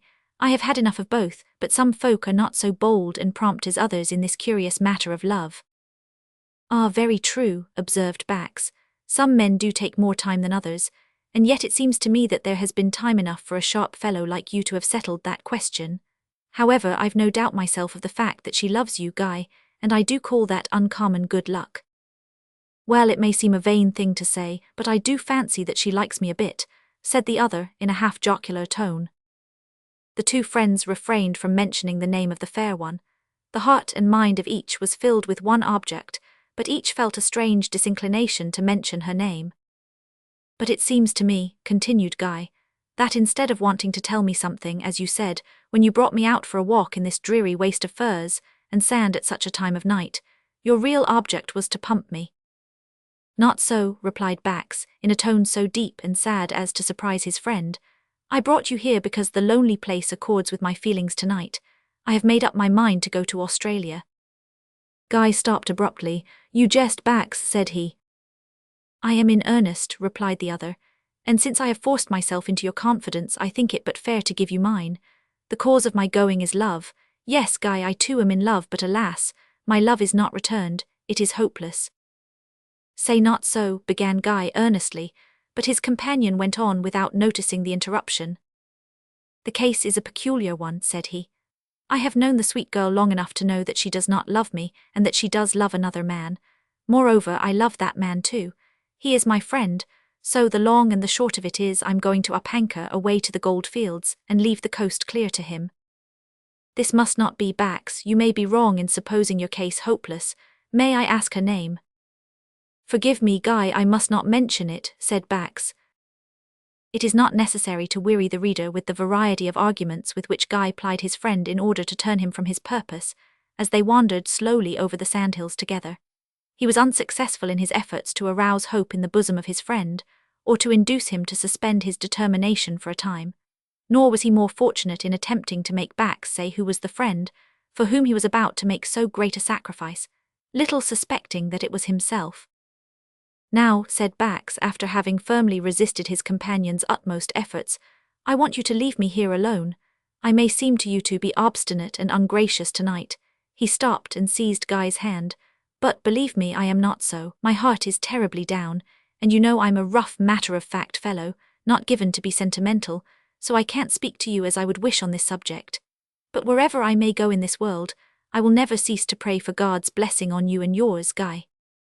I like to hear you say that, Bax, returned the other. It will rejoice my heart to think that love for me will be the means of taking you often to the throne of God.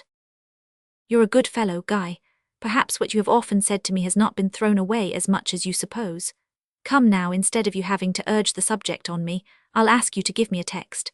Supposing that you and I were parting tonight for the last time, and that I were going off to Australia tomorrow, what would you say to me in the way of advice and encouragement? Guy paused thoughtfully for a moment, and then said, Delight thyself in the Lord, trust also in him, and he will give thee the desires of thine heart. Thank ye, lad, I'll not forget the words, said Bax, wringing his friend's hand. Perhaps I'll think of another and more suitable text when the time for parting really comes, said Guy sadly. Good night, Bax. Mind you come up to the cottage tomorrow and let me know your plans. I shall be busy tomorrow, but I'll write, said Bax as his friend left him. Aye, he added, there goes a real Christian and a true-hearted friend. Ah's me, I'll never see him more. Bax wandered slowly and without aim over the dark waste for some time. Almost unintentionally, he followed the path that led past the chequers of the Hope. A solitary light burned in one of the lower windows of the old inn, but no sound of revelry issued from its doors. Leaving it behind him, Bax soon found himself standing within a few yards of the tombstone of the ill-fated Mary whose name he bore. Poor thing, 'twas a sad fate, he murmured as he contemplated the grave of the murdered girl who had been a cousin of his own grandfather. Poor Mary, you're at rest now, which is more than I am. For some minutes Bax stood gazing dreamily at the grave, which was barely visible in the faint light afforded by a few stars that shone through the cloudy sky. Suddenly he started, and every fibre of his strong frame was shaken with horror as he beheld the surface of the grave move, and saw, or fancied he saw, a dim figure raise itself partially from the earth. Bax was no coward in any sense of that word. Many brave men there are who, although quite fearless in regard to danger and death, are the most errant cowards in the matter of superstition, and could be made to flee before a mere fancy. But our hero was not one of these. His mind was strong like his body and well balanced. He stood his ground and prepared to face the matter out. He would indeed have been more than human if such an unexpected sight, in such circumstances, had failed to horrify him, but the effect of the shock soon passed away. "Who comes here to disturb me?" said a weak voice that evidently belonged to this ghost. "Hallo, Jeff, is that you?" exclaimed Bax, springing forward and gazing into the old man's face. "Aye, it's me, and I'm sorry you found me out, for I like to be let alone in my grief." "Why, Jeff, you don't need to be testy with your friend. I'll quit ye this moment if you bid me, but I think you might find a warmer and more fitting bed for your old bones than poor Mary Bax's grave. Come, let me help you up." Bax said this so kindly that old Jeff's temporary anger at having been discovered passed away. "Well, well," said he, "the only two people who have found me out are the two I like best, so it don't much matter." "Indeed," exclaimed the young man in surprise. "Who is number two, Jeff?" "Tommy Bogey. He found me here on the night when Long Oric was chased by Supple Jim." "Strange, he never told me about it," said Bax. "'Cause I told him to hold his tongue," replied Jeff. "And Tommy's a good fellow and knows how to shut his mouth when a friend asks him to, as I now ask you, Bax, for I don't want people know that I come here every night." "What, do you come here every night?" cried Bax in surprise. "Aye, every night, fair weather and foul. I've been used to both for a long time now, and I'm too tough to be easily damaged." "But why do you this, Jeff? You are not mad. If you were, I could understand it." No matter, no matter," said the old man, turning to gaze at the tombstone before quitting the place. "Some people are fond of having secrets. I've got one and I like to keep it." "Well, I won't try to pump it out of you, my old friend. Moreover, I haven't got too much time to spare. I meant to go straight to your house tonight, Jeff, to tell you that I'm off to Australia tomorrow by peep o' day." "Australia?" exclaimed Jeff with a perplexed look in his old face. "Aye, the Blue Peter's at the masthead and the anchor tripped." Here Bax related to his old comrade what he had previously told to Guy. At first Jeff shook his head, but when the young sailor spoke of love being the cause of his sudden departure, he made him sit down on the grave and listened earnestly. So, Bax," he said when the latter had concluded, "you're quite sure she's fond o' the other feller, are ye?" "Quite, I had it from his own lips. At least he told me he's fond of her, and I could see with my own eyes she's fond of him." "Poor lad," said Jeff, patting his friend's shoulder as if he had been a child. "You're quite right to go. I know what love is. You'll never get cured in this country, mayhap foreign air'll do it. I refused to tell you what made me come out here, lad. But now that I knows how the wind blows with you, I don't mind if I let ye into my secret. Love, aye, it's the old story. Love has brought me here night after night since ever I was a boy." "Love," exclaimed his companion. "Love of whom?" "Why, who should it be but the love o' the dear girl as lies under this sod," said the old man, putting his hand affectionately on the grave. "Aye, you may well look at me in wonderment, but I wasn't always the wrinkled old man I am now. I was a good-looking lad once, though I don't look like it now.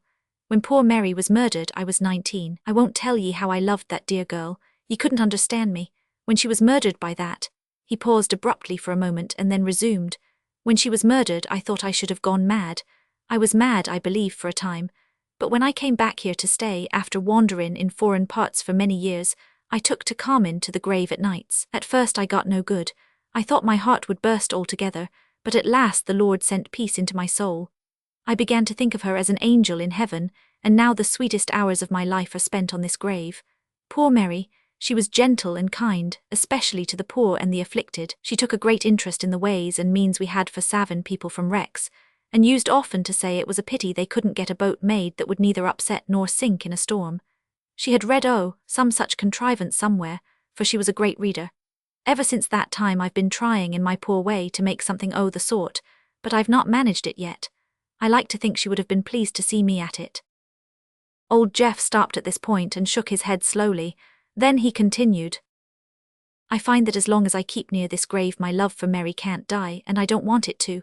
But that's why I think you're right to go abroad. It won't do for a man like you to go moping through life as I have done. Mayhap there's some truth in the sayin', out o' sight out o' mind." "Ah's me," said Bax.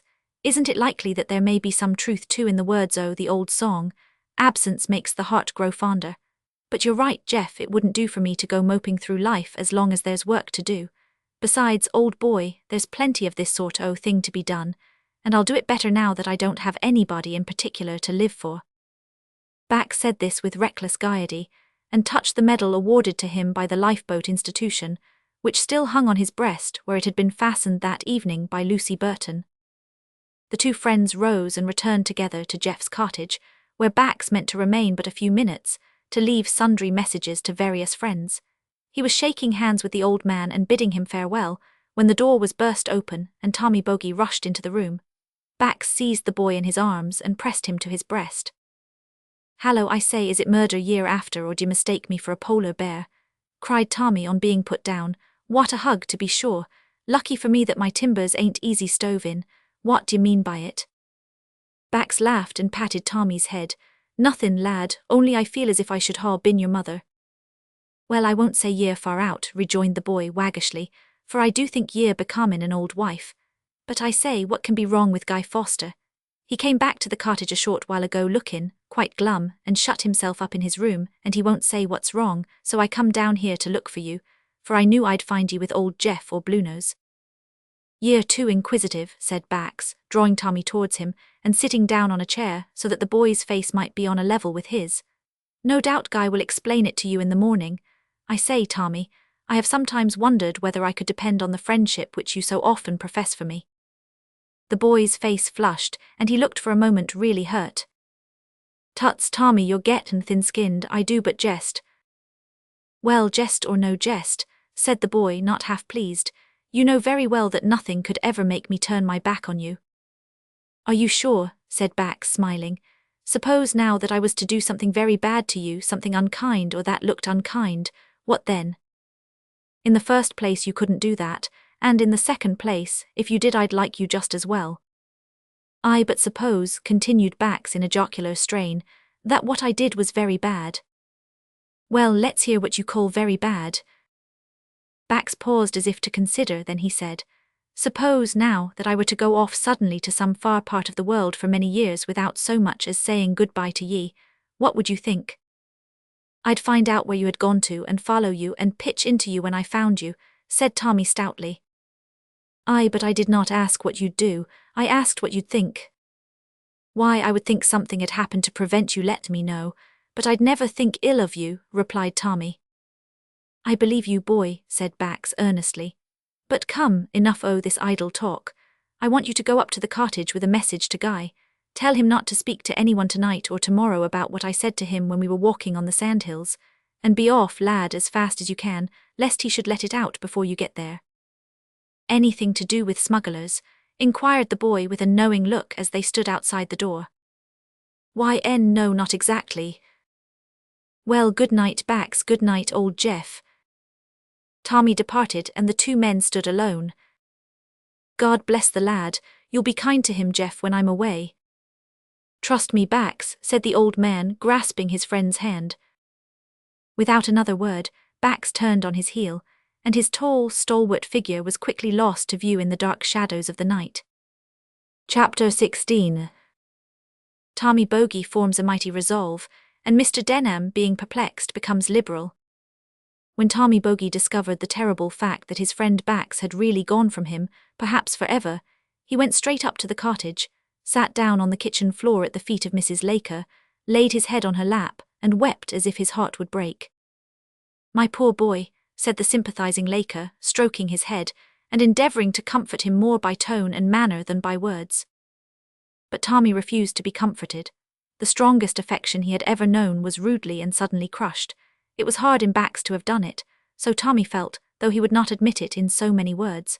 So Bax himself felt when the first wild rush of sorrow was past, and he had leisure to consider the hasty step he had taken, while sailing away over the distant sea towards the Antipodes. Bitterly did he blame himself and repent when repentance was of no avail. Tommy's grief was deep but not loud. He did not express it with a howling accompaniment. It burst from him in gasping sobs for a time, then it subsided into the recesses of his young heart and gnawed there. It did not again break bounds, but it somewhat changed the boy's character. It made him almost a man in thought and action. He experienced that strong emotion which is known to most young hearts at certain periods of early life, and which shows itself in the formation of a fixed resolve to take some prompt and mighty step. What that step should be he did not know at first, and did not care to know. Sufficient for him, that coming to an unalterable determination of some indefinite sort afforded him great relief. After the first paroxysm was over, Tommy rose up, kissed Mrs. Laker on the cheek, bade her good night with unwonted decision of manner, and went straight to the amphibious hut of his friend Bluenose, whom he found taking a one-eyed survey of the downs through a telescope, from mere force of habit. The captain's name was more appropriate that day than it had been for many years. He was looking uncommonly blue indeed. He had just heard of the disappearance of Bax, for the news soon spread among the men on Deal Beach, being ignorant of the cause of his friend's sudden departure, and knowing his deliberate, sensible nature, the whole subject was involved in a degree of mystery which his philosophy utterly failed to clear up. Being a bachelor, and never having been in love, or met with any striking incidents of a tender nature in his career, it did not occur to him that woman could be at the bottom of it. "Uncle," said Tommy, "Bax is gone." "Tommy, I knows it," was the brief reply, and the telescope was shut up with a bang, as the seaman sat down on a little chest and stared vacantly in the boy's face. "Why did he do it?" asked Tommy. "Dun know, who knows? S'pose he must ha' gone mad, though it don't seem likely. If it was Guy as told me, I'd not believe it." "Does Guy not know why he's gone?" "Apparently he does, but he says he's bound not to tell. Hope Bax han't been and done something not exactly right." "Bax do anything not exactly right?" cried Tommy with a look and tone of amazed indignation. "Right, lad, you're right," said Bluenose apologetically. "I've no doubt myself he could explain it all quite clear if he was here for to do so. That's my opinion, and I've no doubt either that the first letter he sends home will make all straight and snug, depend on it." "Uncle," said Tommy, "I am going to Australia." Bluenose, who had just lighted his pipe, looked at the boy through the smoke, smiled and said, "No, Tommy, you ain't." "Uncle," repeated Tommy, "I am. I once heard Bax say he'd rather go there than anywhere else if he was to go abroad, so I'm certain he has gone there and I'm going to seek for him." "Wery good, my lad," said the captain coolly. "Do you go by steamer tonight or by rail tomorrow morning? P'raps you better go by telegraph, it's quicker, I'm told." "You think I'm jockin', uncle, but I'm not, as you'll very soon find out." So saying, Tommy rose and left the hut. This was all he said on the subject. He was a strong-minded little fellow. He at once assumed the position of an independent man, and merely stated his intentions to one or two intimate friends, such as Bluenose, Laker, and old Jeff. As these regarded his statement as the wild fancy of an enthusiastic boy in the first gush of disappointment, they treated it with good-natured raillery. So Tommy resolved, as he would have himself have expressed it, to shut up and keep his own counsel. When Guy told Lucy Burton that the man who had saved her life had gone off thus suddenly, she burst into tears, but her tears had not flowed long before she asked Guy the reason of his strange and abrupt departure. Of course Guy could not tell. He had been pledged to secrecy as to the cause. When Lucy Burton went to tell Amy Russell, she did so with a trembling heart. For some time past she had suspected that Amy loved Bax and not Guy, as she had at first mistakenly supposed. Knowing that if her suspicions were true, the news would be terrible indeed to her friend, she considerately went to her room and told her privately. Amy turned deadly pale, stood speechless for a few seconds, and then fainted in her friend's arms. On recovering, she confessed her love, but made Lucy solemnly pledge herself to secrecy. "No one shall ever know of this but yourself, dear Lucy," said Amy, laying her head on her friend's bosom and finding relief in tears. Time passed away, as time is wont to do, and it seemed as if Tommy Bogey had forgotten to carry out his determination. From that day forward he never referred to it, and the few friends to whom he had mentioned it supposed that he had given up the idea altogether as impracticable. They did not know the metal that Tommy was made of. After maturely considering the matter, he had made up his mind to delay carrying out his plan until Bax should have time to write home and acquaint him with his whereabouts. Meanwhile, he would set himself to make and save up money by every means in his power, for he had sense enough to know that a moneyless traveller must be a helpless creature. Peakins was permanently received into Sandhill Cottage as page in buttons, in which capacity he presented a miserably attenuated figure, but gave great satisfaction. Tommy and he continued good friends, the former devoting as much of his leisure time to the latter as he could spare. He had not much to spare, however, for he had, among other things, set himself energetically to the study of arithmetic and navigation under the united guidance of old Jeff and Bluenose. Lucy Burton paid a long visit to Mrs. Foster, and roamed over the sandhills day after day with her friend Amy, until her father, the missionary, came and claimed her and carried her back to Ramsgate. During Lucy's stay, Guy Foster remained at the cottage, busily engaged in various ways, but especially in making himself agreeable to Lucy, in which effort he seemed to be very successful. When the latter left, he suddenly discovered that he was wasting his time sadly, and told his mother that he meant to look out for something to do. With this end in view he set out for London, that mighty hive of industry and idleness into which there is a ceaseless flow of men who want something to do, and of men who don't know what to do. And what of Denham, Crumps and company during this period? The rats in and around Red Wharf Lane could have told you, had they been able to speak, that things prospered with that firm. These jovial creatures that revelled so luxuriously in the slime and mud and miscellaneous abominations of that locality, could have told you that, every morning regularly, they were caught rioting in the lane and sent squealing out of it, by a boy in blue, the successor of poor Peakins, who opened the office and prepared it for the business of the day, that about half an hour later they, the rats, were again disturbed by the arrival of the head clerk, closely followed by the juniors, who were almost as closely followed by Crumps, he being a timid old man who stood in awe of his senior partner, that after this they had a good long period of comparative quiet, during which they held a riotous game of hide-and-seek across the lane and down among sewers and dust-holes, and delightfully noisome and fetid places of a similar character, interrupted at irregular intervals by a vagrant street boy, or a daring cat, or an inquisitive cur, that this game was stopped at about 10 o'clock by the advent of Mr. Denham, who generally gave them, the rats, a smile of recognition as he passed to his office, concluding no doubt by a natural process of ratiocination that they were kindred spirits, because they delighted in bad smells and filthy garbage, just as he, Denham, rejoiced in Thames air and filthy lucre. One fine morning, speaking from a rat's point of view, when the air was so thick and heavy, and moist that it was difficult to see more than a few yards in any direction, Denham came down the lane about half an hour later than usual, with a brisk step and an unusually smiling countenance. Peakin's successor relieved him of his hat, topcoat and umbrella, and one of the clerks brought him the letters. Before opening these he shouted, "Mr. Crumps."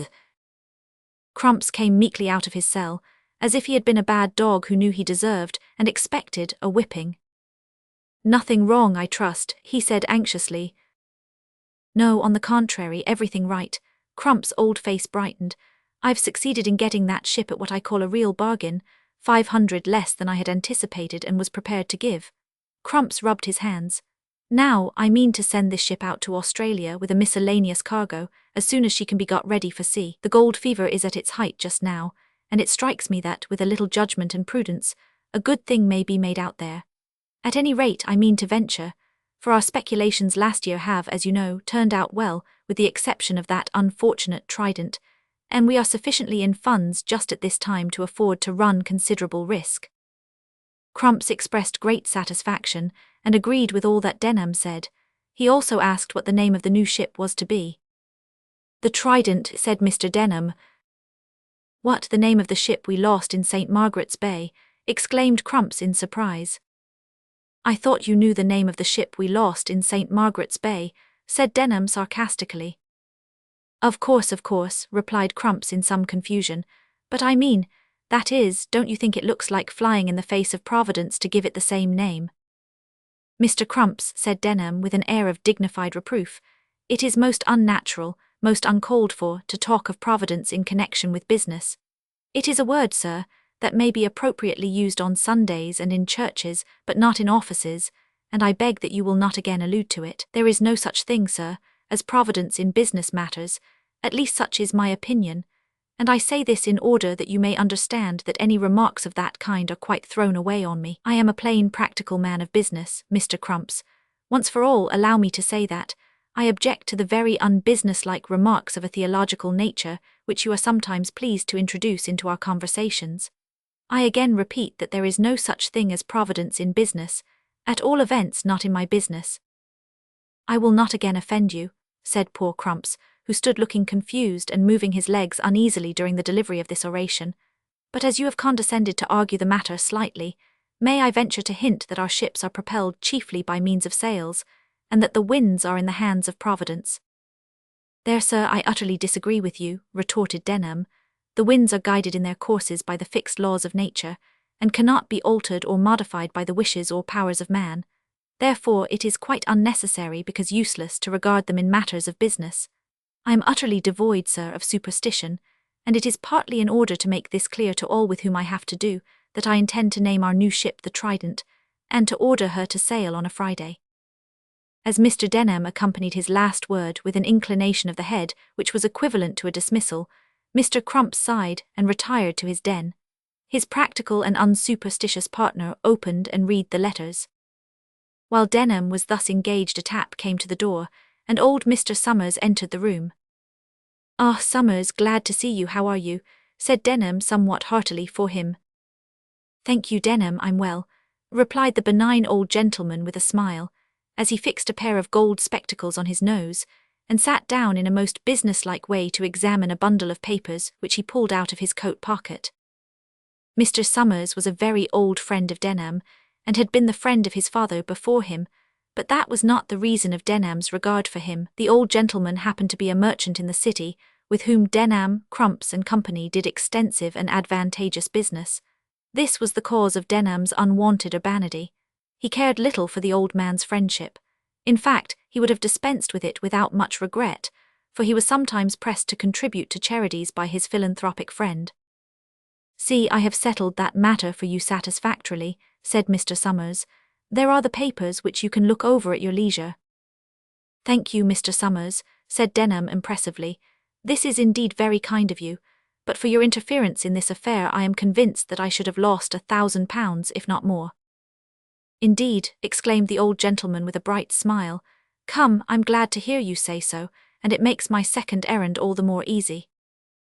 "And what may your second errand be?" said Denham with a sudden gravity of countenance, which showed that he more than suspected it.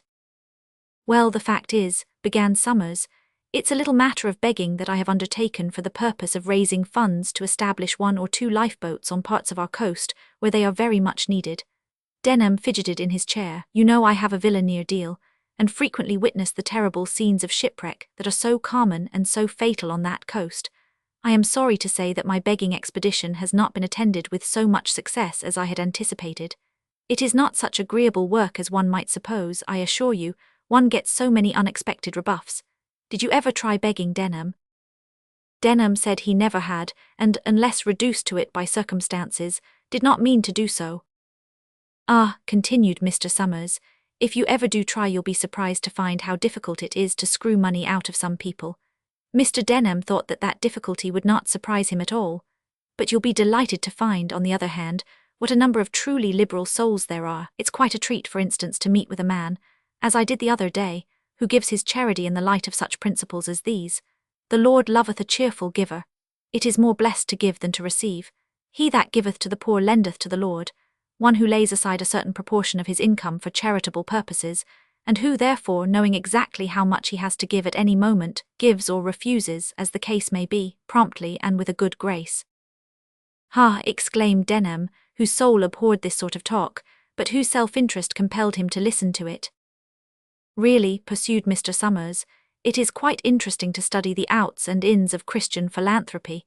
Have you ever given much attention to the subject, Mr. Denham? Of course, I mean in a philosophical way." "Harahem, well, I cannot say that I have, except perhaps in my capacity of a poor law guardian in this district of the city. Indeed, I would recommend it to you.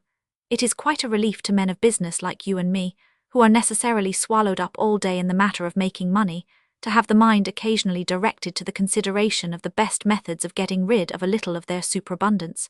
It would do them a world of good, I can safely say so from experience, to consider such matters. I dare say that you also know something of this from experience." "Ha!" ejaculated Mr. Denham, who felt himself getting internally warm, but was constrained, of course from disinterested motives, to keep cool and appear amiable. "But forgive my taking up so much of your time, my dear sir," said Mr. Summers, rising. "What shall I put you down for?" Denham groaned inaudibly and said, "Well, I've no objection to give £20. "How much?" said the old gentleman, as though he had heard imperfectly, at the same time pulling out a notebook. There was a slight peculiarity in the tone of the question that induced Denham to say he would give £50.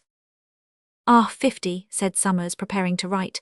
"Thank you, Mr. Denham." Here he looked up gravely and added, "The subject, however, is one which deserves liberal consideration at the hands of society in general, especially of ship owners.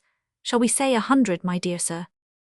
Denham was about to plead poverty, but recollecting that he had just admitted that his friend had been the means of saving £1,000 to the business, he said, "Well, let it be 100, with the best grace he could."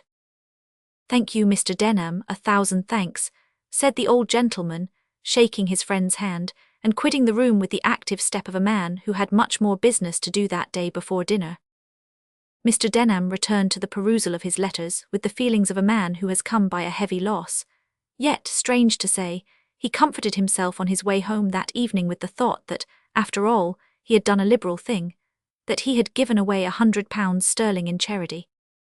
Given it, poor Denham! He did not know that up to that period he had never given away a single farthing of his wealth in the true spirit of liberality, although he had given much in the name of charity.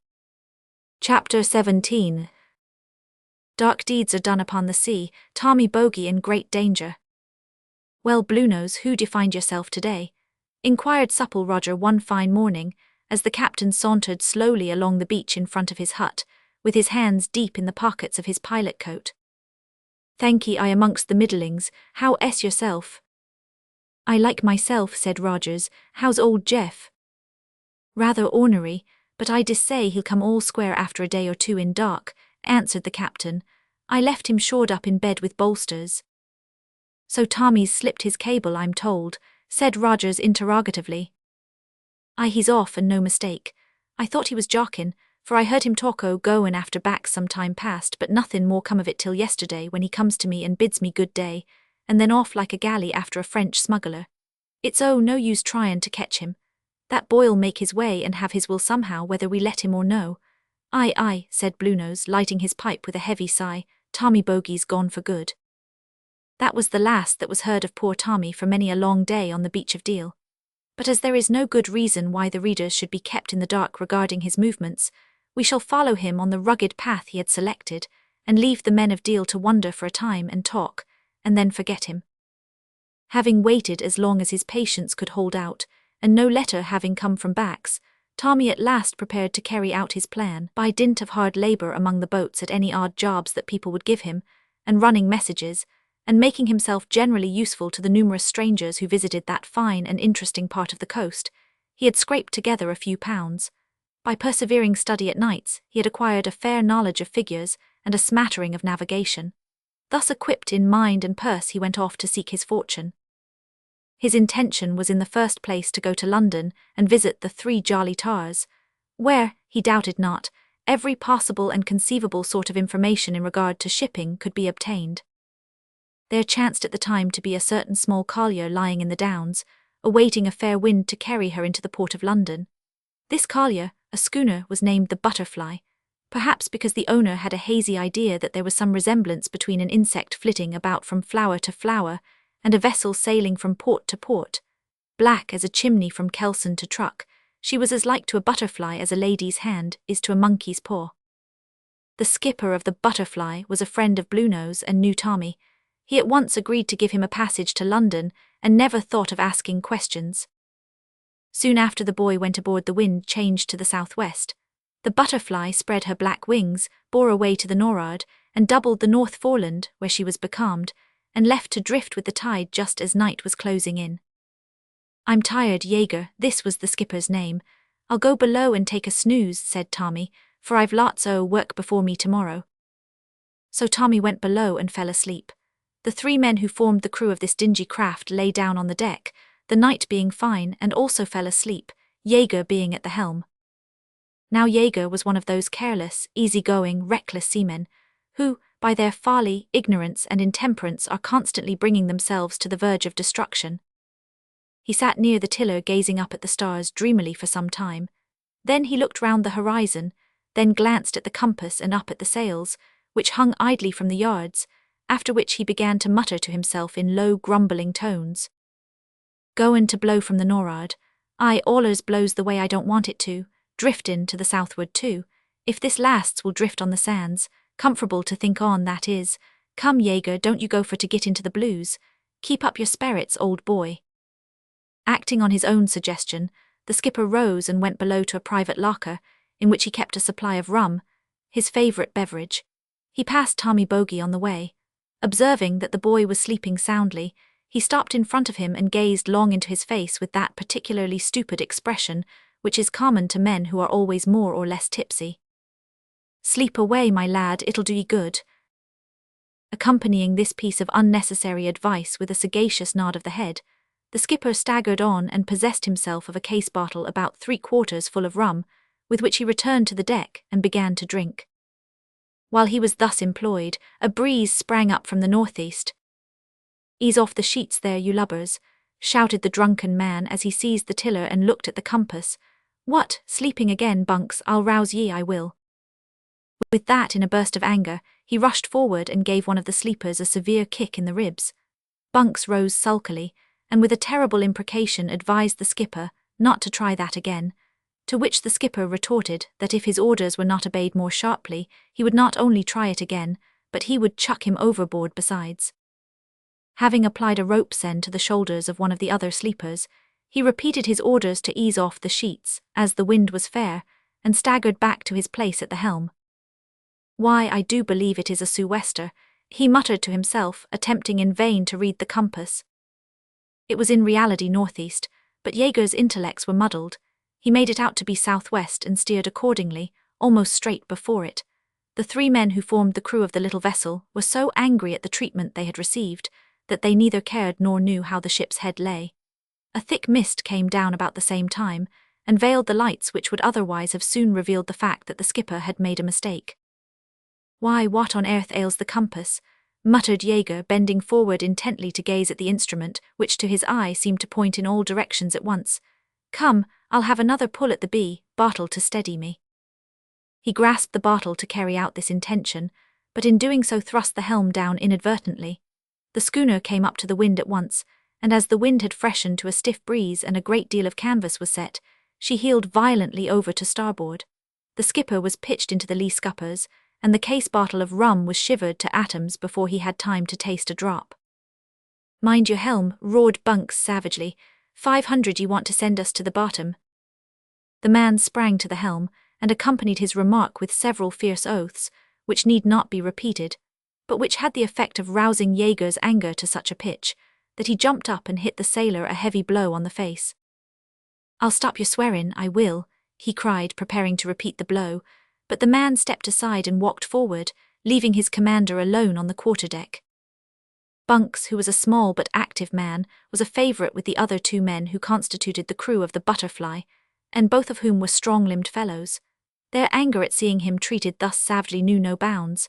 They had long been at deadly feud with Jaeger. One of them especially, a tall, dark, big-whiskered man named Job, had more than once said to his comrades that he would be the death of the skipper yet. Bunks usually shook his head when he heard these threats and said it wouldn't pay unless he wanted to dance a hornpipe on nothing, which was a delicate reference to being hung. When the 2 men saw Bunks come forward with blood streaming from his mouth, they looked at each other and swore a tremendous oath. "Will ye lend a hand, Jim?" sputtered Job between his clenched teeth. Jim nodded. "No, no," cried Bunks, interposing, but the 2 men dashed him aside and rushed aft. Their purpose, whatever it might have been, was arrested for a moment by Bunks suddenly shouting at the top of his lungs, "Light on the starboard bow." "That's a lie," said Jaeger savagely. "Use your eyes, you landlubber." "We're running straight on the North Foreland," cried Job, who with his companion suddenly stopped and gazed round them out ahead in alarm. "The North Foreland, you fool," cried the skipper roughly. "Who ever saw the North Foreland light on the starboard bow with the ship's head due north?" "I don't believe her head is due north," said Job, stepping up to the binnacle just as Tommy Bogey, aroused by the sudden lurch of the vessel and the angry voices, came on deck.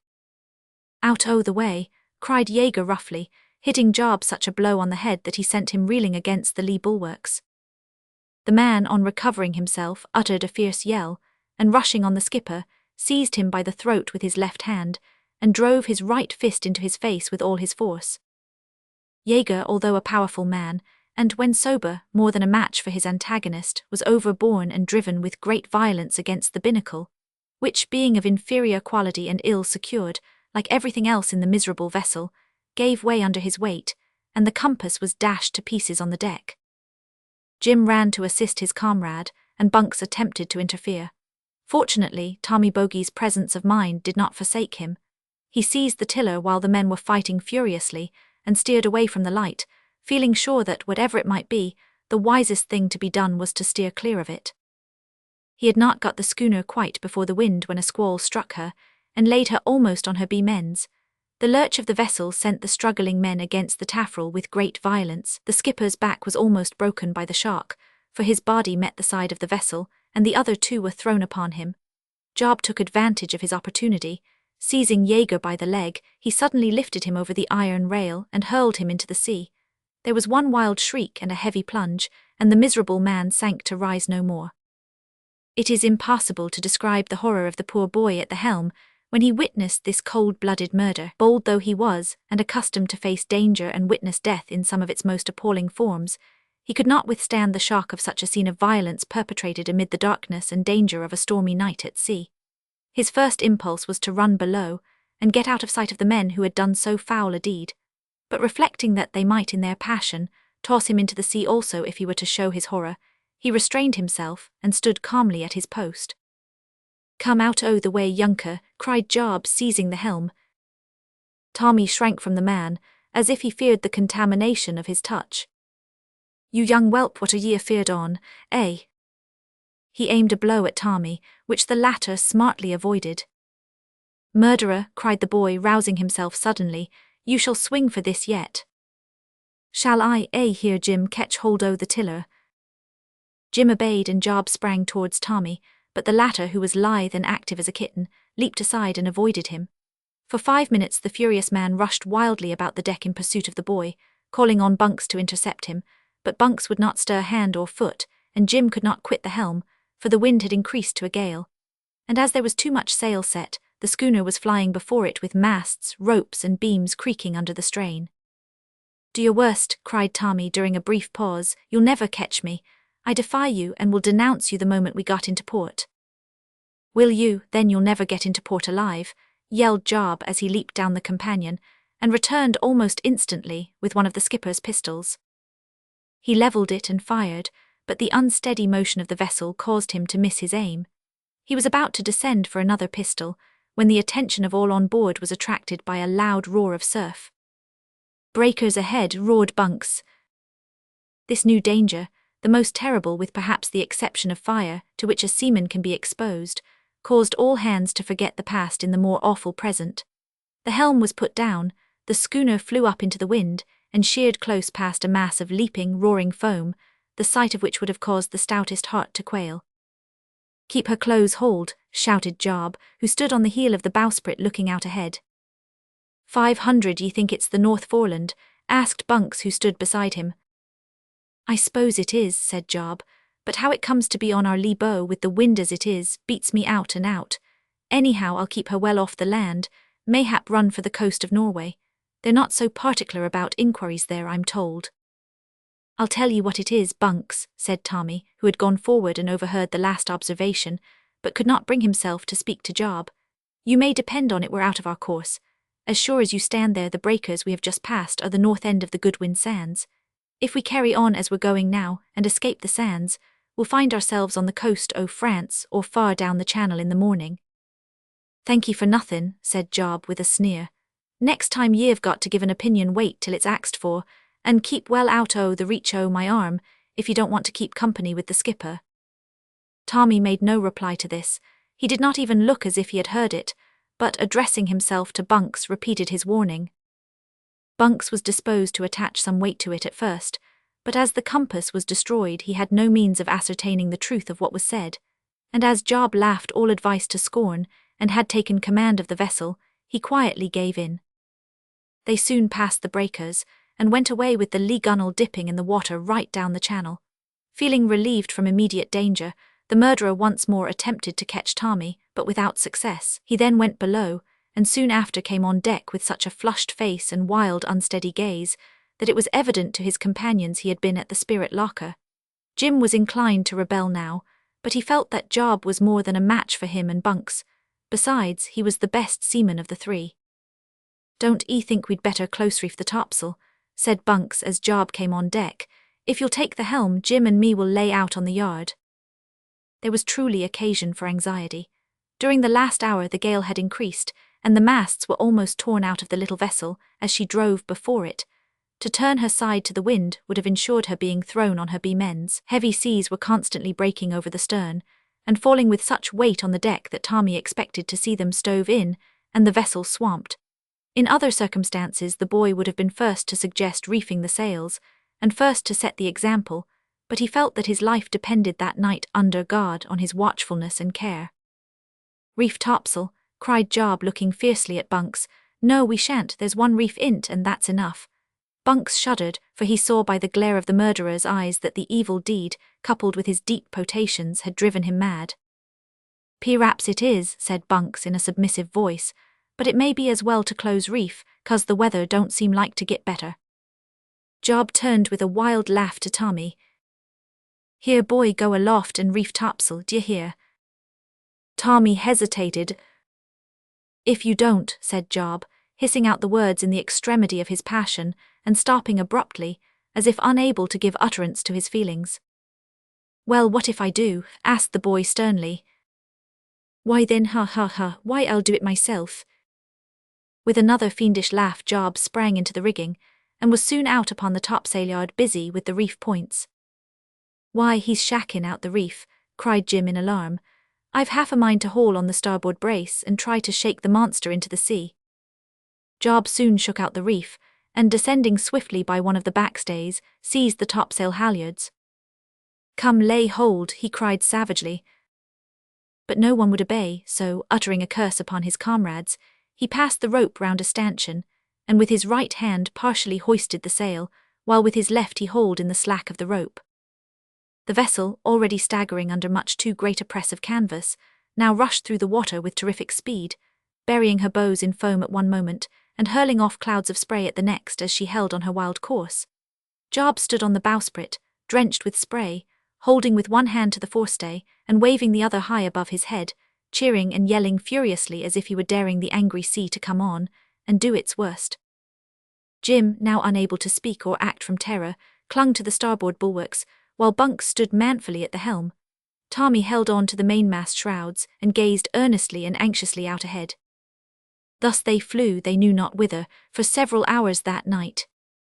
Towards morning, a little before daybreak, the gale began to moderate. Job's mood had changed. His wild, yelling fit had passed away, and he now ranged about the decks in moody silence like a chained tiger, going down every now and then to drink, but never resting for a moment, and always showing by his looks that he had his eye on Tommy Bogey. The poor boy knew this well, and watched him intently the whole of that terrible night. Bunks, who had never once quitted his post, began to yawn, and suggested to Jim that he might take a spell at the helm now, when the progress of the schooner was suddenly arrested with a shock so violent that those on board were hurled prostrate on the deck. The foretopmast snapped and went over the side, carrying the main topmast and the jib-boom along with it, and the sea made a clean breach over the stern, completely sweeping the deck. Job, who chanced to have gone down below, was hurled against the cabin bulkhead, and the glass bottle he held to his lips was shivered to atoms. With his face cut and bleeding, he sprang up the companion ladder. "On the rocks," he shouted. "On the sand anyhow," answered Bunks. The boat, she won't last 10 minutes," cried Jim. One of the two boats belonging to the Butterfly had been washed away by the last wave, the other remained in its place. To this the three men rushed and launched it quickly into the water. Job was first to get into it. Jump in," he cried to the others, who were prompt enough to obey. Tommy Bogey stood motionless and silent close to the mainmast. His face was very pale, but a stern pursing of the lips and compression of the eyebrows showed that it was not cowardly fear that blanched his cheek. The boy," cried Bunks as Job let go his hold of the schooner. A wild stern laugh from Job showed that he had made up his mind to leave Tommy to perish. "Shame," cried Jim, seizing one of the oars. "Pull, Bunks, pull to windward a bit, we'll drop down and save him yet. Pull, you murderer!" shouted Jim with a burst of anger so sudden and fierce that Job was cowed. He sat down and obeyed. The boat was very small, and might have been easily pulled by so strong a crew in ordinary circumstances, but the strength of wind and sea together was so great that they were in great danger of being swamped, and it required their utmost efforts to pull a few yards to windward of the schooner. "Now then, look out," cried Jim, endeavouring to turn the boat. As he said this, a wave caught its side and upset it. The men uttered a loud cry. A moment later and they were swept against the bow of the Butterfly. Tommy had sprung to the side, caught up a rope and cast it over. Bunks did not see it. He made a wild grasp at the smooth, wet side of the vessel, but his hands found nothing to lay hold of, and he was carried quickly away to leeward. Jim caught the rope, but was brought up so suddenly by it that it was torn from his grasp. He also went to leeward and perished. Job had caught hold of the cutwater, and, digging his fingers into the wood, held on by main strength for a few minutes. "Here, lay hold o' the rope," cried Tommy, whose only desire now was to save the life of the wretched man. "There, don't you feel it?" He had rubbed the rope against Job's face in order to let him know it was there, but the man seemed to have lost all power to move. He simply maintained his death grip until his strength gave way. Tommy understood his case, and looked quickly round for one of those ring-shaped lifebuoys which we are accustomed to see in our passenger steamers, tied up so securely that they would in most cases of sudden emergency be utterly useless. But the owners of the Butterfly were economists. They did not think life-preserving worth the expenditure of a few shillings, so there was no lifebuoy to be found. There was a round cork fender, however, which the boy seized and flung into the sea, just as Job's grasp loosened. He uttered a wild shriek, and tossed up his arms imploringly as he was carried away. The buoy fell close beside him and he caught it, but it was scarce sufficient to sustain his weight and merely prolonged the agonizing struggle. Tommy soon lost sight of him in the darkness. Soon after there arose a wild fierce cry, so loud and strong that it seemed to have been uttered at the boy's elbow. Tommy shuddered, for it suggested the idea of a despairing soul. He listened intently, and twice again that thrilling cry broke on his ear, but each time more faintly. Still he continued to listen for it with a feeling of horror, and once or twice fancied that he heard it rising above the turmoil of wind and waves. Long before he ceased to listen in expectancy, the murderer's dead body lay tossing in that great watery grave in which so many of the human race, innocent and guilty alike, lie buried. Ere long Tommy was called to renewed exertion and trial. The tide happened to be rising when the schooner struck. While the incidents above related were taking place, the Butterfly was being dashed on the sand so violently that her breaking up in the course of a short time was a matter of certainty. Tommy knew this well, but he did not give way to despair. He resolved not to part with his young life without a struggle, and therefore cast about in his mind what was best to be done. His first idea was to construct a raft. He had just begun this laborious work when the rising tide lifted the schooner over the sandbank and sent her off into deep water. This raised Tommy's hopes and spirits to an unnaturally high pitch. He trimmed the foresail, the only one left, as well as he could, and then, seizing the tiller, kept the vessel running straight before the wind. Standing thus at the helm, he began to reflect on his position, and the reflection did not tend to comfort him. He was out in a gale on the stormy sea, without companions, without compass to guide him, and steering he knew not whither, possibly on rocks or shoals. This latter idea induced him to attempt to lighter till daybreak, but the crippled condition of the schooner rendered this impossible. There was nothing for it, therefore, but to run before the gale. In a short time his attention was attracted to a peculiar sound in the hold. On examination he found that the vessel had sprung a leak, and that the water was rising slowly but steadily. The poor boy's heart sank, and for the first time his courage began to give way, but quickly recovering himself he lashed the helm in position, and manfully set to work at the pump. He was somewhat relieved to find that the leak was small. In an hour he had pumped out nearly all the water. Then he returned to the helm and rested there for an hour, at the end of which the water in the hold had increased so much that he had to ply the pump again. The day broke while he was thus engaged, but the morning was so thick that he could see no land. On returning to the helm the second time, Tommy felt that this state of things could not go on much longer. The excitement, the watching, the horrors of the past night were beginning to tell on him. His muscles were exhausted, and he felt an irresistible desire to sleep. He struggled against this till about noon, by which time the wind had moderated to a steady breeze, and the sun shone through the mist as if to cheer him up a little. He had eaten nothing for many hours, as he did not dare to quit his post to go below for food, lest the schooner should come suddenly on some other vessel and be run down. Hunger and exhaustion, however, soon rendered him desperate. He ran below, seized a handful of biscuit, filled a can with water, and returned hastily on deck to break his fast. It was one of the sweetest meals he ever ate, and refreshed him so much that he was able to go on alternately steering and pumping till late in the afternoon. Then he suddenly broke down. Exhausted nature could bear up no longer. He lashed the helm, pumped out the water in the hold for the last time, and went below to rest.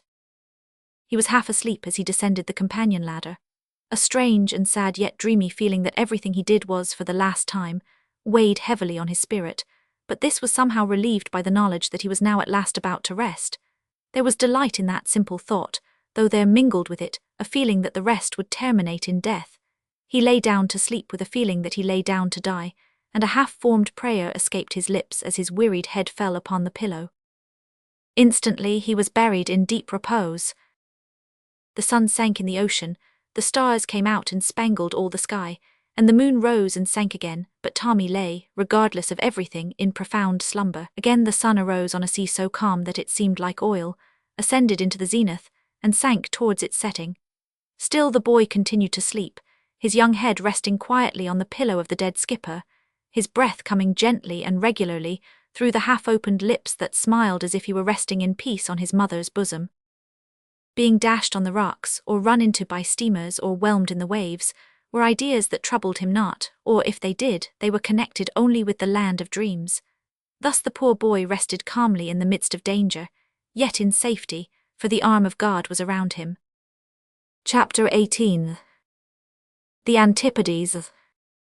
A new scene breaks upon us now, patient reader. We are among the Antipodes, in that vast and wonderful region where the kangaroo reigns in the wilderness, and gold is sown broadcast in the land. The men we see are, to a large extent, the same men we saw before leaving the shores of Old England, but they are wonderfully changed. Red flannel shirts, long boots, leathern belts, felt hats, and unshorn chins meet us at every turn. So do barrows and pickaxes and shovels. It seems as if we had got into a region inhabited solely by navvies. Many of them, however, appear to be very gentlemanly navvies. There are no ladies here, scarcely any females at all, for we have left the thriving settlements of Australia far behind us, and are now wandering over the Daisy Hill gold diggings.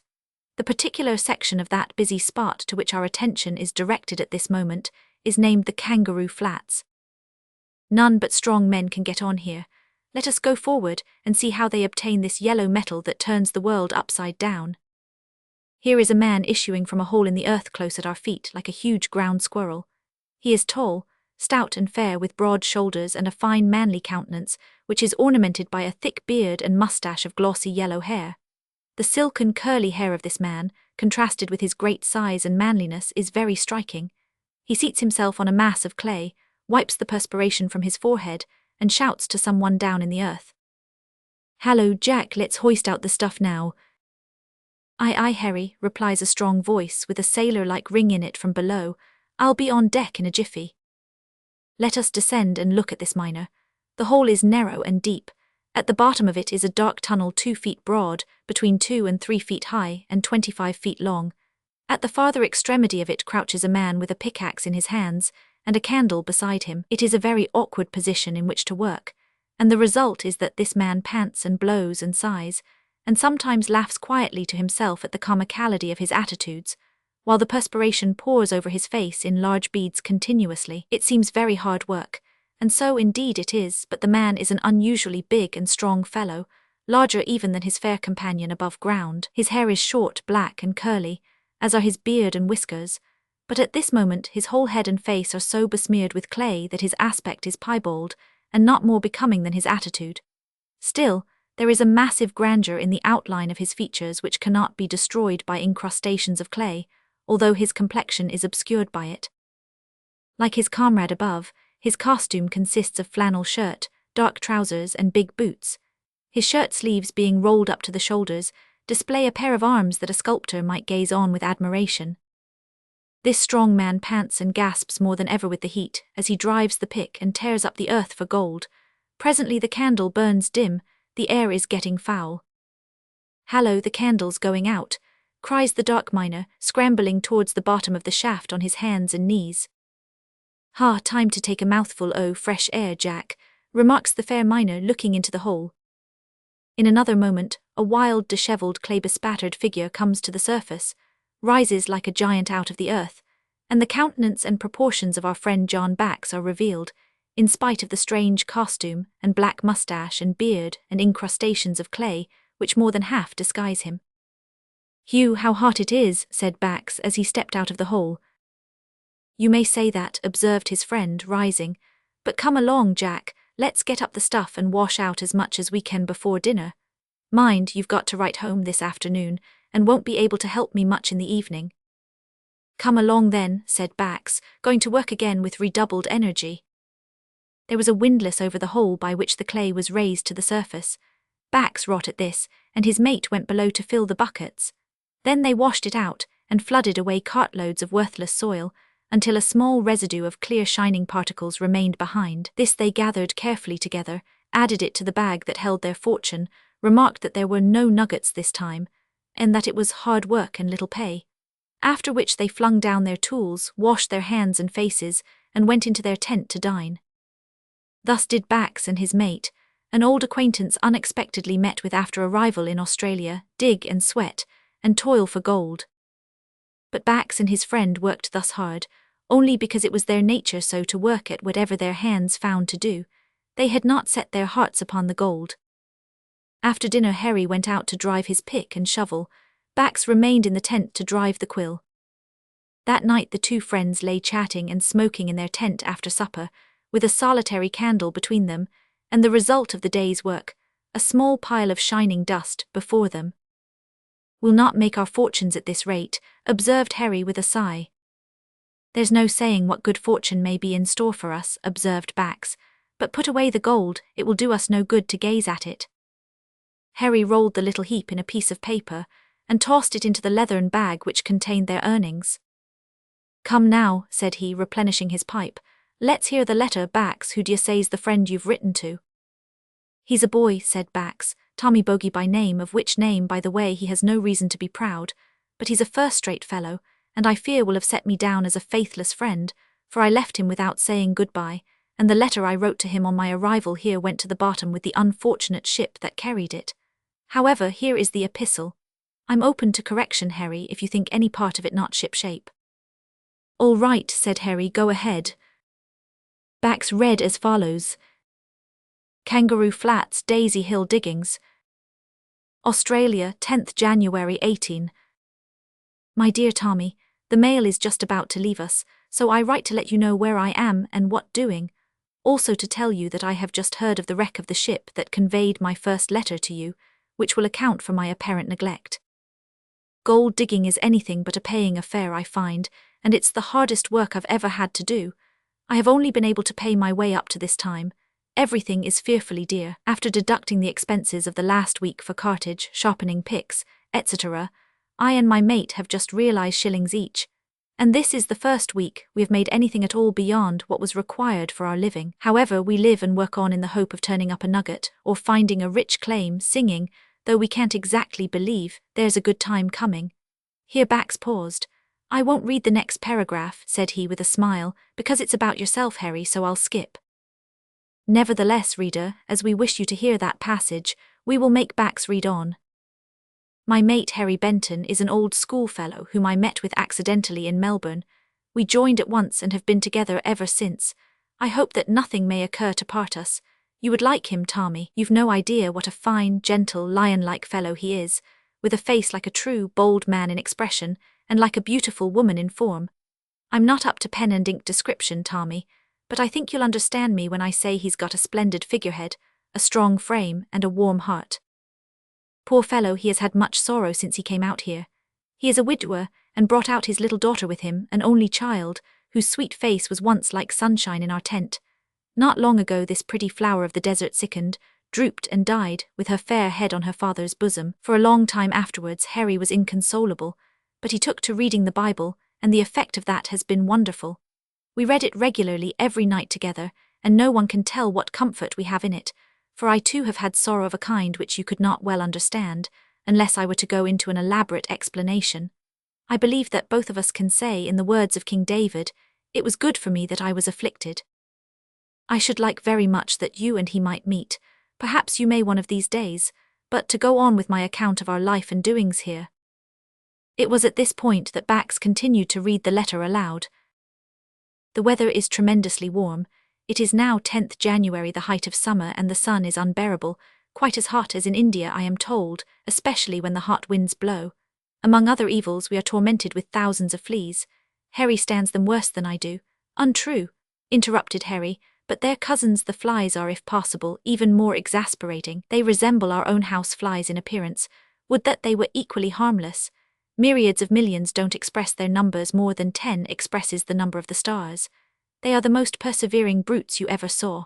They creep into your eyes, run up your nose, and plunge into your mouth. Nothing will shake them off, and the mean despicable creatures take special advantage of us when our hands are occupied in carrying buckets of gold dust, or what, alas, ought to be gold dust but is.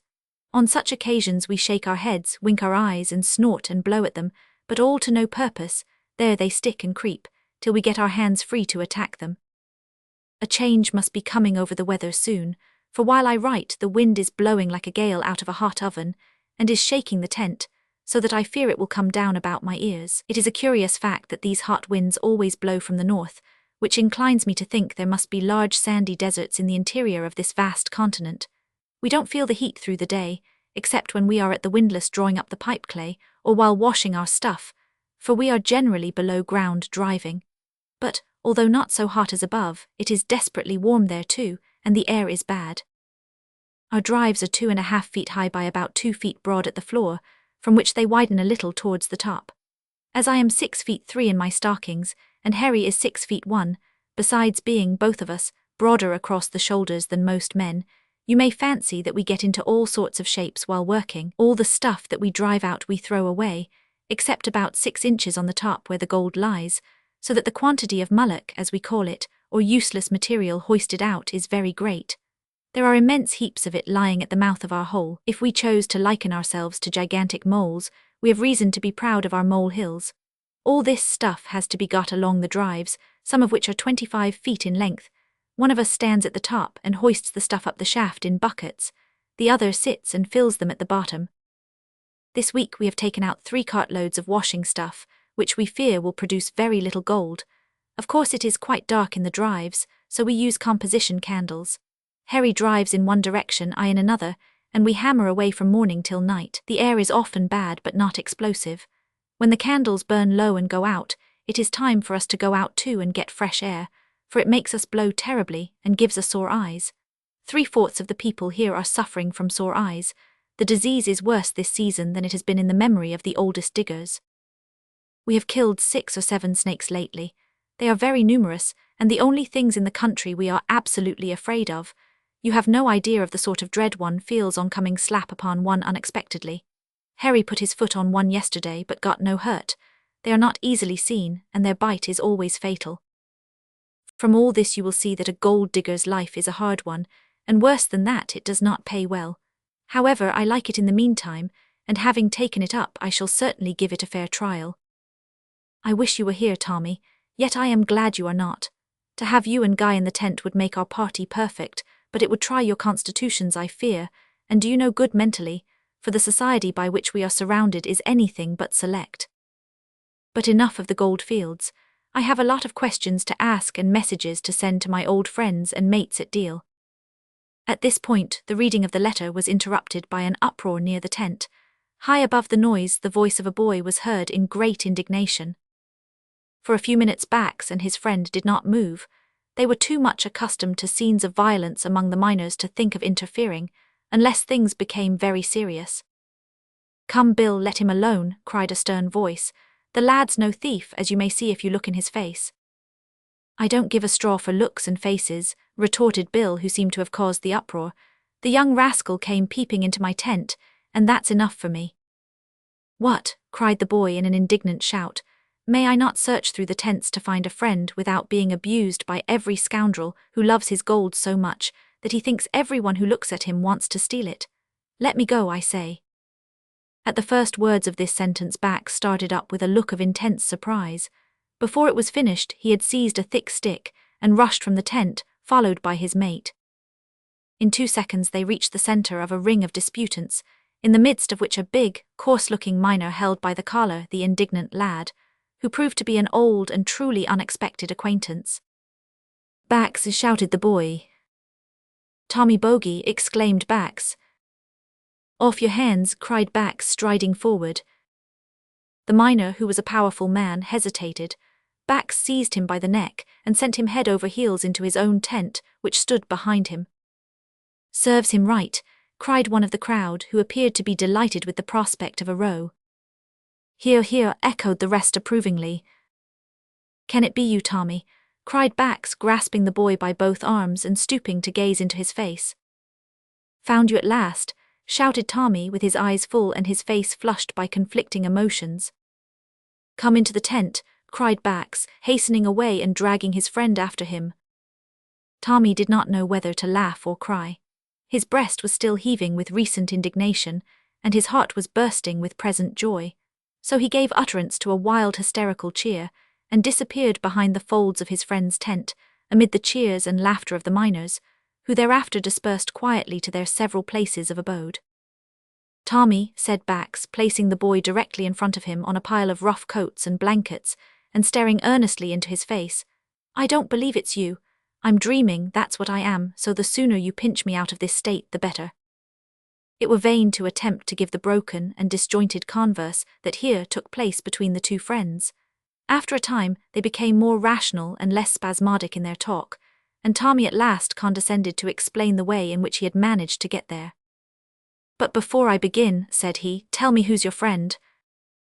He turned as he spoke to Harry, who, seated on a provision cask, with a pleasant smile on his handsome face and a black pipe in his mouth, had been enjoying the scene immensely.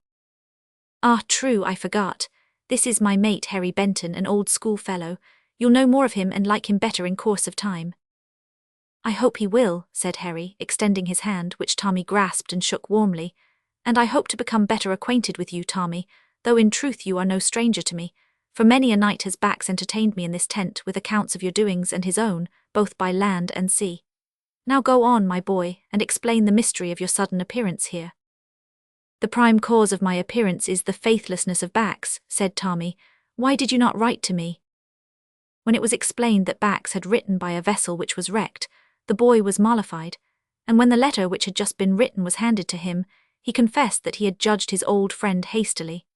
Thereafter he related succinctly his adventures in the Butterfly, up to the point where we left him sound asleep in the skipper's berth.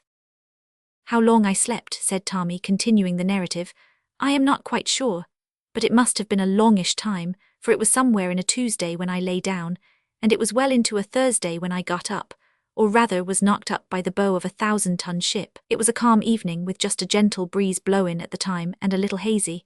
The lookout in the ship did not see the schooner until he was close on her. Then he yelled heartily. So I was told, for I didn't hear it, bane, as I said, sound asleep. But I heard and felt what followed plain enough.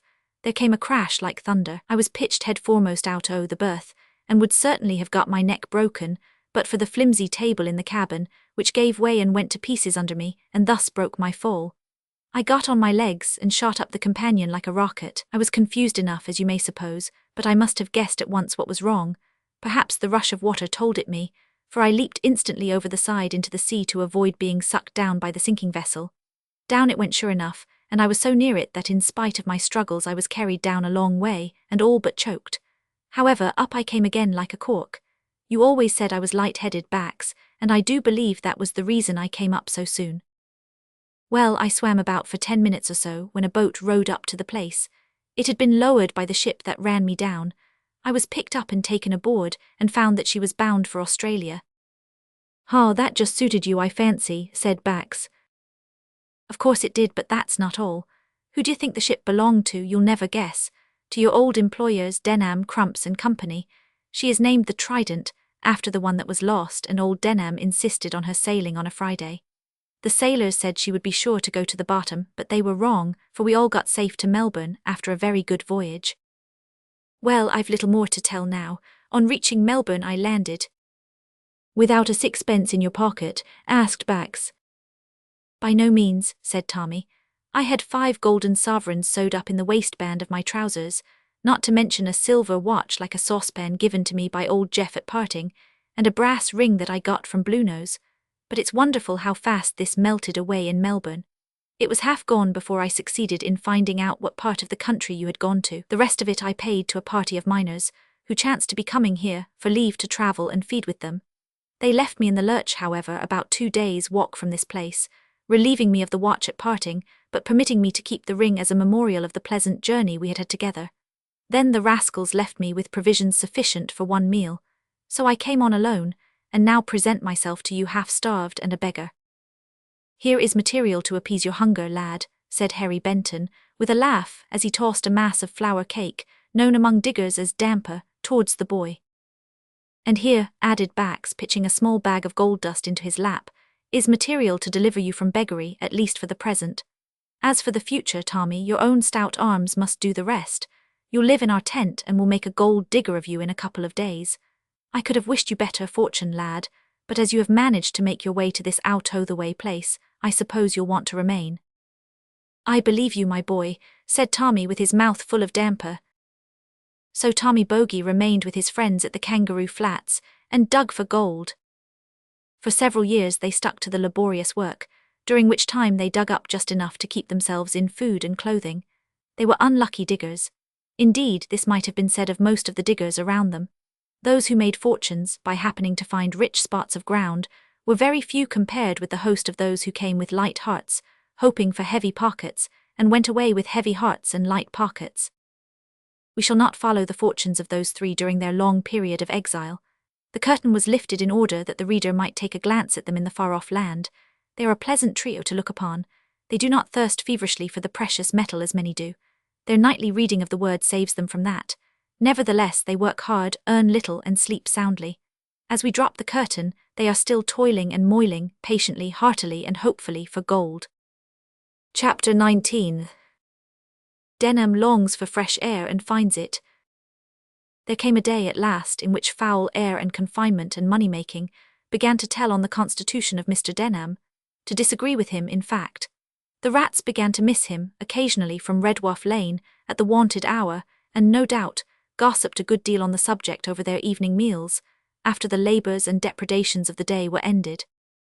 They observed too, supposing them to have been capable of observation, that when Mr. Denham did come to his office, he came with a pale face and an enfeebled step, also with a thick shawl wrapped round his neck. These peculiarities were so far taken advantage of by the rats that they ceased to fly with their wonted precipitancy when his step was heard, and in course of time they did not even dive into their holes as in former days, but sat close to them and waited until the merchant had passed, knowing well that he was not capable of running at them.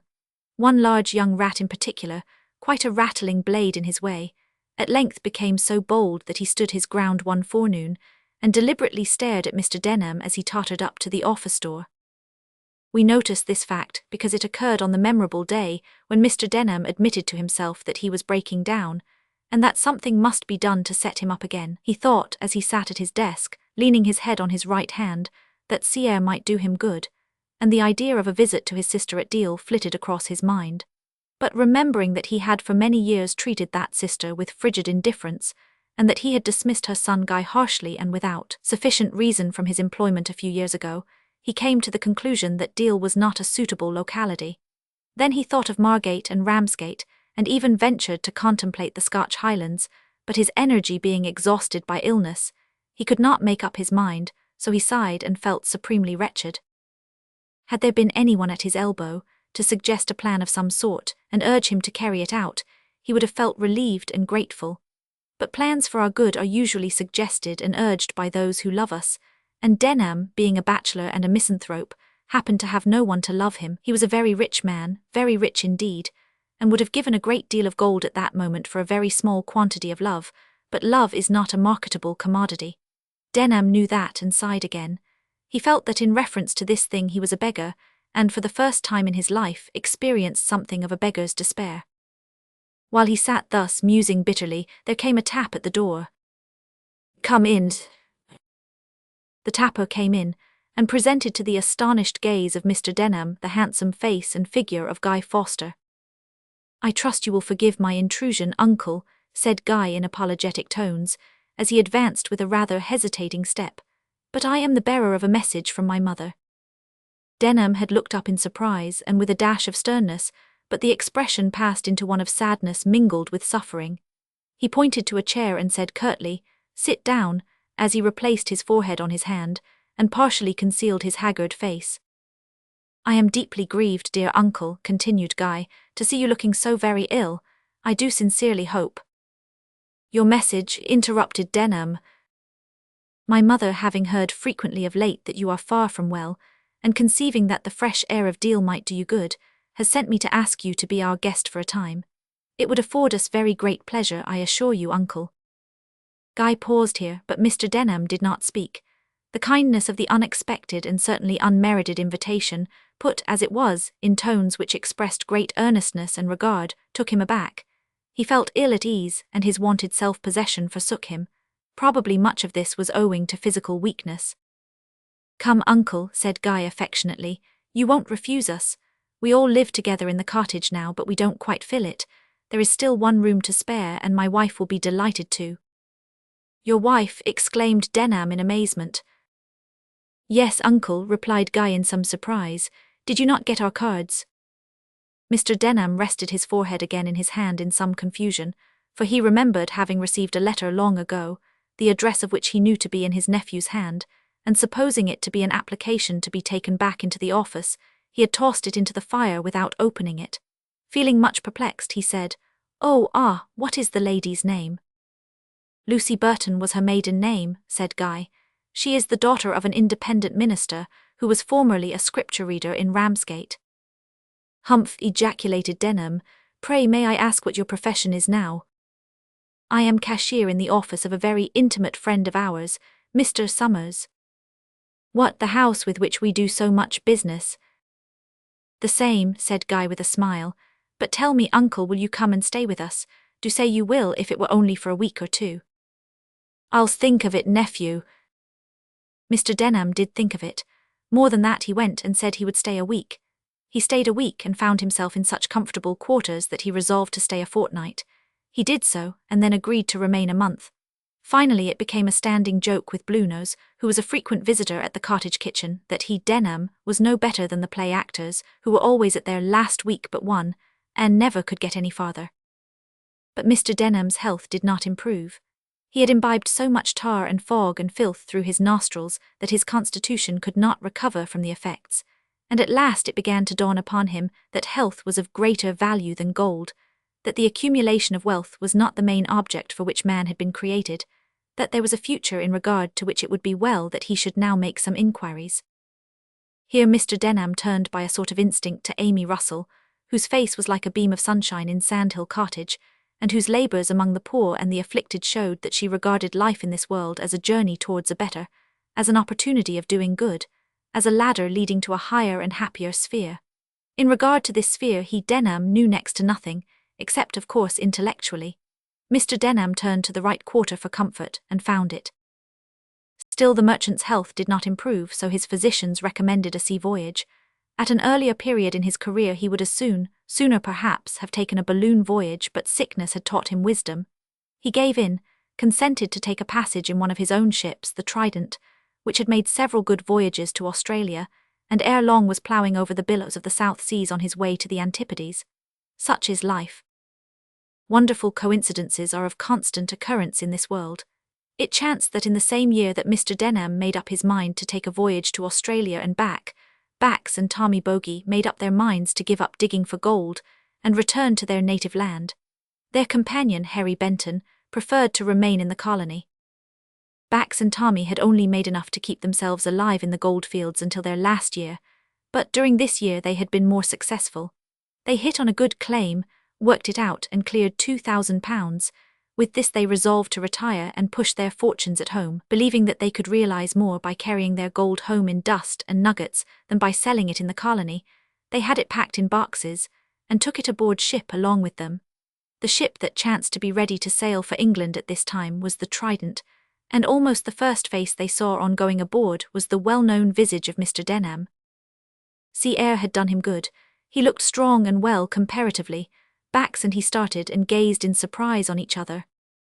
"How are you?" said Denham with some stiffness of manner. "Thank you very well," answered Bax. Then both men felt and looked a little awkward. Ahem, coughed Denham. "Hope you're well, sir," said Bax. There was little in the words, but there was much in the tone in which this was said. Mr. Denham advanced and held out his hand. Bax shook it warmly. They were sufficiently good friends during the whole of that voyage, although there was just enough of remembrance of former days in the breast of each to prevent anything like cordiality between them. The homeward voyage was prosperous. Favouring gales wafted them on their way. No storms arose to cause anxiety to the brave, or to terrify the timid, and few incidents worthy of notice occurred until after they had doubled the Cape of Good Hope. But soon after this they met with an adventure which deserves record. Chapter 20. A Fire at Sea. On the troubled breast of the Atlantic, a little to the southward of that great collection of seaweed, known by the name of the Sargasso Sea, lay a large ship. She was in distress, for her flag was hoisted with the Union Jack down. The nature of her distress was apparent from a column of thick smoke that issued from the forehatch. The most terrible of all calamities had befallen her. She was on fire. That she was an emigrant ship was apparent from the great number of human beings, men, women, and children, who crowded her decks. Before the fire broke out she had weathered a severe gale, the effects of which had not yet passed away, for although there was little wind, the waves were still high, and the burning ship rolled and plunged heavily. How the fire originated no one could tell, but the instant it was discovered, the captain, who was a brave and able man, took prompt measures for its extinction. But his utmost efforts failed of success, because, the old story, there was no suitable machinery on board for the extinction of fire. The owners of this ship, however, were not, like too many, utterly regardless of human life. On the contrary, they had done a great deal, much more than is done by many shipowners, for the comfort and safety of those who had entrusted their lives to them. There were boats on board sufficient to carry the entire crew and passengers, and 2 of these were lifeboats. There was also a large supply of life buoys and life jackets, the latter being made of cork, in such a form that the wearers might be able to work in them without inconvenience. But in preparing the ship for sea, fire had not been sufficiently considered. There was no fire engine aboard. Buckets there were, and these were plied with vigour, but, as we have said, without success. Finding that the fire continued to gain strength, the captain ordered the ship to be scuttled, in other words, to be flooded by opening the lower ports and letting the sea rush in. The ship was one of those old East Indiamen, which in former days carried guns and marines like our men of war. The ports were soon knocked out, and the sea burst in, foaming and splashing like a mill race when the sluice is drawn as it swept towards the hold, carrying boxes, bulkheads, loose furniture and all before it. When it poured in a mighty cataract into the hold, the terrified multitude that crowded the upper deck entertained the hope for a few minutes that the fire would certainly be put out. Their hope was quickly crushed, for the ship soon gave signs of being waterlogged and threatened to settle down, rendering it necessary to close the ports before the fire was subdued. A wail of despair rose from them when this was done, for now they knew that the ship was doomed, and that death in 2 of its most appalling forms stared them in the face. The scene that followed was heartrending. The more timid among the passengers lost self-command. Some fell on their knees, and with bitter cries implored God to have mercy on them. Others took passionate farewell of each other, or sat clinging to each other in the silence of despair.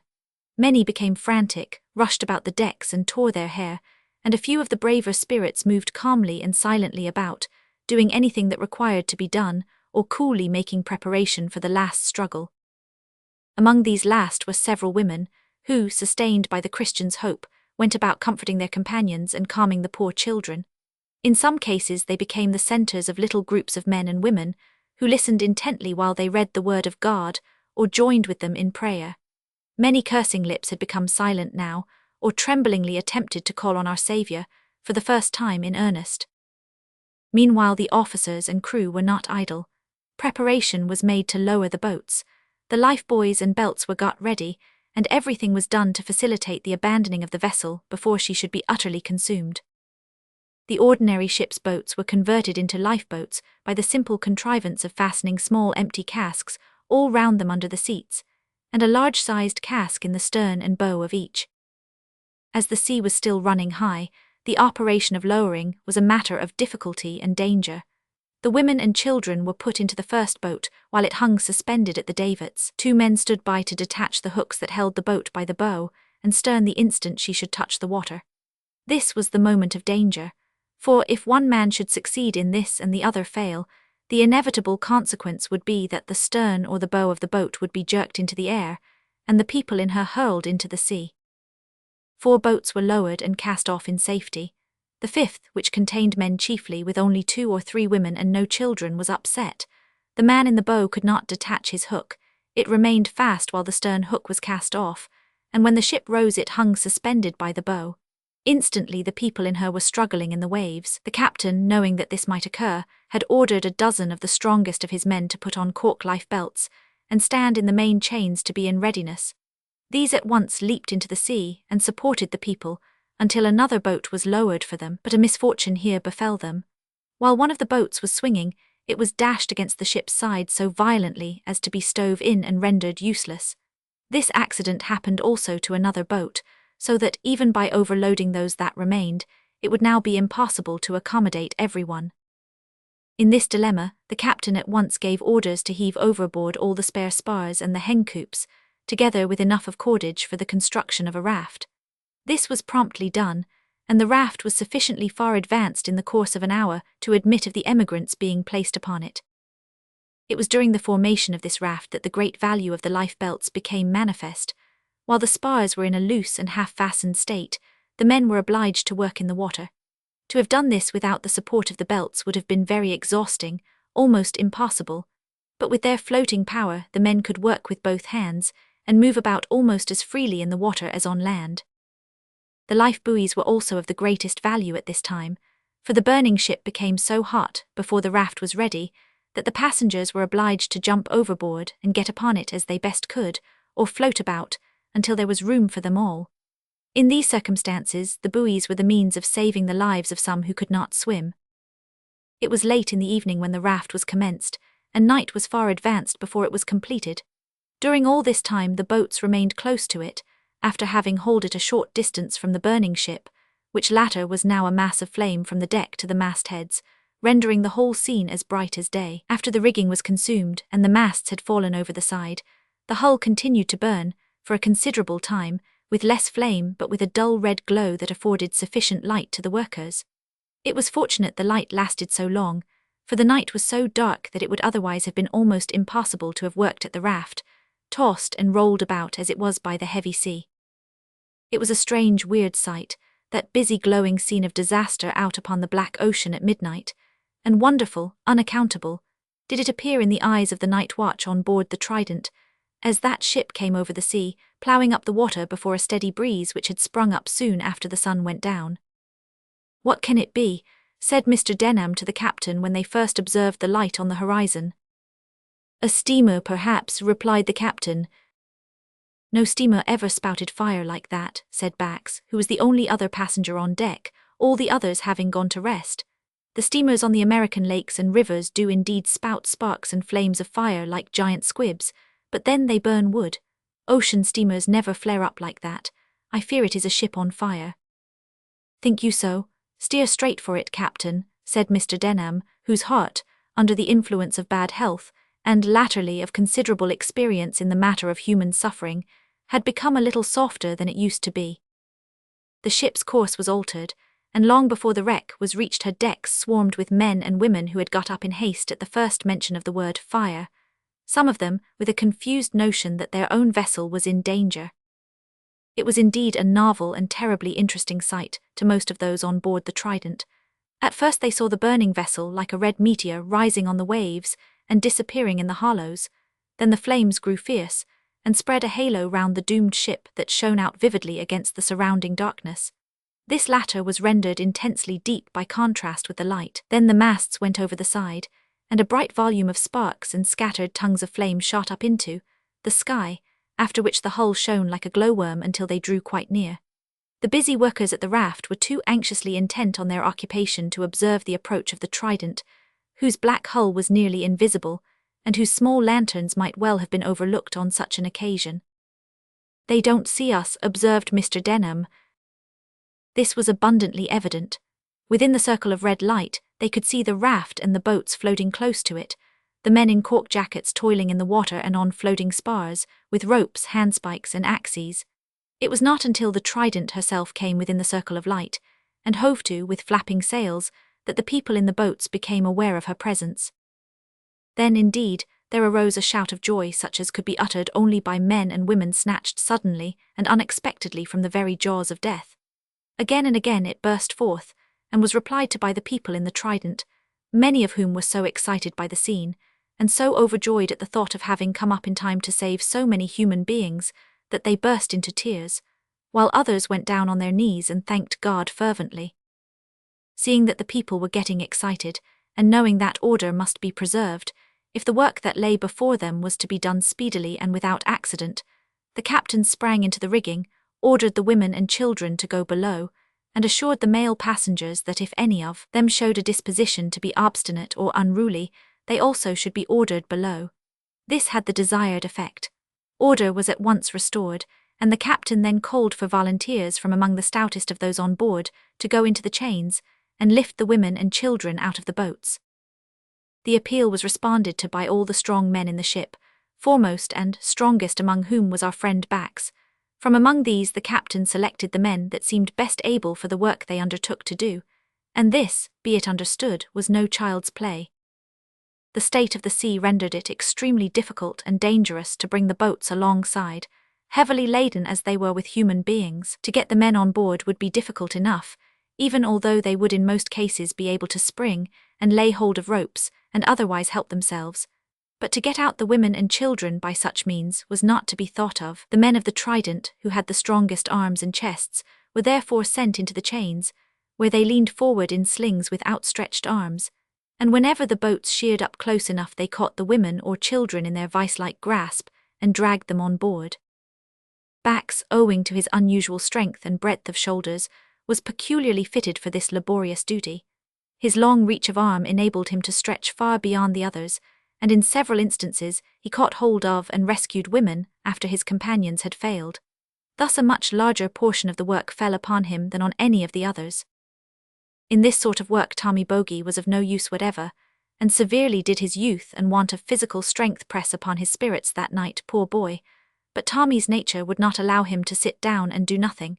Feeling that he could not do manly work, he set himself with right goodwill to womanly employment. He assisted in carrying the children below when they were handed over the side, helped to strip them, and brought dry clothing and blankets, besides doing an immense amount of what may be termed stewardess work for the poor ladies. There were others on board who worked willingly and well, but none who were so ubiquitous as he, none who knew so thoroughly what to do and how to do it, and none, certainly, who did everything with such a superabundance of energy. Once or twice Tommy stopped in the middle of these occupations to see how Bax was getting on, for to his rather partial eyes it seemed that his friend was doing the whole work, and that everybody else was merely looking on. On one of these occasions he saw Bax sustaining the weight of an old man and a young woman. The girl was the old man's daughter. She had clung to him in the boat and refused to let him go, having lost self-command through terror.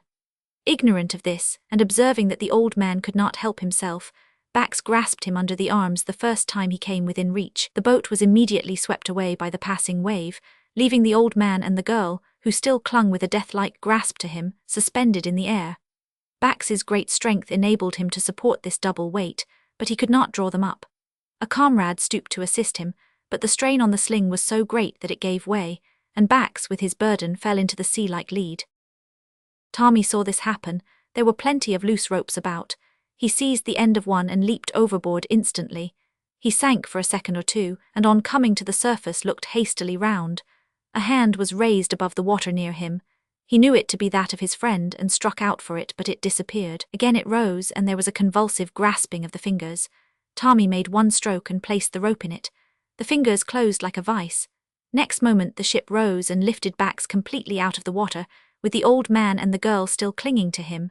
Before the ship sank again the boat sheered up and they were all pulled into it. To leap on board the Trident again, and resume his position with a new and stronger sling, was comparatively easy work for Bax. Tommy clambered up too, close behind him. Passing a strong rope round his friend's waist, he said quietly, "It won't do to risk that again." "True, Tommy," said Bax. "Run below and fetch me a glass o' brandy, lad. That last plunge almost floored me." The boy leaped over the side and dived below. He reappeared in a few seconds with a tin can, with which he clambered over the side into the chains and held it to his friend's lips. Bax drained it at a draught, and Tommy left him without another word. The whole of this scene was enacted with the utmost speed and energy. The spectators seemed to be paralyzed with amazement at the quiet self-possession of the man and the boy, both of whom appeared to divine each other's thoughts, and to work into each other's hands with the precision and certainty of a machine. They did it all, too, as if they were entirely alone in the work. Until now they had been watched with breathless anxiety, but when Tommy gave Bax the can of brandy, and then gravely went below with a baby that had just been rescued in his arms, there arose a wild cheer of admiration, not unmingled with laughter, from those who had witnessed his conduct. But their attention was soon turned again to the boats, two of which still remained with their freight on the heaving water. Many incidents of a thrilling nature were enacted that night.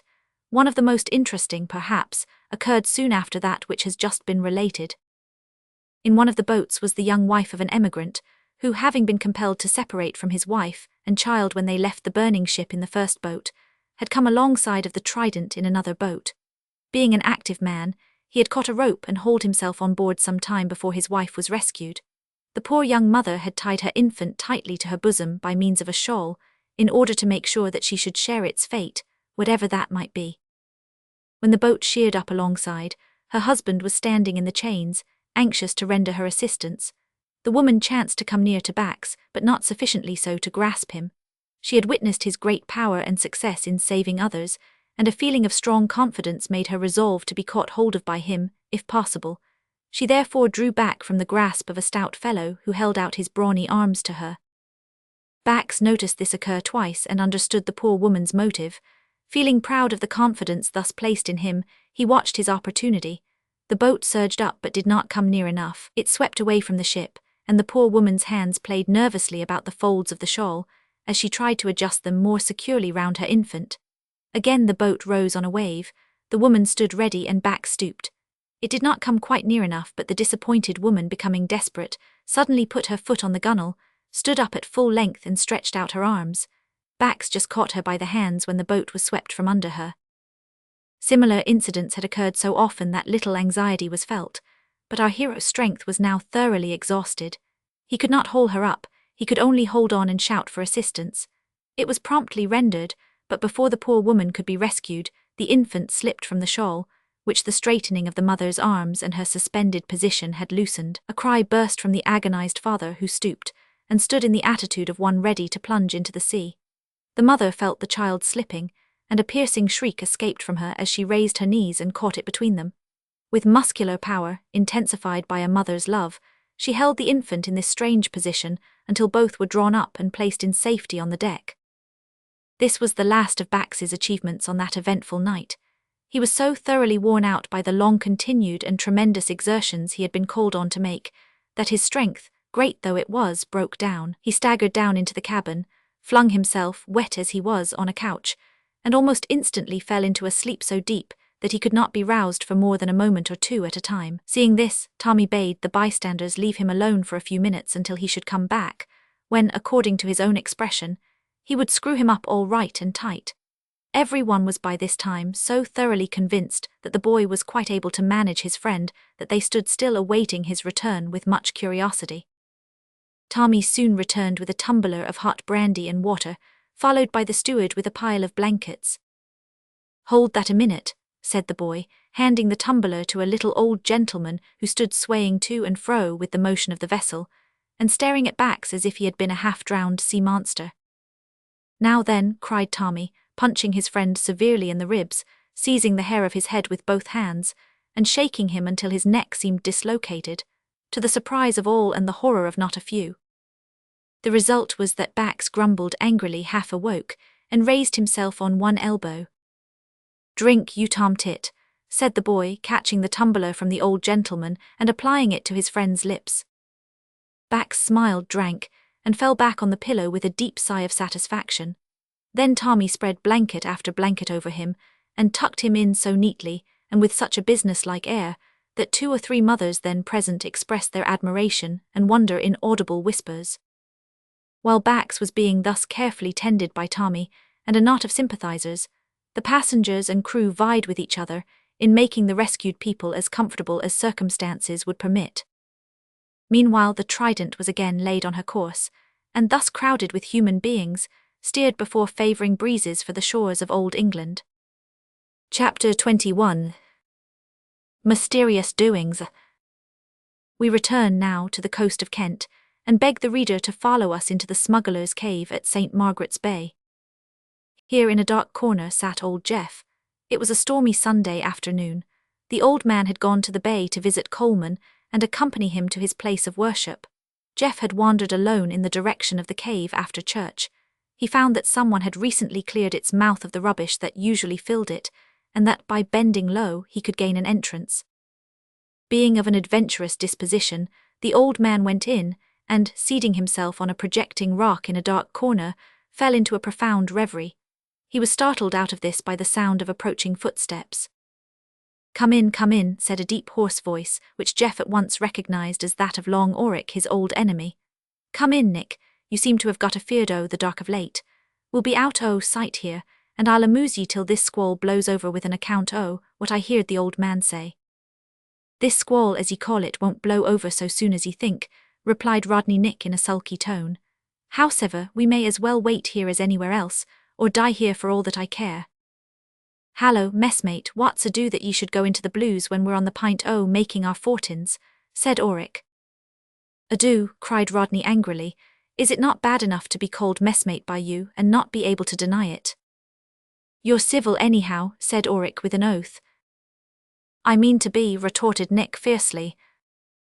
Come, it's no use quarrelling," said Oric with an affectation of good humour. "Never say die, Nick, them's the words o' the immortal Nelson, WN he gave the signal to blaze away at Trafalgar. But sit ye down here on this rock, and I'll tell ye all about what I seed last night. Ye'd like to know, I dissay." "I'd like to have knowed sooner if you had seen fit to tell me," said Rodney Nick in a gruff tone. "Well then, keep your mind easy, and here goes. You know as how I chanced to hear old Jeff make an appointment with that young puppy, Guy Foster, to meet him at the darkest hour o' night at the tomb o' Mary Bax. Thinks I, it won't be for nothing you're goin' to meet at sich an hour in sich a place, my hearties, so I'll go and keep ye company in a private way." You may be sure I was up to time.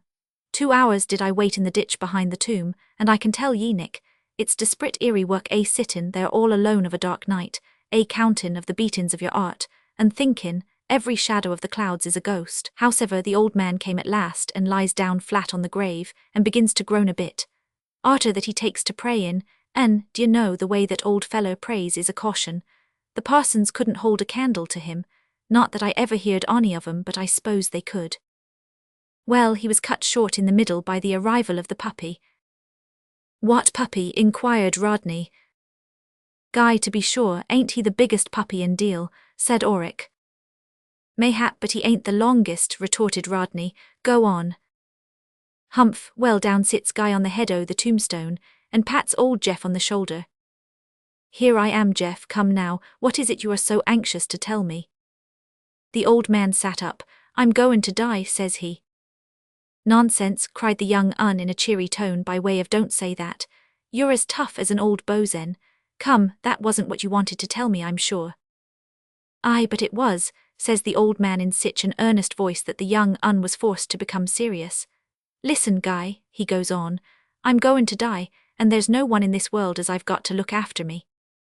Guy was goin' to interrupt him at this point, but he laid his hand on his shoulder and bade him be silent. "I've got no relations, Guy, except 2, says he, "and I've no childer, I never married. The only girl I ever loved lies under the cold, cold sod. You know that I'm a poor man, and the 2 relations I spoke of are rich, aye, and they're fond o' money. Mayhap that's the reason they are rich. Moreover, they know I've got the matter of £40 or thereabouts, and I know that when I die they'll fight for it, small though it is and rich though they be, and my poor fortune will either go to them or to the lawyers. Now, Guy, this must not be, so I want you to do me a kindness.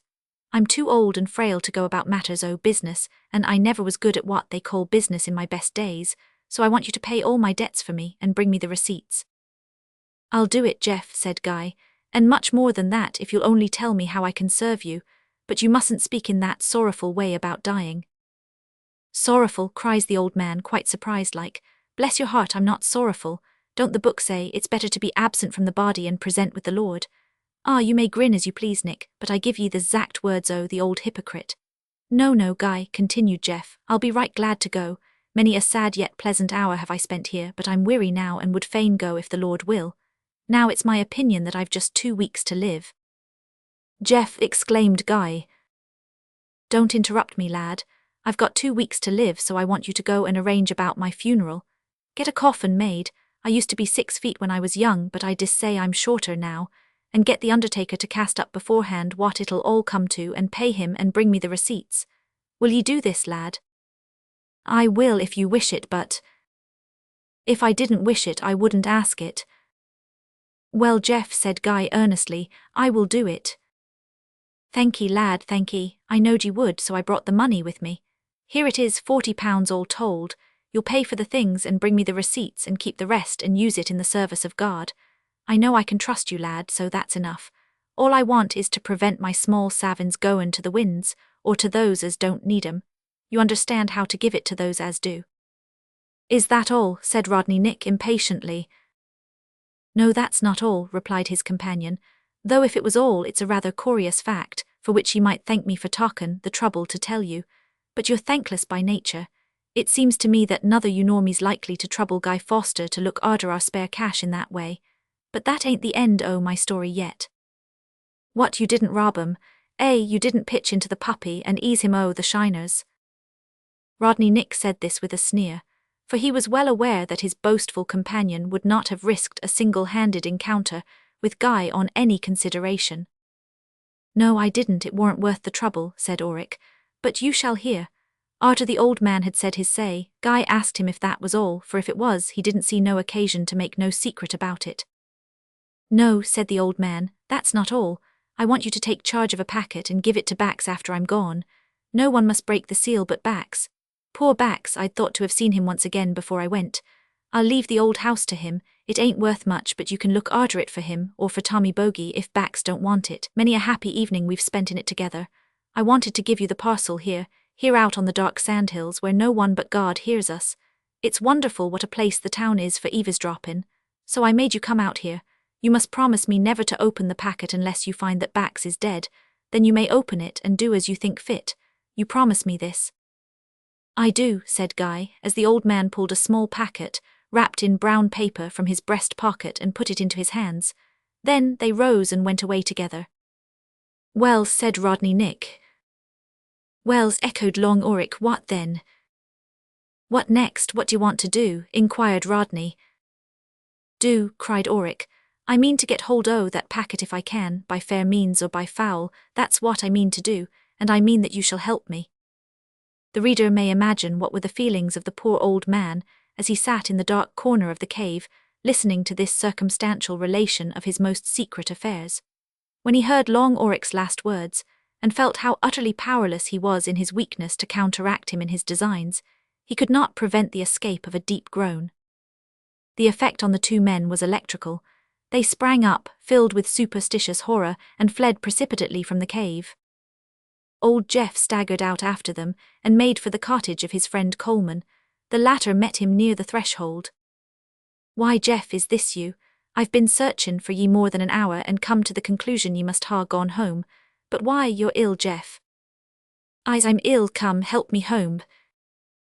Nay, not this night, you shall stop with me. The missis'll give you a cup o' tea as will do your old heart good. No, I must go home now, said Jeff, in a tone so decided that his friend was staggered. You can't walk it, you know, in a stormy night like this. I will walk it, said Jeff. Come then, if you're bent on it, you'd better go in your own lugger. It's here just now, agon to put off in 10 minutes or so. Nothin' ever stops Bluenose, blow high, blow low. WN he wants to go off to sea, he goes off, right or wrong. But you'll take a glass o' grog first. Old Jeff would not do this, so he was led down to the beach by Coleman, where they found the boat being launched. Goodbye, old man, said Coleman, helping him over the side. Goodbye, farewell, said Jeff earnestly. I came here today a purpose to say farewell, shake hands, God bless you. The Coast Guard man was surprised by the warmth of his friend's manner, as well as by his words, but before he could ask him what he meant, the boat was run down the beach and out to sea. An hour later old Jeff was carefully put to bed in his own cottage, by his friend Captain Bluenose. Chapter 22. The storm and the wreck. Guy Foster, clad in a sou'wester hat and oilskin coat, stood at the end of the pier of Ramsgate Harbour, with his sweet wife, Lucy, clinging to his arm, and a sturdy boy of about 4 years old, holding on with one hand to the skirts of his coat, and with the other grasping the sleeve of his silver-haired grandsire, Mr. Burton. It was night, and a bitter gale was blowing from the northeast, accompanied by occasional showers of sleet. Crowds of seamen and others stood on the pier eagerly watching the lifeboat, which was being got ready to put off to sea. "It is too cold for you, darling," said Guy, as he felt Lucy's arm tremble. "Oh no, I should like to stay," said Lucy anxiously. Just then a tremendous wave burst on the massive stone pier, and a shower of spray fell upon the crowd. Lucy and her companions received a copious share of it. "You are wet through, dear, and so is Charlie," said Guy remonstratively. "Well, I will go home, but you must come with us, Papa. Guy wants to remain, I know." The missionary gave his daughter his arm and led her away, while Guy, pushing through the crowd, soon stood beside the lifeboat, the crew of which, already encased in their cork lifebelts, were hastily taking their places. "There goes another rocket," cried one of those on the lookout. "It's from the North Essenhead Light." "Look alive, lads," cried the coxswain of the boat, more to relieve his feelings than to hurry the men who were already doing their best. The shrill note of a steam whistle was heard at this moment, its piercing sound rising high above the shriek of the gale and the roaring of the sea. It was a signal from the steam tug appointed to attend on the lifeboat, and told that steam was up and all ready to put to sea. Put to sea on such a night, with the waves bursting in thunder on the shore, the foam seething like milk beneath, the wind shrieking like 10,000 fiends above, and the great billows lifting up their heads, as they came rolling in from the darkness of Erebus that lay incumbent on the raging sea beyond. A landsman might have said madness with reason, even a seaman might have said that without much apparent impropriety, but the boatmen of Ramsgate held a different opinion. The signal gun had been fired, the rocket had gone up, a wreck was known to be on the fatal Goodwin Sands, and they were as eager to face the storm as if encountering danger and facing death were pleasant pastime. As the oars were about to be shipped, one of the crew stumbled and struck his head so violently against the bollard that he fell stunned into the bottom of the boat. Guy saw the accident as he stood on the edge of the pier. A sudden impulse seized him. At one bound he passed from the pier to the boat, which was already some half-dozen feet away, and took the seat and oar of the injured man. In the confusion and darkness, the others thought he was one of the supernumerary boatmen, and took no further notice of him. The boat was shoved back, the life jacket was transferred to Guy, and the boatman was put ashore. A few strokes brought the boat alongside the steam tug. "Heave the warp, make fast, all right, steam ahead." The whistle shrieked again, the warp tautened, and tug and lifeboat made for the mouth of the harbour. As they passed out, an inspiring cheer was given by the crowd, and a rocket streamed up from the pier head to signal the lightship that assistance was on the way. The lifeboat, which thus gallantly put off to the rescue in a storm so wild that no ordinary boat could have faced it for a moment without being swamped, was a celebrated one which had recently been invented and placed at this station, where it still lies, and may be recognized by its white sides and peculiar build. Its history is interesting. In the year 1851, the Duke of Northumberland, then president of the Lifeboat Institution, offered a prize of £100 for the best model of a lifeboat.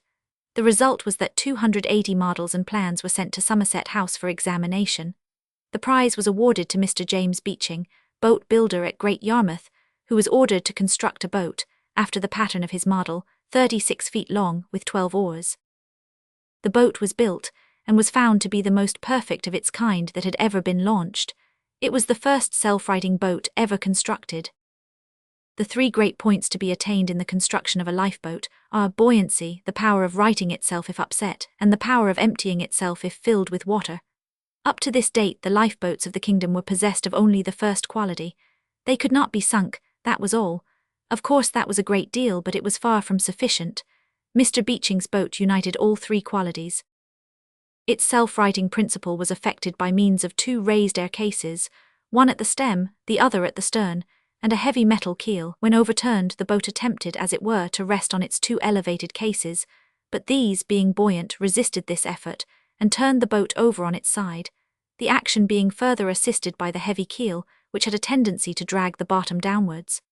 Thus the upper part of the boat was raised by one action, and the bottom part depressed by the other, the result being that the boat righted itself immediately. In fact, its remaining in an inverted position was an impossibility. The self-emptying principle was accomplished by the introduction of 6 self-acting valves into the bottom of the boat, through which the water, when shipped, ran back into the sea. When we first heard of this, we were puzzled, reader, as doubtless you are, for it occurred to us that any hole made in a boat's bottom would inevitably let water in instead of out. The difficulty was cleared up when we saw the model. Beeching's boat had a double floor, the upper one raised to a little above the level of the sea. The escapes were short metal pipes, the upper openings of which were fitted into holes in the upper floor. The lower ends passed through the bottom of the boat. The valves of the top opened downward, but could not be opened upwards, so that the rushing of the sea into the pipes from below was checked, but the rushing in of the sea from above pressed the valves open, and allowed the water to run out, in accordance with the well-known law that water must find its level. Thus, the upper floor being above the level of the sea, all the water ran out. Boats on this principle, modified in some of the details by Mr. Peake, of Her Majesty's Dockyard at Woolwich, are now adopted by the Lifeboat Institution. They right themselves in less than a minute, and free themselves of water in about the same time. Besides the above advantages, Mr. Beeching's boat was fitted with the usual air cases round the sides, and with a thick stripe of cork outside the gunwale, also with lines hanging over the sides in festoons, so that anyone in the water, using them as stirrups, might get into the boat with ease. She was further provided with an anchor and cable, with strong but light lines attached to grappling irons at the bow and stern, which, when thrown into the rigging or upon a wreck, might fasten themselves to the ship and retain the boat without any other aid. Also with a life buoy and a lantern for night work, besides numerous small articles. This boat was purchased by the Harbour Commissioners of Ramsgate, and anchored close to the pier, in connection with a powerful steam tug, the fires of which were never allowed to die down, ready at any moment to fly to the rescue, on the signal of distress being given. This is the boat whose splendid deeds have so frequently of late drawn the attention and compelled the admiration of the whole country, and it was this boat that issued from Ramsgate Harbour on the wild night referred to at the beginning of this chapter. Both tide and wind were dead against them as they issued from the shelter of the pier and met the storm, but the steamer was very powerful. It buffeted the billows bravely, and gradually gained the neighbourhood of the sands, where the breakers and cross seas beat so furiously that their noise, mingled with the blast, created a din which can only be described as a prolonged and hideous roar. The night was extremely dark and bitterly cold. Heavy seas continually burst over the steamer's bulwarks and swept her deck from stem to stern. The little lifeboat, far astern, was dragged by the strong hawser through a wild turmoil of water and spray. The men nestling under the gunwales clung to the thwarts and maintained their position, although sea after sea broke over them and well nigh washed them out. At length they reached the lightship, hailed her, and were told that the wreck was on a high part of the shingles, bearing northwest from the light. Away they went in that direction, but being unable to find her, made their way to the Prince's lightship, where they were told there was a large ship on the girdler. Once more they steamed in the direction indicated, and soon discovered the wreck by the tar barrels which she was burning. Just as they sighted her, an enormous sea broke over the steamer with such violence as to stop her way for a moment, and cause her strong frame to quiver. "Look out, lads," cried the coxswain of the lifeboat as the black water loomed up between them and the tug. The men grasped the thwarts more firmly as a tremendous sea filled the boat to the gunwale. At this moment the checked steamer again leaped on her way, the stout hawser parted like a piece of twine, and the lifeboat was left behind. Hoisting the corner of its small sail, they made for the wreck. No time was lost in bailing, as would have been the case with the boats of former years. A few seconds sufficed to empty her. The wind was now blowing a complete hurricane with a terrific sea on, the horrors of which were increased by the darkness of the night, so that it was with the utmost difficulty they succeeded in getting alongside. The wreck was a coasting vessel with a crew of 18 men. There were no women or children, so they were got into the boat without much loss of time, and safely conveyed to the tug which lay to for her little consort, about 3/4 of a mile off.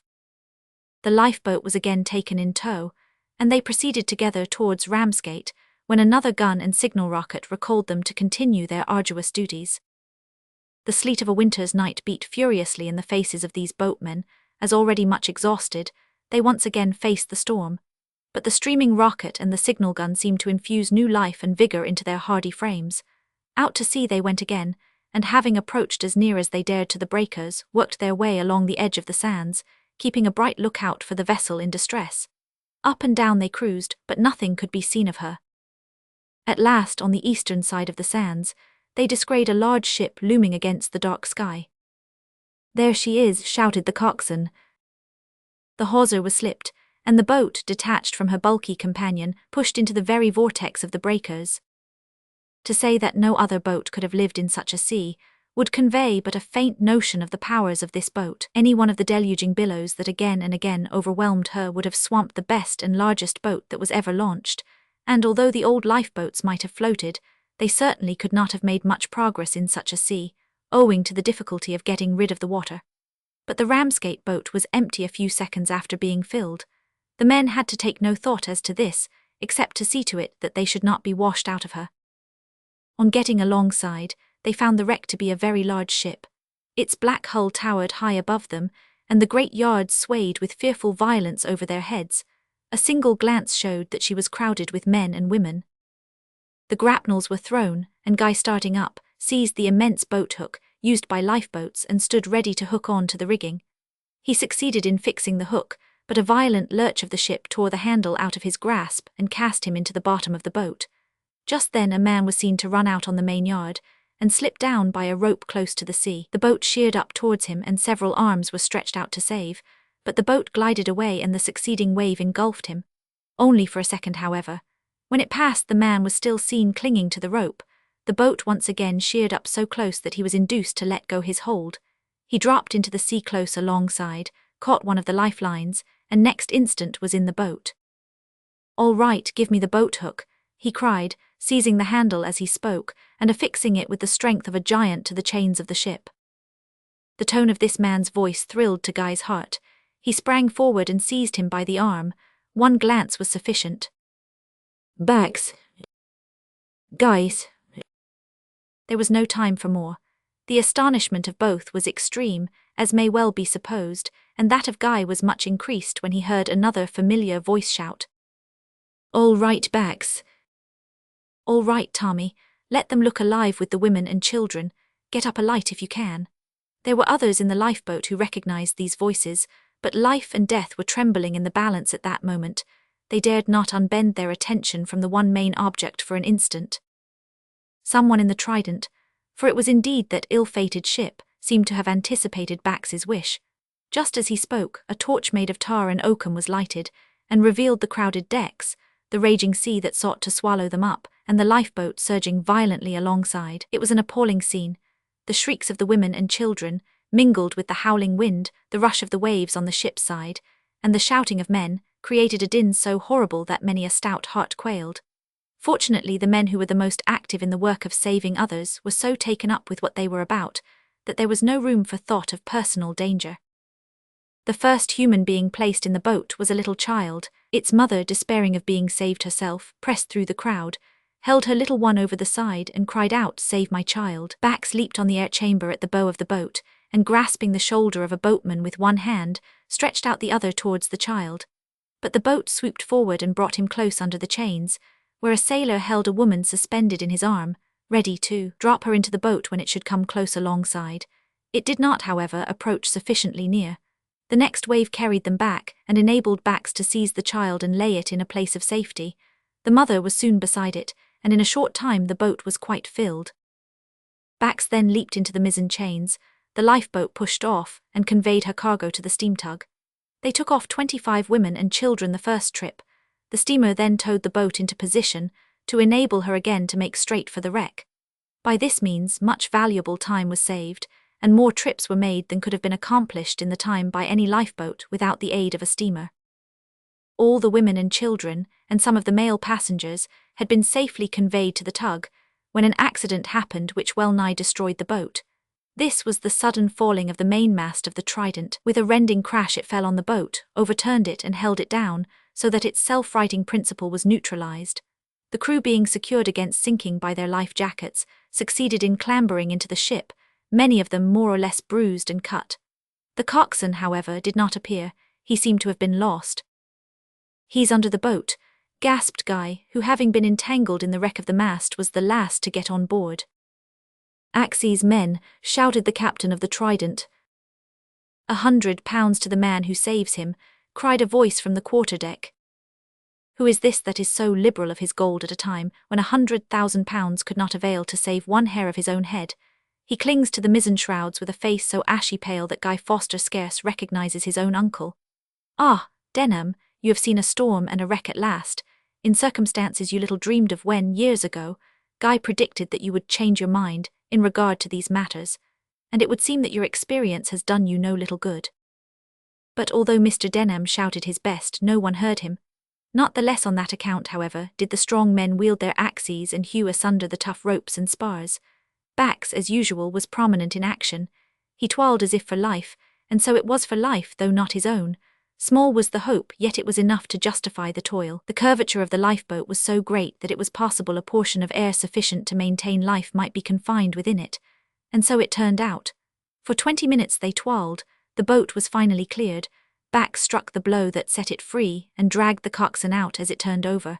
He was found to be alive, though almost exhausted. Once more they pushed off with a full load of human beings. Among them were Mr. Denham, Bax, and Tommy Bogey. The greater part of the crew and some of the male passengers still remained in the wreck awaiting their turn.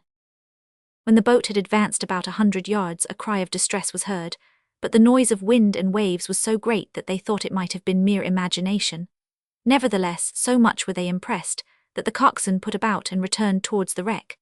Too soon they discovered that it had been the death cry of those who were left behind, for not a vestige of the Trident remained. The ill-fated vessel had been suddenly broken up and utterly swept away. In their anxiety to save any who might yet survive and be clinging to portions of the wreck, the boat cruised about for some time, and her captain was tempted to advance too far over the dangerous shoals. She struck suddenly with great violence and remained fast on the sands. The utmost efforts were made to haul off, but in vain. The boat was hurled again and again on the ridges of sand, passed over several of them, and became hopelessly entangled. Those well-known ripples that one sees on the shore are, on the Goodwin sands, magnified from an inch to nearly 3 feet. Over these the boat now began to surge. "Hoist the sail, up with it," cried the coxswain as they suddenly passed into deeper water. Some of the men began to hope that they had crossed the shoals, but they were mistaken. The order was obeyed, and the boat rushed forward wildly, with its lee gunwale buried deep in the sea. Another moment and it struck again with tremendous violence. Those on board would have been torn out of her had they not clung to the seats with the energy of despair. It now became clear to all who knew the locality that there was no alternative for them but to beat right across the sands. The violence of the gale had increased. The night was pitchy dark, and the fearful shocks with which they struck the gigantic ripples on the banks sent despair to the hearts of all, except the crew of the boat. These, knowing her capabilities, retained a vestige of hope. Bax, being ignorant on this point, had given up all hope. He clung to the bollard close beside the coxswain. "It's all over with us at last," he said, as the boat struck heavily, and was then lifted away on the crest of a roaring breaker. "It may be so," replied the coxswain calmly, "but if we escape being dashed on the wrecks that are scattered over the sands, we may live it out yet." And what of Mr. Denham, the head of the wealthy firm, who years ago had expressed the opinion that lifeboats were unnecessary, and that those who devoted themselves to a seafaring life ought to make up their minds to the chances and risks attending such a life? What thought he as he lay there in the bottom of the boat, terrified almost to death, shaken and bruised by the repeated and awful shocks, chilled by the intense cold and drenched to the skin, with just enough life left to enable him to cling to a thwart? What thought he on that terrible night? Perchance he thought of his former life of pride, selfishness, and indifference to the woes of others. Perhaps he reflected that his own neglect in other days had something to do with his being here now. Whatever he thought, he spoke not. His face was deadly pale. His lips were blue. He crouched, a hopeless, a helpless, and a pitiful object in the bottom of the lifeboat. Presently they struck again. Crash! Every timber groaned as the boat turned broadside to the sea, which made a clear breach over her. The coxswain and Bax alone stood up, both holding on to the mizzenmast. The rest clung on as they best could to the thwarts, sometimes buried in water, often with only their heads above it. The tide was making, and as the boat passed each shoal the bow lifted first and swung round, then the stern, and it was clear again, but only to be hurled on the next ridge, when the sea once more burst over it, sweeping away everything that was loose. It became necessary to alter the trim of the boat, by moving some of the men from one part to another. The coxswain shouted the order, but only Guy Fawkes and 2 others were able to obey. All that the rest could do was to hold on with iron grasp for bare life. With some, this had become the involuntary clutch of despair. Thus on they went crashing and jerking from bank to bank amid the raging wind and surf and bitter cold. None save a lifeboat could have survived. To Bax it seemed miraculous. "What are you doin'?" said he to one of the men near him. "I'm talkin' off my life belt," he replied. "It'll be over all the quicker, and I don't want to be beaten about over the sands alive or dead longer than I can help. The sooner I go to the bottom the better." Bax tried to cheer this man, but in vain. At first a few of the more sanguine spirits among them had endeavoured to cheer their comrades, but as time wore on their efforts ceased, all gave themselves up for lost, and no word was spoken by anyone save at long intervals, when a brief sharp cry of agonizing prayer escaped from those who looked to God for consolation. Thus for 2 hours they beat over the sands, a distance of nearly 2 miles, each moment expecting to be overturned or dashed to pieces on some of the old wrecks. All this time the noble-hearted coxswain remained at his post, and Bax stood, hopeless indeed, yet watchful beside him. Suddenly the beating from ridge to ridge ceased.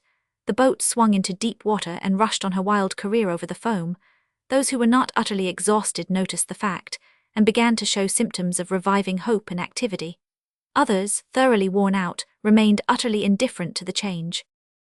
Yes, the great danger was past. Sail was quickly made. The storm was still wild as ever, but with sufficient water below her, winds and waves were powerless for evil to the lifeboat. Rushing through the surf, she soon gained the harbour of Ramsgate, and all on board were landed in safety. Ay, reader, but the seeds of death had been sown that night. The boatmen returned to their homes, and the saved passengers and crew of the Trident were cared for by the authorities of the town. But one sad result was that several of those who had so nobly risked their lives to save others never recovered from the effects of the 16 hours of exposure to that pitiless storm. Another and a glorious result was that 120 souls were snatched from a watery grave. Chapter 23. History of the Lifeboat. We pause at this point in our story, good reader, to treat you to a little of what mankind is prone to consider dry, namely, a chapter of information and statistics. We dislike sailing under false colours, therefore we warn you at the outset of the nature of what is to follow. And yet our subject ought not to be considered dry, for it is indissolubly connected with salt water, and if human hearts were suitably affected by the simple statement of facts, drops of salt water would frequently moisten these pages. Please do not skip. Multum in parvo shall be our motto. Lionel Lukin, a coach builder in London, was the inventor of the lifeboat. He took out a patent for it on the 2nd November, 1785, and wrote a pamphlet on lifeboats, entitled The Invention, Principles and Construction of Insubmergible Boats. His boat was rendered buoyant by means of a projecting gunwale of cork, and hollow air cases within it, one of these being at the head, the other at the stern. It was ballasted by means of a false iron keel. In these respects this boat possessed, in rudimentary form, the essentials of the lifeboat of the present day. A cable was converted into a lifeboat on these principles by Lukin, and launched at Bamborough, where in the course of the first year it was the means of saving many lives. This was the first lifeboat ever brought into action. Lukin, though a man of energy and perseverance, was doomed to disappointment. The Prince of Wales, George IV, to his credit be it said, was his warm and liberal patron, but even the prince's influence failed to awaken the sympathy of the public, or of the men in high places who alone could bring this great invention into general use. People in those days appeared to think that the annual drowning of thousands of their countrymen was an unavoidable necessity, the price we had to pay, as it were, for our maritime prosperity. Lukin appealed in vain to the First Lord of the Admiralty, and to many other influential men, but a deaf ear was invariably turned to him. With the exception of the Bamborough cable, not a single lifeboat was placed at any of the dangerous localities on the east coast of England for several years. Wrecked men and women and children were, as far as the naval boards were concerned, graciously permitted to swim ashore if they could, or to go to the bottom if they could. Ultimately, the inventor of the lifeboat went to his grave unrewarded and unacknowledged, at least by the nation, though the lives saved through his invention were undoubtedly a reward beyond all price. The high honour of having constructed and set in motion a species of boat which has saved hundreds and thousands of human lives, and perchance prevented the breaking of many human hearts, is certainly due to Lionel Lucan. In 1789, the public were roused from their state of apathy in regard to shipwrecked seamen by the wreck of the Adventure of Newcastle, the crew of which perished in the presence of thousands who could do nothing to save them. Under the excitement of this disaster, the inhabitants of South Shields met to deplore and to consult. A committee was appointed, and premiums were offered for the best models of lifeboats. Men came forward and two stood preeminent, Mr. William Woodhave, a painter, and Mr. Henry Greathead, a boat builder of South Shields. The former seems to have been the first who had a glimmering idea of the self-righting principle, but he never brought it to anything. Cork was the buoyant principle in his boat. Greathead suggested a curved keel. The chairman of the committee modelled a boat in clay which combined several of the good qualities of each, and this was given to Greathead as the type of the boat he was to build. From this time forward, lifeboats gradually multiplied. Greathead became a noted improver and builder of them. He was handsomely rewarded for his useful labours by government and others, and his name became so intimately and deservedly associated with the lifeboat that people erroneously gave him the credit of being its inventor. The Duke of Northumberland took a deep interest in the subject of lifeboats, and expended money liberally in constructing and supporting them. Before the close of 1863, Greathead had built 31 boats, 18 for England, 5 for Scotland, and for foreign countries. This was so far well, but it was a wretchedly inadequate provision for the necessities of the case. Interest had indeed been awakened in the public, but the public cannot act as a united body, and the Trinity House seemed to fall back into the sleep from which it had been partially aroused. It was not tea that the great, because successful, champion of the lifeboat stood forth, in the person of Sir William Hillary, Baronet.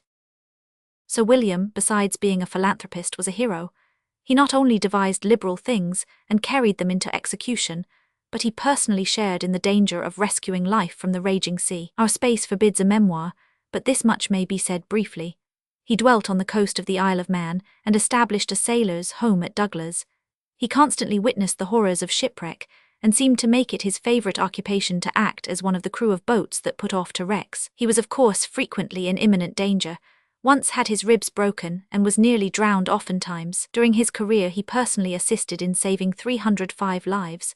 He was the means of stirring up public men, and the nation generally, to a higher sense of their duty to those who risk their lives upon the sea, and eventually, in conjunction with two members of Parliament, Mr. Thomas Wilson and Mr. George Hibbert, was the founder of the Royal National Institution for the Preservation of Life from Shipwreck. This noble institution, now named the Royal National Lifeboat Institution, was founded on the 4th of March, 1824. From that date to the present time, it has unremittingly carried out the great ends for which it was instituted. Let us glance at these in detail, as given in their publication, the Lifeboat Journal. The objects of the institution are effected, first, by the stationing of lifeboats, fully equipped, with all necessary gear and means of security to those who man them, and with transporting carriages on which they can be drawn by land to the neighbourhood of distant wrecks, and by the erection of suitable houses in which the same are kept. Second, by the appointment of paid coxswains, who have charge of, and are held responsible for, the good order and efficiency of the boats, and by a quarterly exercise of the crew of each boat. Third, by a liberal remuneration of all those who risk their lives in going to the aid of wrecked persons, whether in lifeboats or otherwise, and by the rewarding with the gold or silver medal of the institution such persons as encounter great personal risk in the saving of life. Fourth, by the superintendence of an honorary committee of residents in each locality, who on their part undertake to collect locally what amount they are able of donations towards the first cost, and of annual contributions towards the permanent expenses of their several establishments. In order to see how this work is and has been carried out, let us look at the results, as stated in the last annual report, that for 1864. The lifeboats of the institution now number 132, and some of them were the means of saving no fewer than 417 lives during the past year, nearly the whole of them in dangerous circumstances, amidst high surfs, when no other description of boats could have been launched with safety. They also took into port or materially assisted 17 vessels, which might otherwise have been lost. The number of persons afloat in the boats on occasions of their being launched was 6,000. In other words, our army of coast heroes amounts apparently to that number. But in reality it is much larger, for there are hundreds of willing volunteers all round the coast ready to man lifeboats, if there were lifeboats to man. Although nearly every man of this 6,000 risked his life again and again during the year, not a single life was lost. Nearly all these boats have been supplied with transporting carriages and boat houses by the institution. The cost in detail is as follows. Lifeboat and her equipments £300. Transporting carriage £100. Boathouse average cost £150. Total pounds. The sums granted last year for the saving of 714 lives by lifeboats, shoreboats, etc., amounted to nearly £1,300, about £1 shillings 6 pence each life. 15 silver medals and 26 votes of thanks, inscribed on vellum and parchment, were also awarded for acts of extraordinary gallantry. The income of the institution in 1863 amounted to £21,100. 15 new lifeboats were sent to various parts of the coast in that year. It is interesting to observe in the report the persons by whom donations are sometimes given to the institution. We read of £100 from a sailor's daughter, and £100 as a thank-offering for preservation at sea during the storm of 31st October last. Another thank-offering of £20 for preservation from imminent danger at sea appears in the list. £100 from a friend, in gratitude to God for the preservation of his wife for another year, and £20 from a seaman's daughter, the produce of her needlework. Among smaller sums we find £6 shillings 9 pence collected in a Sunday school, £3 18 shillings 8 pence collected in a parish church as a New Year's offering. Last and least in one sense, though by no means least in another, 1 shilling 6 pence in stamps from a sailor's orphan child. The prayer naturally springs to one's lips, God bless that dear orphan child, but it has been already blessed with 2 of God's choicest gifts, a sympathetic heart and an open hand. Small sums like this are not in any sense to be despised. If the population of London alone, taking it at 2 millions, were individually to contribute 1 shilling 6 pence, the sum would amount to £150,000. Why, if everyone whose eye falls on this page to descend to smaller numbers were to give a shilling, it is not improbable that a sum would be raised sufficient to establish 2 lifeboats. See Note 1. But there are those who, besides being blessed with generous hearts, are fortunate in possessing heavy purses. We find in the same report donations of from £200 to £2,000, and legacies ranging from £10 to £1,000. The largest legacy that seems ever to have been bequeathed to the institution was that of £10,000, left in 1856 by Captain Hamilton Fitzgerald, R.N., one of the vice-presidents of the Society. The mere mention of such sums may induce some to imagine that the coffers of the institution are in a very flourishing state. This would indeed be the case if the Society had reached its culminating point, if everything were done that can be done for the preservation of life from shipwreck. But this is by no means the case. It must be borne in mind that the institution is national. The entire coasts of the United Kingdom are its field of operations, and the drain upon its resources is apparently quite equal to its income. Its chief means of support are voluntary contributions. Since the Society was instituted in 1824 to the present time, it has been the means of saving 13,570 lives, many, if not most, of these being lives of the utmost consequence to the commerce and defence of the country. During the same period, it has grant gold medals, 736 silver medals, and £830 in cash, besides expending £82,550 on boats, carriages and boathouses. Considering, then, the magnitude and unavoidable costliness of the operations of this institution, it is evident that a large annual income is indispensable if it is to continue its noble career efficiently. Closely allied to this is another society which merits brief notice here. It is the Shipwrecked Fishermen's and Mariners' Royal Benevolent Society. Originally this society, which was instituted in 1839, maintained lifeboats on various parts of the coast.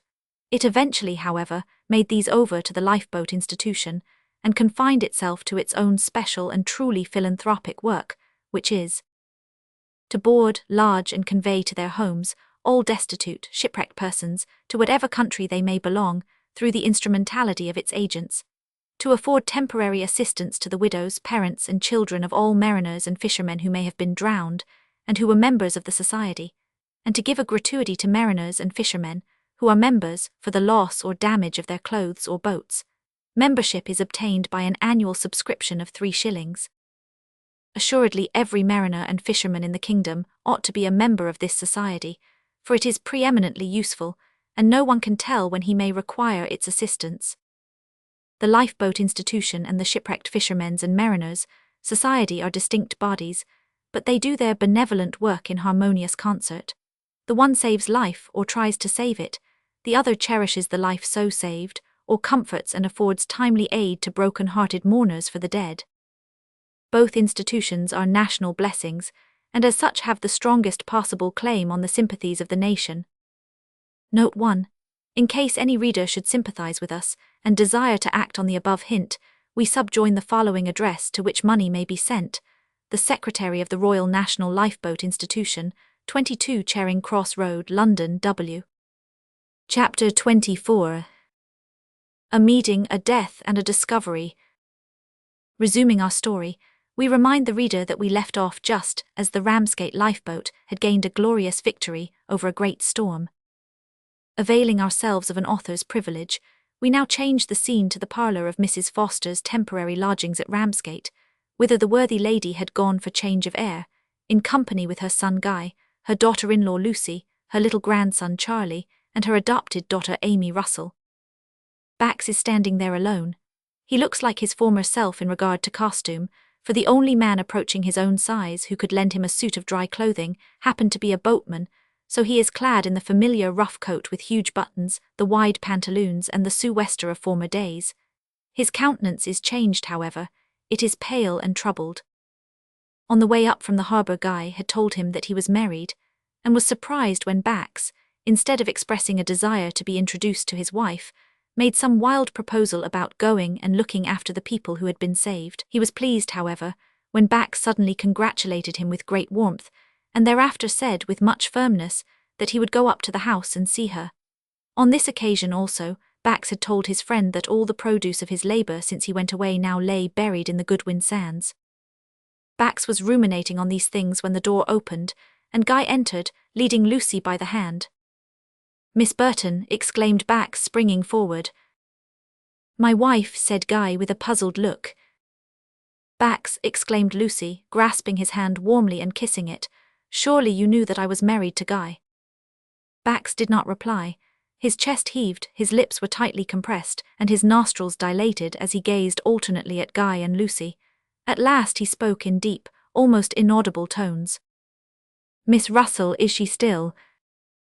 "My sister is still with us. I have told her you are come. She will be here directly," said Guy. As he spoke, the door opened, and Mrs. Foster entered with Amy leaning on her arm. The latter was very pale and trembled slightly. On seeing Bax, the blood rushed to her temples and then fled back to her heart. She sank on a chair. The sailor was at her side in a moment. He caught her as she was in the act of falling, and going down on one knee, supported her head on his shoulder. "Bring water, she has fainted," he cried. "Dear Miss Russell, dearest Amy, oh my beloved girl, look up." Stunned and terrified though poor Mrs. Foster was, as she rushed about the room in search of water and scent bottles, she was taken aback somewhat by the warmth of these expressions, which Bax, in the strength of his feelings, and the excitement of the moment, uttered quite unconsciously. Guy was utterly confounded, for the truth now for the first time flashed upon him, and when he beheld his friend tenderly press his lips on the fair forehead of the still insensible Amy, it became clear beyond a doubt. Lucy was also amazed, for although she was aware of Amy's love for Bax, she had never dreamed that it was returned. Suddenly Guy's pent-up surprise and excitement broke forth. Seizing Mrs. Foster by the shoulders, he stared into her face and said, "Mother, I have been an ass, an absolute donkey. And a blind one too. Oh, come along, I'll explain myself. Lucy, I shall require your assistance." Without more ado, Guy led his mother and Lucy forcibly out of the room, and Bax and Amy were left alone. Again we change the scene. The sandhills lying to the north of Deal are before us, and the shadows of night are beginning to deepen over the bleak expanse of downs. A fortnight has passed away. During that period Bax experienced the great delight of feeling assured that Amy loved him, and the great misery of knowing that he had not a sixpence in the world. Of course, Guy sought to cheer him by saying that there would be no difficulty in getting him the command of a ship, but Bax was not cheered by the suggestion. He felt depressed, and proposed to Guy that they should take a ramble together over the sandhills. Leaving the cottage, to which the family had returned the day before, the two friends walked in the direction of Sandown Castle. "What say you to visit old Jeff?" said Guy. "I have never felt easy about him since he made me order his coffin and pay his debts." "With all my heart," said Bax. "I spent a couple of hours with him this forenoon, and he appeared to me better than usual. Seeing Tommy and me again has cheered him greatly, poor old man. Stay, I will run back for the packet he left with me to give to you. He may perhaps wish to give it you with his own hand." Guy ran back to the cottage, and quickly returned with the packet. Old Jeff's door was open when they approached his humble abode.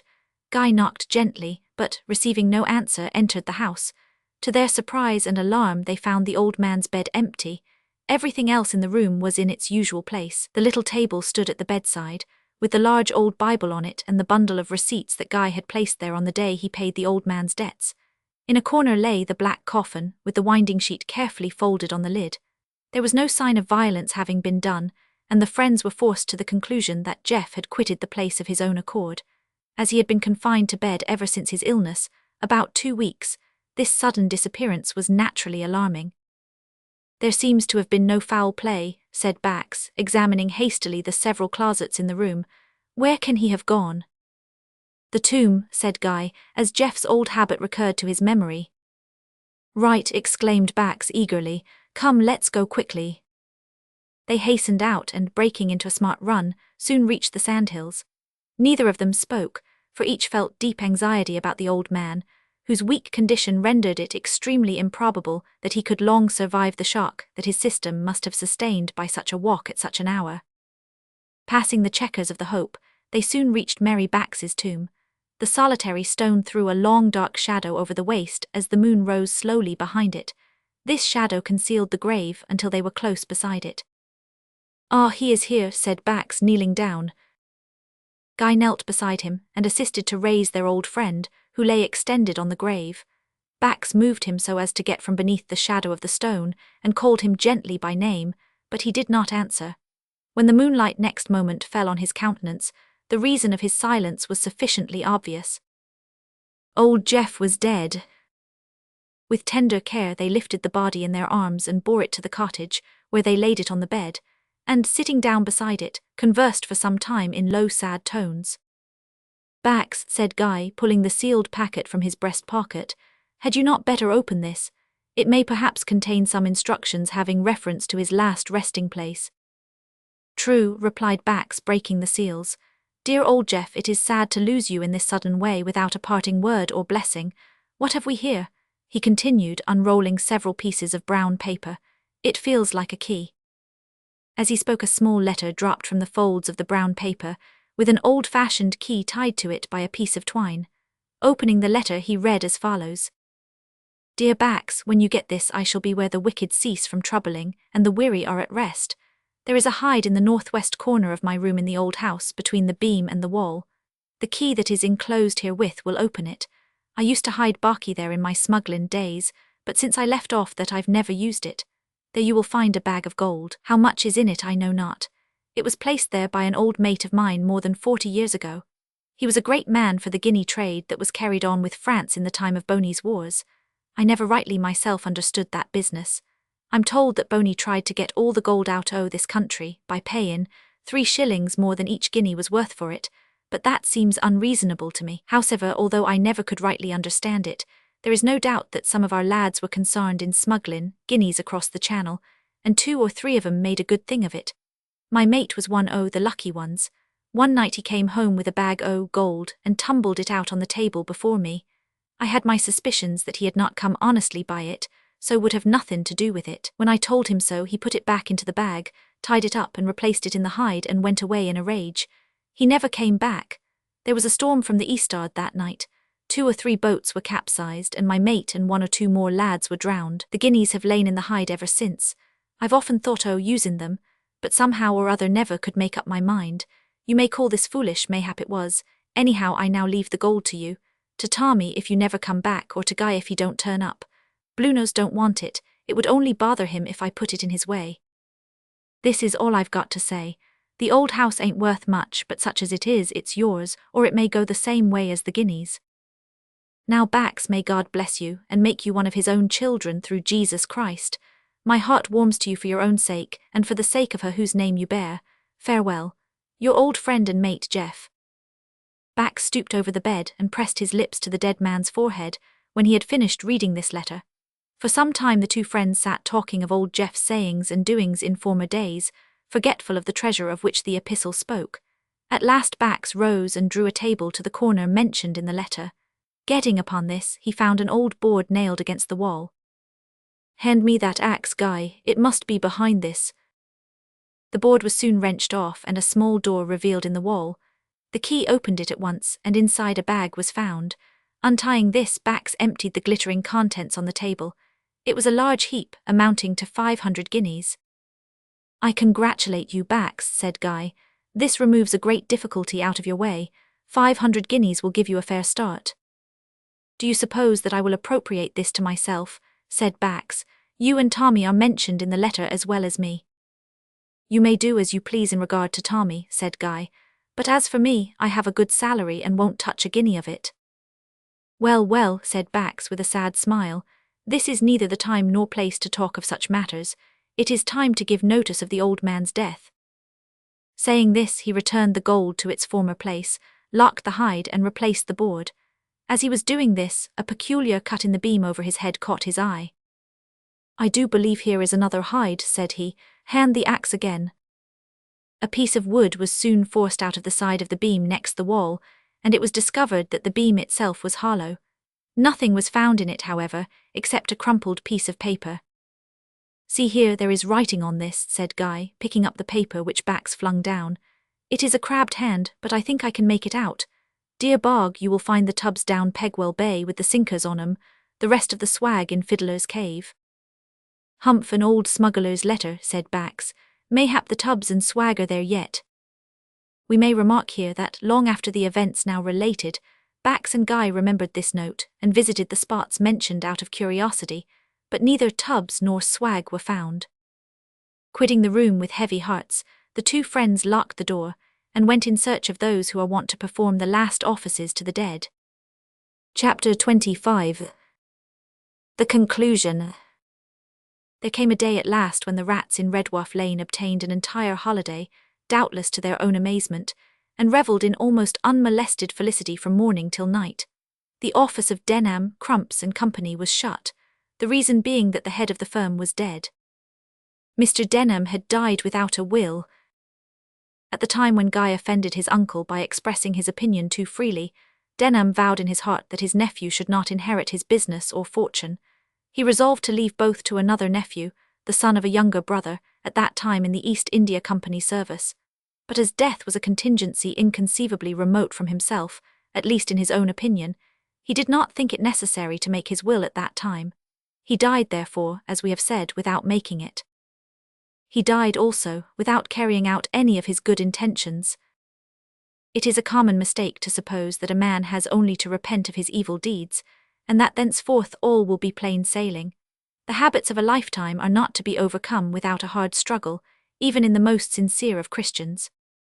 Denham, after being saved by the Ramsgate lifeboat, had made up his mind to turn his wealth to good account, and in his philanthropic plans, had resolved to look with special favour on the lifeboat institution. But he delayed to carry out these plans. He did not strike when the iron was hot, and so the iron began slowly to cool. He had also determined to reinstate Bax in his employment, and to take Guy into partnership, but he delayed in these matters also. The love of gold and the memory of fancied insults began to tell on him, as of old. He even went so far as to meditate carrying out his former intention of making his will in favour of the nephew in India. Still Denham did not fall back to his old position. A struggle which began when he resided with his sister at Deal went on in his breast continually. While this struggle was yet undecided, a fever seized him. His constitution, weakened by the hardships which he had so recently undergone, gave way and he died. The result was that the business fell to the next of kin. Mrs. Foster, whose son, in the natural course of things, stepped into his uncle's shoes. The result of this was that poor Denham's good resolves, and a great many more good resolves than Denham could ever have conceived of, were carried out in a way that would have amazed him had he been there to see it, and that almost took the breath away from old Mr. Crumps. A glance at Guy in his office, not long after his uncle's death, will show the reader how things were managed by the new head of the firm. Guy was seated in Denham's chair at Denham's desk, reading and writing what in former days would have been Denham's letters. Presently Mr. Crumps entered. "I was just going to ask you to consult with me," said Guy. "Pray sit down, Mr. Crumps." The old man in his modesty meant to stand, as in former days he would have stood before Denham. "Here is a letter from a friend," continued Guy, asking for a contribution towards the establishment of a lifeboat on the coast of Wales. "He reminds me that I myself was once indebted to the services of a lifeboat when my life was in great danger, and hopes that I will respond liberally to his appeal. His name is Cleland. He was on board the old Trident when she was wrecked in St. Margaret's Bay. I made his acquaintance then. Now, what do you think we ought to give? I should like to have your advice on this point, and on several other matters of a similar nature, Mr. Crumps, because there has been no regular charity account in our ledger, I find, and I would like to open one. Don't you think it would be as well to open one?" Mr. Crumps thought it would, and, being a man of naturally charitable and liberal impulses, who had been constantly snubbed by Mr. Denham for many years past, he felt overjoyed at the prospect of a new era opening up before him. "Well, what shall we send to Mr. Cleland?" pursued Guy. Mr. Crumps, unable all at once to get over old habits and associations, suggested £50 timidly. "The district is a poor one," said Guy, "perhaps that being the case." "Say 100, put in Crumps eagerly, and then in a partially apologetic tone, "The business can afford it, my dear sir. Heaven knows it is but little that—" The old man's voice faltered and stopped. He was going to have made a remark that would have cast a slur on the character of his late partner, so he checked himself and sighed. "Well then, it shall be 100, said Guy, jotting down the sum on a slip of paper. "I would not advise more to be given to that particular district just now, because it might tend to check the efforts of the people on the spot. If they fail to raise the requisite sum, we can then give what is necessary. Now, there is an urgent appeal for funds being made just now to the public by the Lifeboat Institution. I think this a good opportunity to give away some of the cash which ought to have been." Guy hesitated. He too was about to make a remark that would have been unfavourable to the character of his late uncle, so he checked himself. "What do you say to giving them £1,000? Mr. Crumps said nothing to it. He was too much taken aback to say anything, but when he saw that Guy had jotted the sum down, and was apparently in earnest, he nodded his head, blew his nose violently, for a man of his years and character, and chuckled. "Well then," continued Guy, "there is another subject which occurs to me just now, although it does not come under the head of charities. I wish to supply a ship's lifeboat to every vessel that belongs to us, and a set of life belts besides other things. I estimate that this will require a sum of nearly £2,000. Let me see." Here Guy began to jot and calculate, and to talk to himself in an undertone, while Mr. Crumps, utterly bereft of speech, sat staring in amazement and delight at his young partner. While they were thus engaged, the tiger in blue who had supplanted Peakins entered, and said that 3 gentlemen wished to see Mr. Foster. "Show them in," said Guy. "Sit still, Mr. Crumps, I have not yet done with my calculations." In a few seconds Bax, Bluenose and Tommy Bogey were ushered into the office. The latter had become a tall, handsome stripling during his residence abroad, and bid fair to rival Bax himself in stature. They shook hands cordially with Guy and Mr. Crumps. "Well, Bax, is the new ship a good one?" said Guy. "Do you think she will suit you?" "That will she," said Bax with a gratified look, "as the old song says. She's a ship that's as tight to my fancy as ever sailed o'er the salt seas. I think she will be ready for sea in a couple of months. By that time I will be ready to take command, if you choose to trust her to me." "Trust her to you, Bax? Do you think we may trust our new vessel to him, Mr. Crumps?" inquired Guy with a smile. Mr. Crumps, not having recovered the power of speech, nodded his head and rubbed his hands slowly, a benignant smile playing on his old face the while. "Well then," continued Bax, "Amy, so far from making any objection to going to sea with me, says that she won't let me go away without her, so that's settled, and the wedding day is fixed for Monday next week. But I'm not satisfied yet. I want you to do me still another favour, Guy." "What is that?" "To let Tommy Bogey go as supercargo. He's seaman enough to go as first mate, but he's too young for that yet. Also, I want to take Bluenose as a free passenger." "A free passenger," said Guy, looking at the captain with surprise. "Yes, you see," said Bluenose modestly, "I'm rather melancholy about old Jeff, and if Bax and Tommy leave me I'll feel quite disarted like. Moreover, I wants to see furrin parts, specially the antipodes, but I hain't blunt enough to pay my passage, d'ye see, and so. In short," interpolated Tommy, "he's blunt enough to ask a free one." "A1 on Lloyd's," said Bluenose, looking at Tommy with a broad grin, for the captain regarded all his nephew's jokes, good, bad, and indifferent, as being perfect. It need scarcely be said that Guy readily agreed to their request, and that Mr. Crumps was ready to agree to whatsoever Guy proposed. These matters being happily settled, the trio, having been invited to dine with Guy at a neighbouring chop house at 5 o'clock, rose and left the partners to continue their consultation. From that time forward, Bax and Tommy Bogey remained in the service of Denham, Crumps and Company, and Amy Russell went regularly to sea with her husband. Bluenose was afterwards appointed coxswain to a lifeboat on the coast of Kent, where he rendered good service in many a wild storm, and was the means of snatching many a fellow creature from the devouring sea. His friend Coleman happened to be on the coastguard station near him, and many a pipe did these two smoke together, under the lee of the boat house, spinning yarns of other days, chiefly connected with the sea and shipwrecks. Old Coleman had had considerable experience in rough coast life, and was well able to speak on such subjects. The records of the Lifeboat Institution show that about 1/3 of the medals and rewards granted for meritorious services are awarded to men of the Coast Guard. Old Coleman was one of those who had taken his full share of the dangerous work of saving life. He was also gifted with that rare quality, the power of telling a story well, so that he and Bluenose became fast friends and constant companions during their residence on the Kentish coast. Similarity of tastes and desires drew other members of our tale together, besides Coleman and Bluenose. Old Mr. Summers and Mr. Cleland, the dark passenger in the Trident, found such a strong bond of sympathy existing between them that they took cottages in juxtaposition in the town of Deal, and went about continually, doing good. Mrs. Foster, Lucy, and Guy were allies as a matter of course. Rodney Nick improved somewhat in his character and became a respectable boatman. People said that Mr. Burton, the missionary to seamen, had something to do with this improvement. It is not improbable that he had, but Long Oric died as he had lived, a notorious and incorrigible smuggler. Peakins was changed from a tiger into a clerk, and in process of time, came to keep the books of that celebrated firm in which he had originally figured as a spider in blue tights and buttons. Bax and Tommy sailed together for several years. They also engaged in mercantile ventures to China on their own account, and were so prosperous in their career that they realized ample fortunes, and finally settled near each other on the coast of Kent. Here they resumed their old career of saving human life. They became noted as men who were ready to devise and prompt to act in cases of emergency. They helped to man the lifeboat in their neighborhood when occasion required. They were the means of establishing a library and a mission to seamen, and were regarded as a blessing to the district in which they dwelt. They were literally heroes of the coast, for they spent their time in doing good to those whose lot it is to brave the dangers of the deep and sweep the stormy sea. The end.